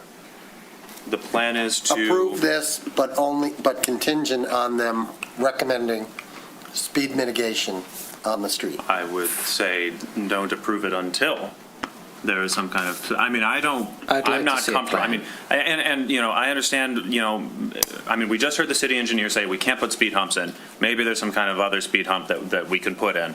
You know, we're talking about flashing beacons. I don't see the problem here as being, somebody walks up and they push a button and like, the problem is there's a bunch of kids that live here. And they're going to be rolling up and down and in and out of driveways and stuff. They're going to be riding around on their bikes, and they're not going to know. They're not going to read cross traffic does not stop, and they're not going to push a button and wait for a blinking light. And we just need these people to understand that there's a bunch of kids here who are just not going to be paying as much attention, and we should design the street in a way that optimizes for the safety of these kids, even if it slows people down a bit. And I would probably push back a little bit on, like, I understand this idea about it being out of compliance, but when I, you know, think about, well, what may the legal ramifications be of having too many stop signs? I see those ramifications as being potentially much, much less than the ramifications of not putting in any sort of traffic control there and just sort of crossing our fingers that maybe we get some kind of super speed bump. I'm kind of on the same page as you, because having nearly been run over by people that ignore stop signs here in Birmingham already, more than once, stop signs really are... Drivers view them as optional, especially when there's a target in their way. Usually, I think they view them as slow down signs. No, I've Okay, seen hold way on. worse. We've got to be working toward an outcome. So, in this conversation, is The there a Mayor mo- Pro Tem had a proposal. Yes. The only thing about the proposal that I see where Commissioner Kozlowski actually has an exception to it is he didn't want to approve and then see a plan. He wanted to see a plan before approval. That spin, I'm good with. That's fine. Bring it back with Okay, so speed that covers this intersection. Warwick is part and parcel, right? Let's look at Warwick. So Warwick right now has no traffic control. The issue with the no traffic control is that you have to have enough sight distance on approach for a driver to be able to reasonably see in advance to make a decision to either stop or yield. In this case, there's not enough sight distance because there's a house in the way for the vehicle on approach to be able to make that decision. So we are recommending a stop sign on that approach so that they have the necessary sight distance to make an educated decision. Okay. Does everyone understand what she's saying? Are there any questions about what she's saying? Yes. Now, you have a question? Yes. Okay, fire away. Can you explain the sight distance right next to where the stop sign is being proposed? Because there's a tree there. So the tree is actually already obstructing sight lines. You can see it as the circle right next to the blue dot where the stop sign is. So there isn't actually a sight line there anyway, because the city's got a tree that's been there for years. Wait, where are you? Help us understand where. Scroll down, please, Julie. Exhibit 4.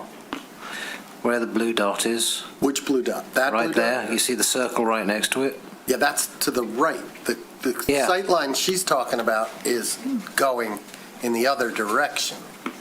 Yeah, but the sight line going in that direction is not as clear as it looks as though it is on that plan, because there's a tree in the middle of it. I think you're far better off stopping. If I can't see anyway, I'm going to stop. Right. Well, but a tree isn't a good enough, a tree isn't a stop sign. So what you're saying is the stop sign's redundant. People are going to stop because there's a tree there. Mm-hmm. And she's saying that's not the only reason. The primary reason, as I understand it, is looking east. There isn't sufficient sight line east.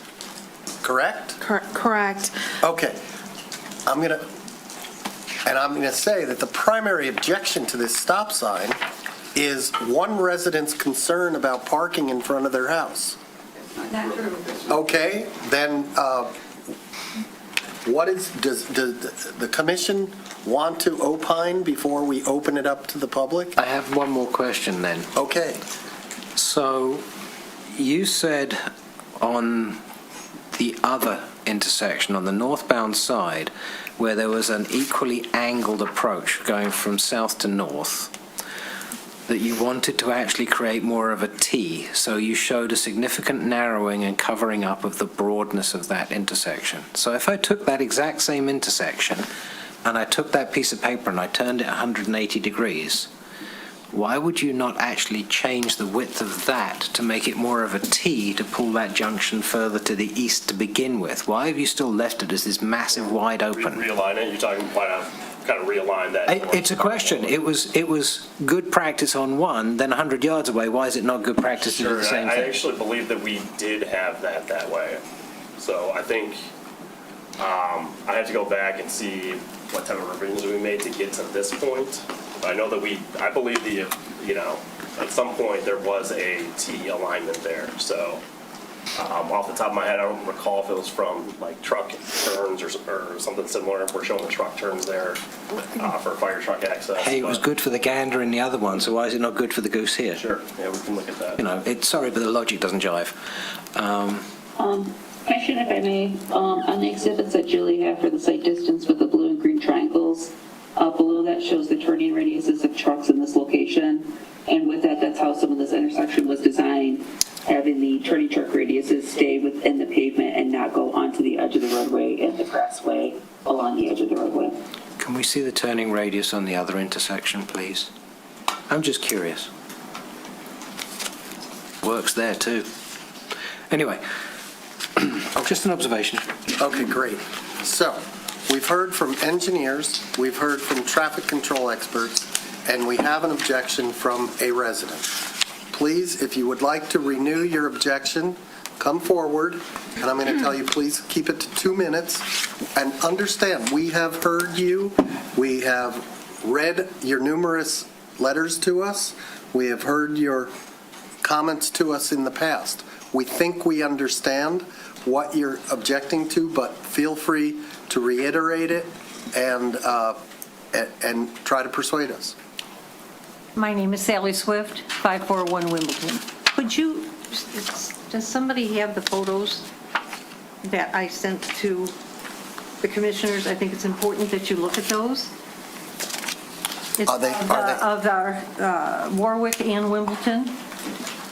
If they're in our packet, we have them with us. Yes. With my communication that I sent this past weekend.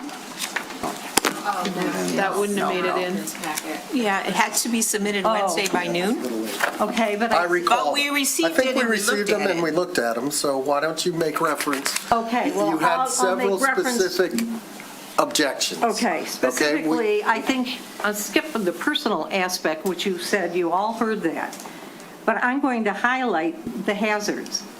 For a Warwick vehicle turning left or east onto Wimbledon, they're going to have to swing around to their right to the front of my house, where that stop sign is. Oops, that was there. And then they're going to have to look to make sure westbound Wimbledon traffic isn't coming their way to execute almost a U-turn. My husband's car is approximately where the stop sign would be. Are we going to be I'm sorry, I'm going to give you more than 2 minutes because I'm interrupting you. That's fine. Okay? That's Are we fine. going to paint the typical stop sign line on the street? We don't paint onto Cape Seal, do we? Probably not. Probably not? Okay, so so if that's not there, there is no physical indication to a driver that if they're going left, they must pull all the way up to the stop sign. Is there a traffic law that says a car coming to that intersection, wanting to turn east, must pull all the way up to the stop sign? Do you understand what I'm saying? She's contending that cars are going to have to go way right all the way to the stop sign and then make almost a U-turn to go left. And I'm thinking, if I'm driving there, I'm not pulling up to the stop sign. I'm just going to go left. There's no traffic. I'll probably pull in. I'll probably cut that corner and pull right across where cars in the other lane. So I want to know if there's a law that says you can't do that on a road that's that narrow, it's residential, there's no markings on the road whatsoever, there's no lane markings, there's no stop marking. Would the chief of police give me a ticket for cutting that corner? Well, that would be different, but. Julie Kroll is saying no, there is no law. No, you have to stop at the approach. So if a vehicle ran the stop sign, that's illegal. But they just have to stop at the intersection. They could cut the corner. Where you stop before, right? You can't go past it for a traditional stop bar. Or where there's not one, you actually start. So it would be expected, almost expected for cars to cut. Okay. Right? I, as a driver, yes, I would expect it. Okay. The intersection's wider there too. Okay. So people are going I just wanted to address that because it bugged me the last time we talked about it and nobody asked those questions. So I think those questions answer that concern. The answers to those questions answer your concern that cars are going to have to do that. Well, are they or not? They're not. They're not going to have to Okay, do so that. now you've got cars that are going to turn that way, others that are saying, well, geez, there's a stop sign, maybe I better stop there and make my turn. Now you've got two vehicles competing to turn left, potentially. Because why put a stop sign there? Wimbledon coming that way is going to wonder why that's there. And then you've got traffic from Wimbledon, and it's not a 90-degree turn. But if they're going westbound, or if they're heading east, get my directions here, if they're heading westbound, they've got to look to make sure they don't have oncoming traffic. And they're going to be looking in their rear view mirror or having to turn this way to make sure there's no oncoming traffic. And from the engineer's report, that will be, the area where the stop sign is going to be pushed out into the road 2 to 3 feet. It's going to be added to the tree line, which makes it even closer to the oncoming westbound traffic. Do you understand what she's saying? I'm not quite sure I'm following. I do. I get it. Somebody translate, because I didn't get it. Oh. I'm sorry. No, It's okay, it's late, and it's okay. It is late. It's important to us. Well, Yes. I think what's important to you, let's be honest, is that you don't want a stop sign in front of your house. You might be making some legit arguments about the way traffic moves and all that. Hit us with everything you got. What else? Really? I think you're looking at potential accidents. You're going to have cars that are there. A car might come along on Wimbledon that they can't see, potentially for even people with disabilities that can't turn as quickly. It's not a 90-degree look. I understand that. And having lived there, I'm very well aware. You got to look for the traffic that's coming from Warwick. Not everyone's going to realize that stop sign's for them, even if they are going to go west. You have to look for the traffic that's going westbound on Wimbledon. It is not a simple area. And I think this is going to create more problems for the city than not.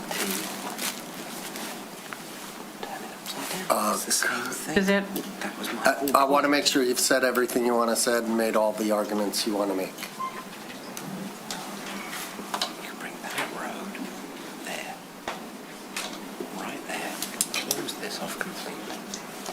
I think I'm good, but my husband's coming up behind me, so I'll give it to him. Thank you very much. That's okay. But it is something I do think the city needs to look at. You are clearly passionate about. And particularly, one thing to add, without Wimbledon the Poppleton stop signs at Wimbledon. You mean Yeah, the ones the we ones talked are about? removing. Imagine. It's going to be a racetrack. So now you're creating even more of a problem. Well, we've already Okay, discussed no, this, calming traffic. but this relates to the one in front of my home. I'm going to ask, you assume traffic is moving at 25 miles per hour, correct? Correct. Okay, thank you. Okay. If I may add, Julie, correct me if I'm wrong, have traffic studies not found that stop signs put in the wrong location do not necessarily slow traffic? Correct. That's why we have all this criteria that we go through to evaluate intersections for traffic control measures. And that's why we have guidelines, is that putting unwarranted stop signs in can create additional problems that you may not want. Okay, but we're here, we're not back there. We're already done with that, so Cliff, 2 minutes, come on. Lay it on us. So the point on the turns is illustrated here. The red is going to be additional intersection. No, it's tree line. It's just where they're stopping. Okay, so you're coming down here, the stop sign is over here. So you'll stop, you see it. The people coming down here and going this way, it's way over here. How wide is this? Look at this intersection. We just discussed that.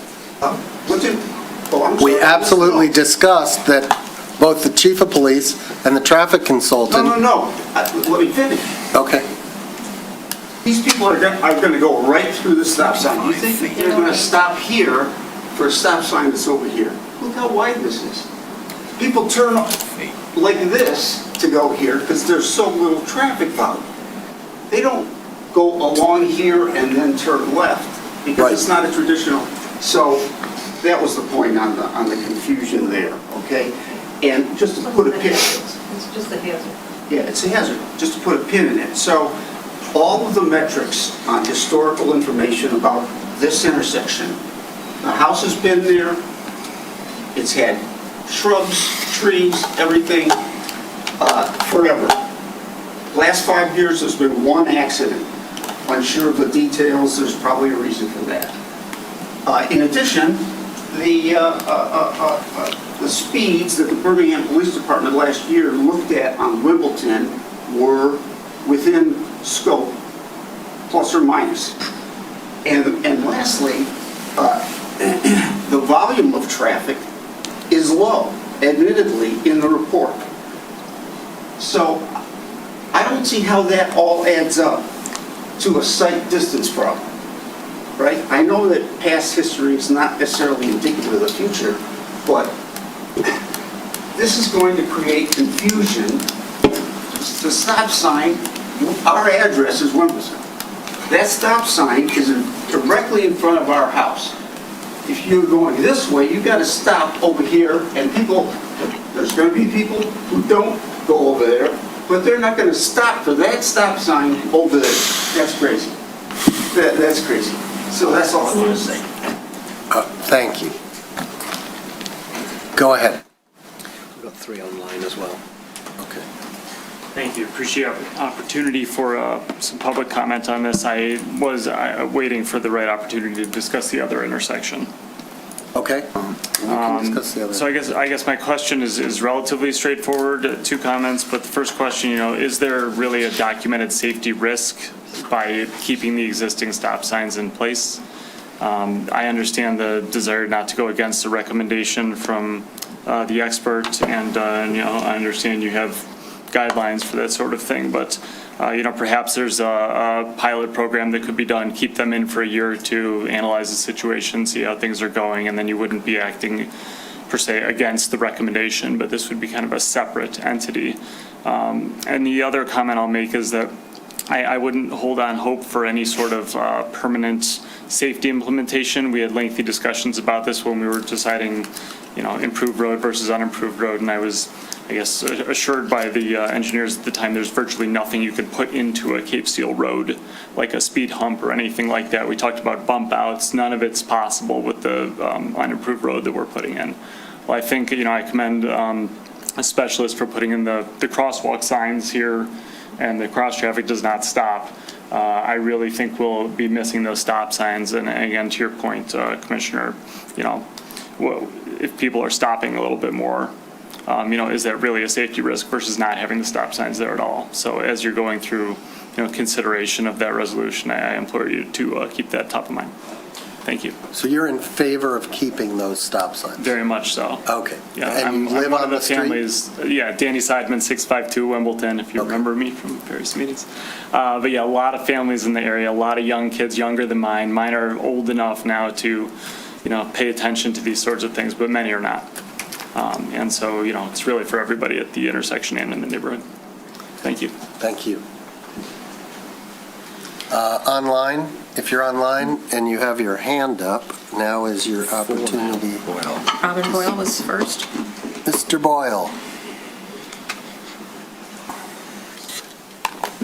Can you hear me? Yep. We can. Thank you for taking this matter seriously at 11:20 in the evening. The point I'd like to make really is not about the junction, but it is about the speed on the road. This is already an area that is used to speed up as people turn into Wimbledon on the way to Woodward, turning in from Adams. Without the stop sign, cars will simply blow through the junction as they go west. The stop sign that we have just now means that they will at least slow down. They don't always stop. They do run through it, the Michigan stop, as they say. But by taking this stop sign away, you are taking away the opportunity to slow that traffic. That goes against most things we want to do, which is make it safer. I don't understand why the engineers can't reposition the stop sign in such a way that it is in compliance with the rules and regulations, which I don't know the details of. But to take the stop sign away, as I said in my email, it makes no sense. Thank you. Mr. Bouchard, Travis Bouchard.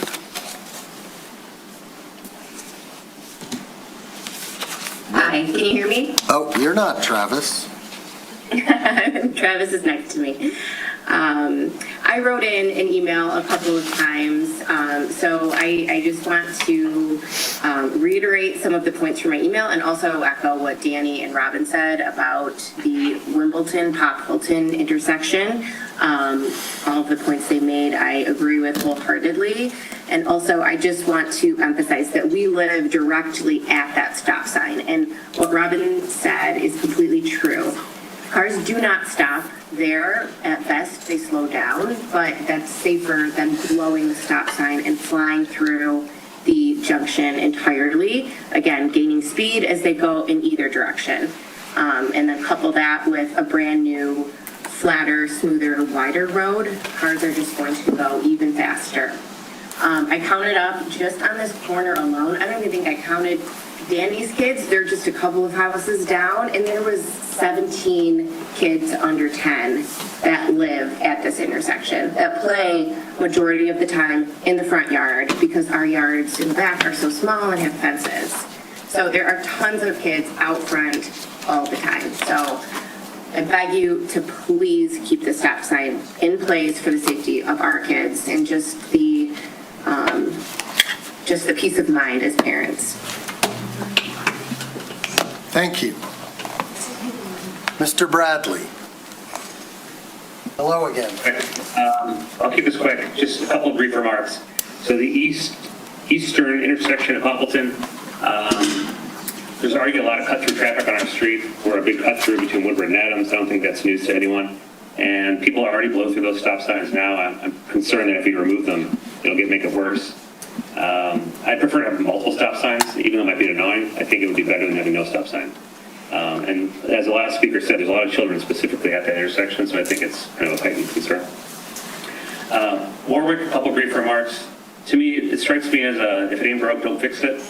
I mean, if you're going northbound on Oxford, you're already going to be stopping. If you're going southbound on Warwick, and by that, what I said, I meant northbound on Oxford onto Warwick, sorry, you're already stopping. If you're going southbound, you're likely already stopping as well because you're probably likely heading towards Woodward. Even if you're heading eastward, you know, there's already a stop sign at Abbey in Warwick, which is about 2.5 properties before. And people, I don't think, can really get that fast in 2 houses. And as well, it's already kind of treated like an implied yield. So I've never had a problem turning there. I've never seen one living, you know, about 100 feet in that intersection. So it strikes me as kind of the status quo is working well. That's all.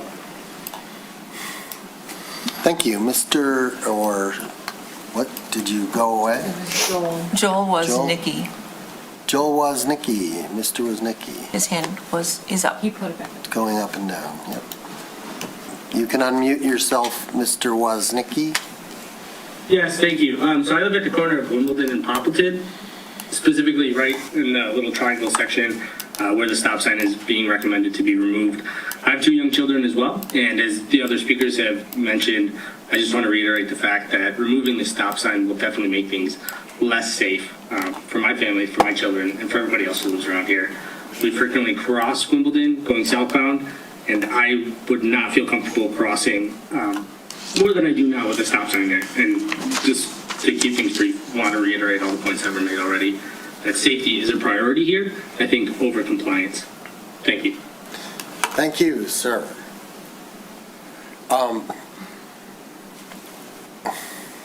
Before we go any further, we're going to need a motion pretty soon to continue past 11:30.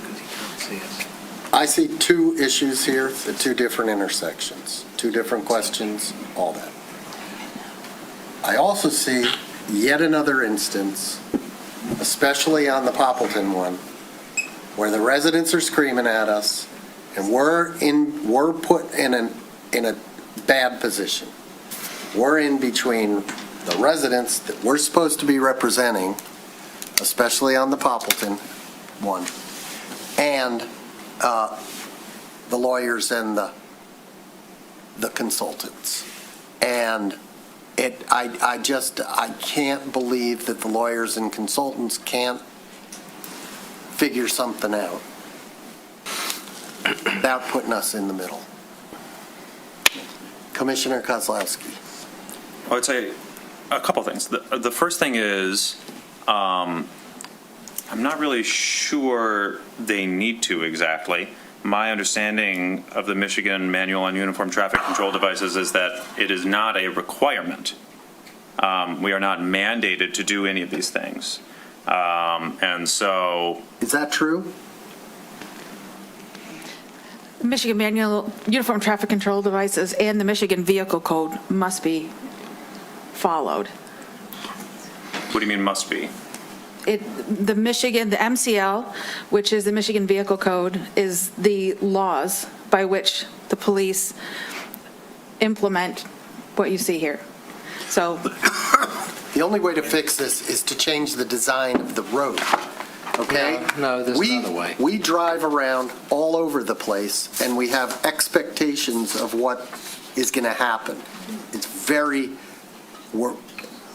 You do it, it's like muscle memory. You don't even, and the reason is that book. I know, but I'm saying I read part of that book, and part of it said, this manual describes the application of traffic control devices, but shall not be a legal requirement for their installation. It's recommended, and we have a consultant telling us to follow it. So there's the holdback, but I believe that temporary Mayor Pro Tem Long has a question as well. As we continue the discussion, it may help. Well, it's either required or not. Well, I guess my question to the traffic consultant, because I don't know if it's been addressed in black and white, but the safety concern of leaving the stop signs as is. What is there? So the stop signs that are currently there are non-compliant. The stop sign is located past the crosswalk. Stop signs are not to be located past a crosswalk.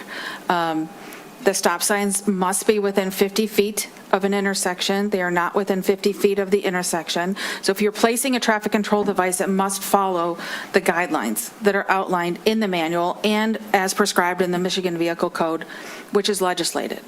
So when you say they're not within 50 feet of an intersection, are you saying they are not within 50 feet of the closest intersection? Or are you saying the issue is, well, we're trying to treat this thing as one big intersection, and if you do that, then you are in breach of the 50 feet rule? Correct. So what I'm saying is these are now two intersections, and to put in stop signs you're asking me to make both of these all-way stop control intersections, then the stop signs in the middle are too close. That's what I'm saying. I understand that, and I'm not asking you to make a recommendation.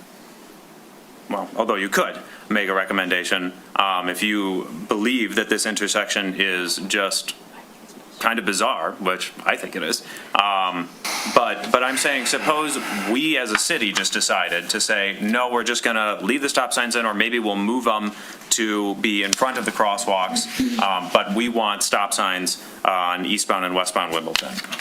The question is, okay, what is the sort of worst case scenario if that happens?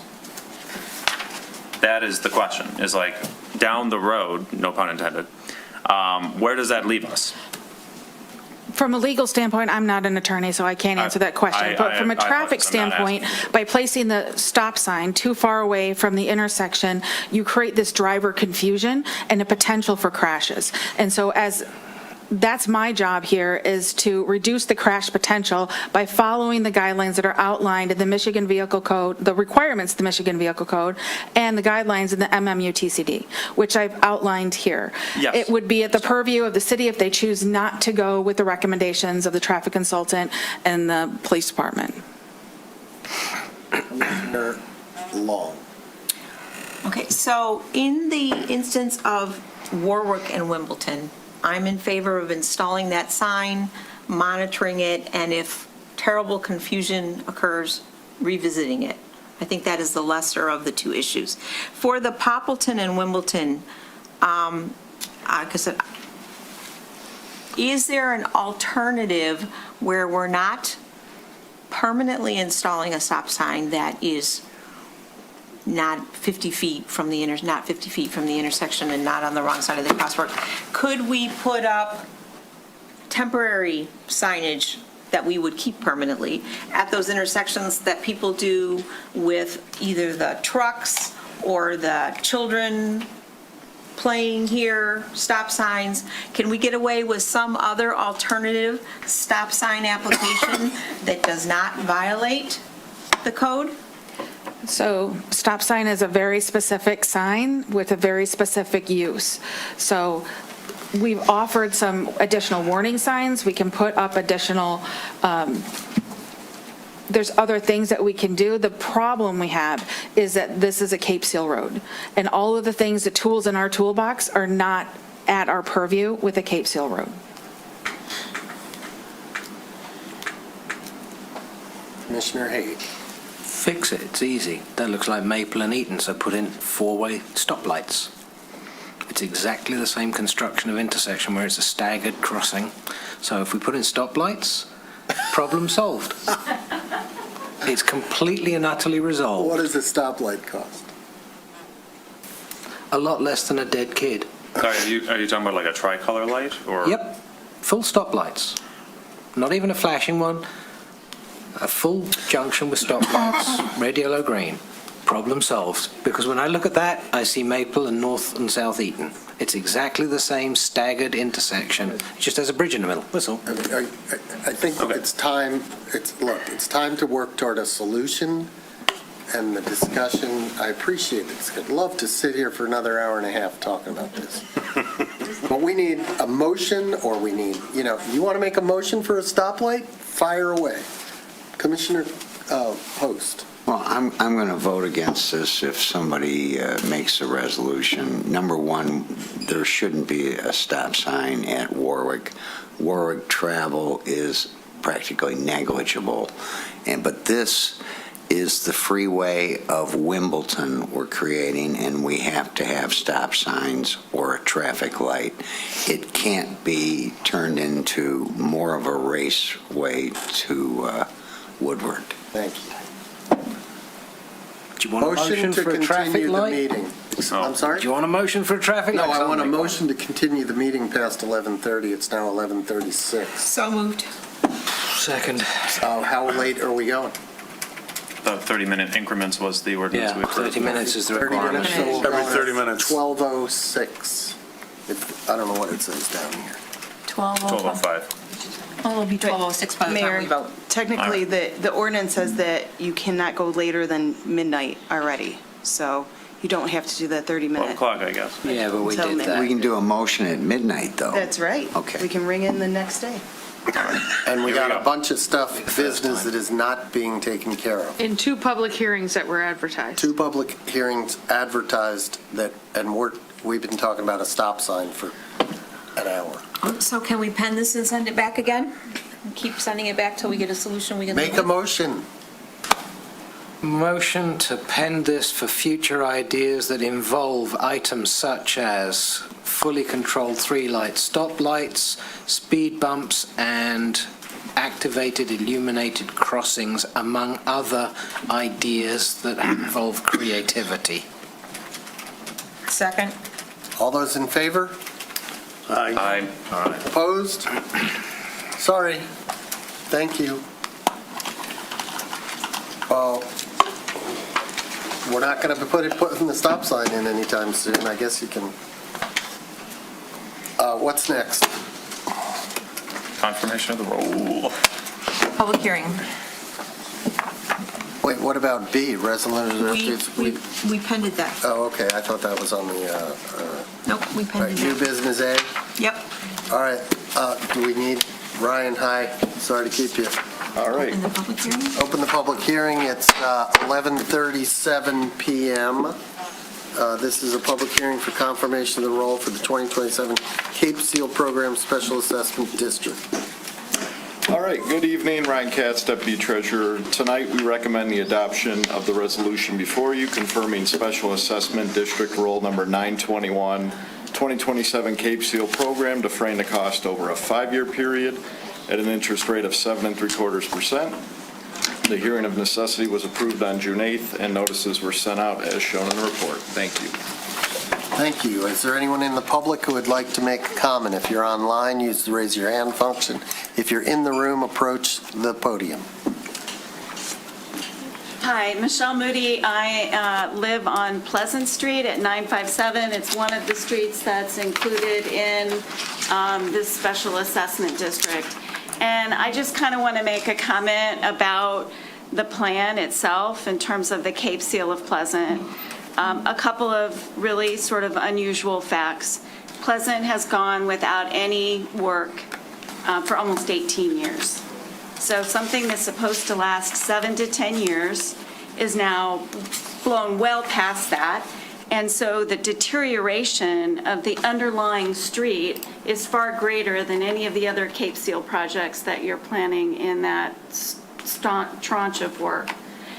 Two, there's been a couple of really dangerous things happen on the street, and I want to make you aware of them because what they're saying about the Cape Seal project is that none of these hazards are going to be addressed. So we have a couple of lakes that sit on either side of Pleasant, around 992, 999.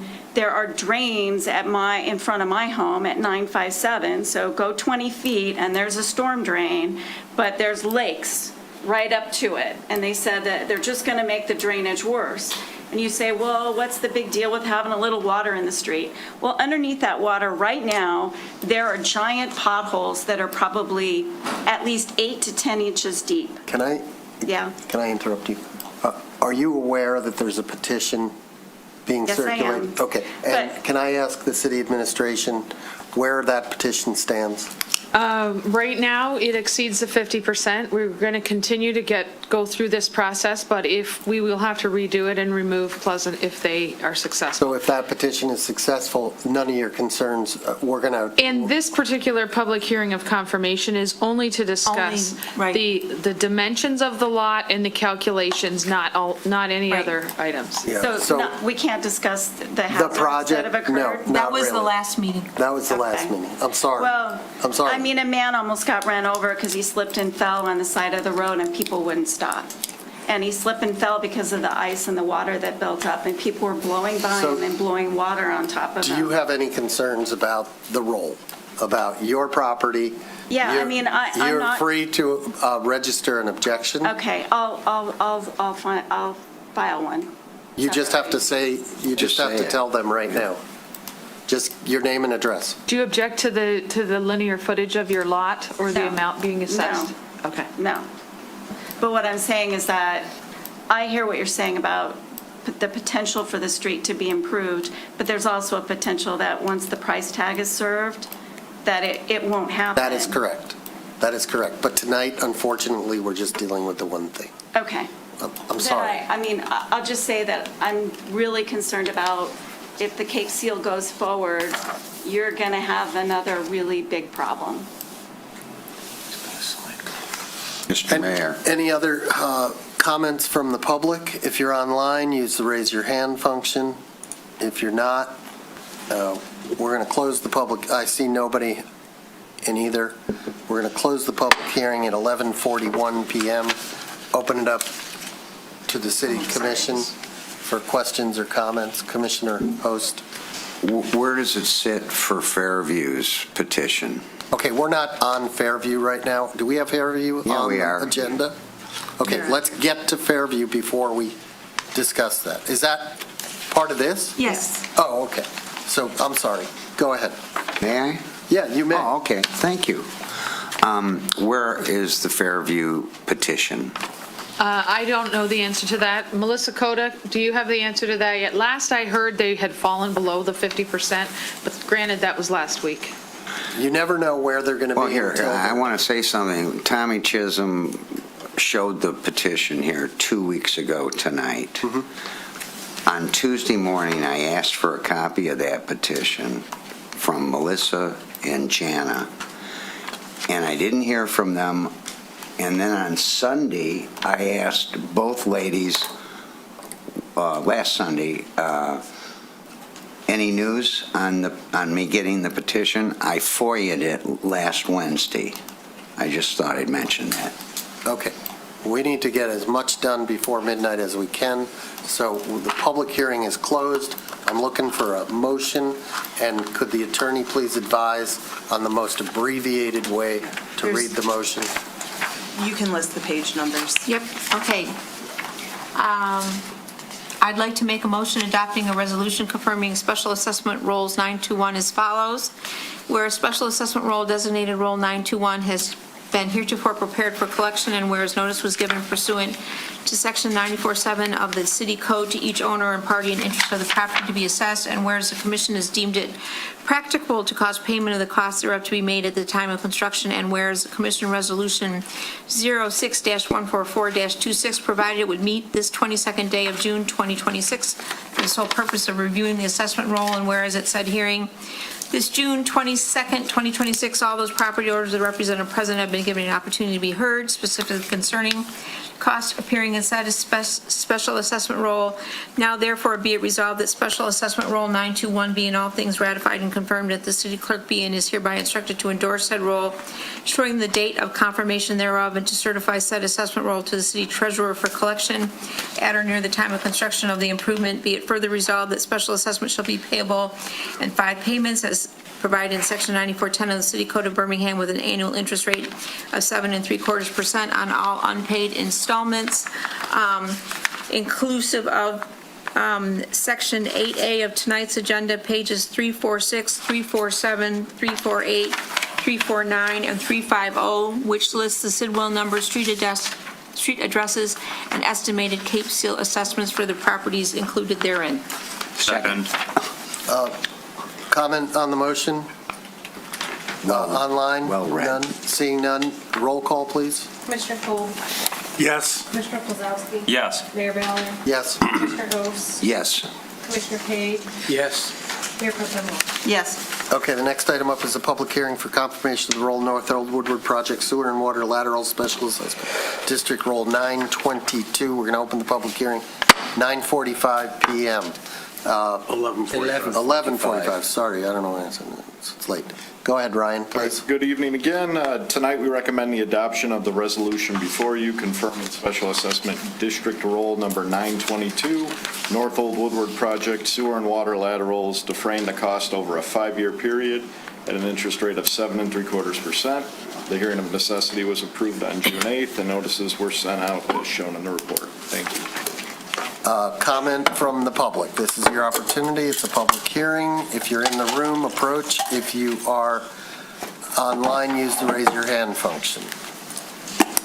Seeing no comment, I'll close the public hearing at 11:45 PM. Comment from the commission.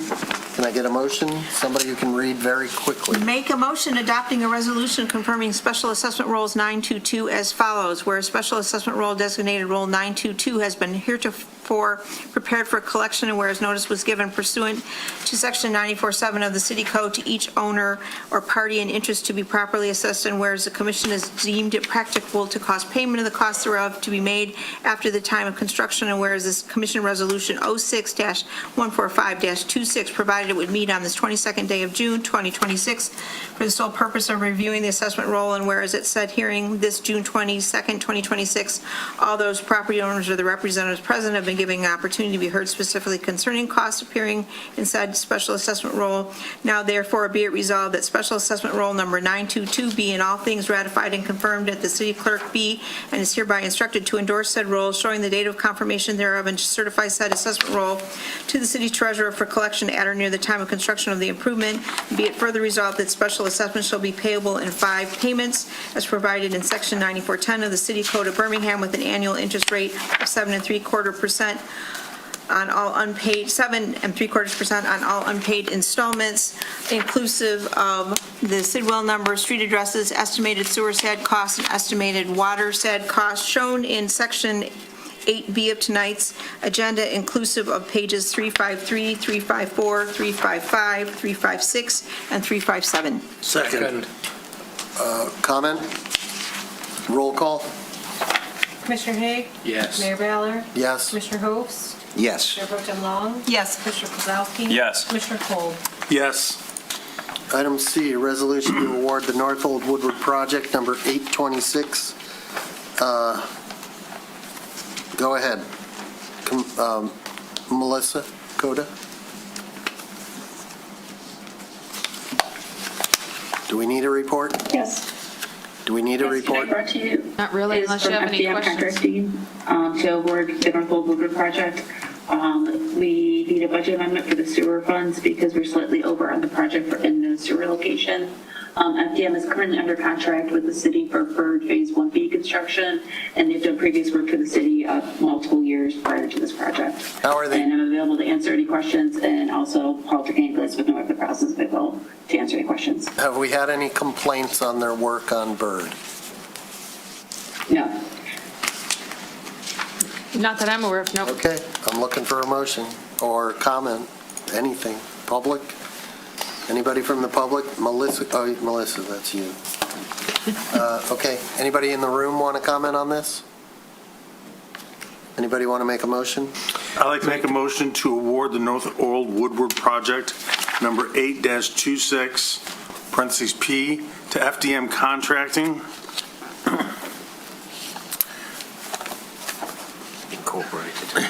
Incorporated in the amount of $1,897,102.80 plus a 10% construction contingency for a total of $2,086,813.08.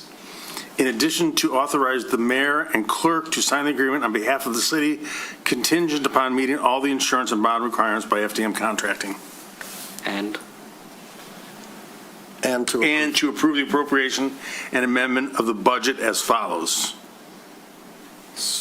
Got to read it. Okay. Sewer fund revenues, account 590.0-000.000, draw from net position, $523,040. Account number. Account number 590.0-000.000-400.000. Oh, it wrapped. I didn't wrap that one as well. I think we're clear. Let's go to expenditures. Expenditures, account number 590-537-000-981.0100. Public improvements, $523,040. Second.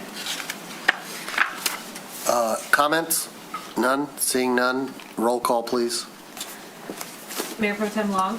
Yes. Mayor Ballard? Yes. Commissioner Haig? Yes. Commissioner Host? Yes. Commissioner Kolb? Yes. Commissioner Kozowski? Yes. Okay, next item is we Postponed? Postpone. The next item is commission items for future discussion. Commissioner Host. The gentleman brought up that we ought to address the decimal levels that are peaceful in a neighborhood versus 70. Okay, is that would you like to make a motion to that effect? Yes, that we look at the decimal levels in the neighborhoods, ordinance-wise. Just to understand, it's a logarithmic and 40 is... That's a motion. Do we have a second? Second. Okay, all those in favor? Aye. Okay. Opposed? Holy mackerel, another unanimous decision. Commission discussion on items from a prior meeting. Can we postpone?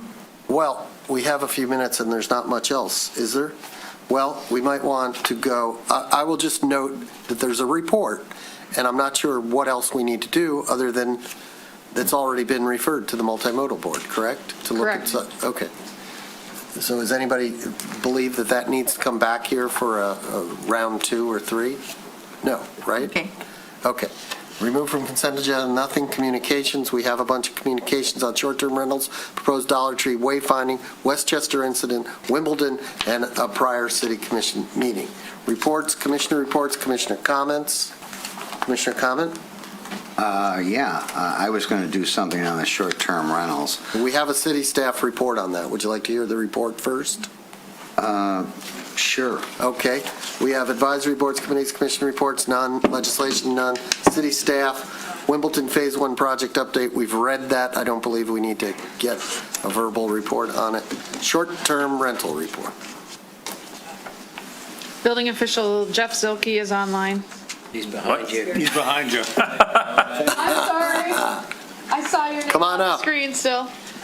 And hurry up. TikTok. That's 7 minutes. He doesn't have 7 minutes because he wants a minute or 2, right?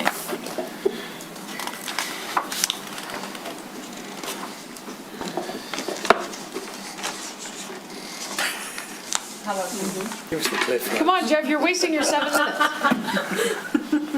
Jeff Zilke here to present the short-term rental report. I did reach out to Rentalscape, a couple other technologies, a couple other websites, Granicus. So I actually reached out to Huntington Woods as the one lady referenced that they use it. They do not use it. They use BSNA, no different than what we do.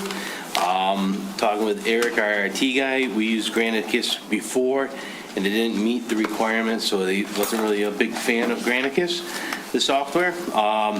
And then since the last time, there's been 20 other additional tickets issued for rental properties for either lack of compliance, non-payment, and we're continuing moving forward with those. And since the last meeting, there has been no reports on STRs other than the issue with the pool incident from last weekend. Got any questions? Yes, I have a question. What is the short-term rental platform issue? What are we talking about there? There was somebody that came up at the end of the meeting, the joint meeting, and said that we're not using the right software and we should use Granicus, because she talked to the mayor of Huntington Woods and they used Granicus and they didn't have any of these problems with short-term rentals. That's what Mr. Zilke was referring to. And he actually reached out to Huntington Woods. They do not use Granicus. They use BSNA as we do. We can look into other platforms, but we're just clarifying on that issue. Do you consider yourself a proficient in tech topics and things like that? No. Okay. I don't. I don't think he's the guy to do it. All right? No offense. Commissioner Host. Okay, last Monday night, I tried to take the large portion of the STRs off the usage. Tracy said since we have a 180-day moratorium, and I believe we're probably at 103 days now, or 111. If the makers of that motion are willing to rescind it, can we make a motion to, in all residential areas, no short-term rentals below 30 days are allowed? So that is a multi-part question, and I think I kind of went over that last Monday as well. So first, there it would fall under, I think, commission items for future discussion. And once that gravitates to the next level, as you know, it would be to rescind the resolution that put a moratorium on these rental licenses. And you're correct, it would have to be by the commissioners who supported that motion. So I did miss one part last Monday. You wouldn't be a person or a commissioner that could make that motion, because I believe that you voted against it. Wow. So only commissioners that moved that moratorium forward could then make a motion to rescind. But again, it's a multi-part. Can it happen tonight? No. So because it needs to become part of a future discussion, so it would have to be on a future agenda. Well, just let me make a comment, and that is a lot of the citizens are upset that we're not taking any action. But I think there is action, because it's in front of the planning board right now. There is a moratorium. There are no new rental licenses being issued to short-term rentals. There are, the building department is looking at properties on a daily basis. If not, I am in contact with Jeff nearly 3 or 4 times a day. So there is action being taken. So you may not see the action or feel the action, but there is action being taken. And the fact that the planning board is diving in deeper is a wonderful source. Yeah, but they have segmented it into 3 topics, and the one topic that we can remove from the table is residential zoning. Nick, could you come up, please? I'm also going to add, you can't just simply say, this commission can't just simply say tonight, no short-term rentals in residential. It has to go through the planning commission. We got that. As part of the zoning enabling act. So you can't just make that rule, it has to follow the process, which is in the works right now. It includes public hearings. Okay. Right. And if 15 seconds. a point of clarification about Robert's Rules of Order, I did not think that you could undo a motion on which action has been taken. I didn't think you could rescind a motion on which action has been taken, and we've clearly taken action on that motion. It would have to be on an agenda to motion to rescind. So, yeah, there are multi-steps. But you can't rescind You can't something- rescind just on your own. You're correct. No, what she's saying is if you have actually taken action on that motion. I don't think you can rescind it at all. She's asserting that under Robert's rules, you cannot rescind something that you've already put in motion.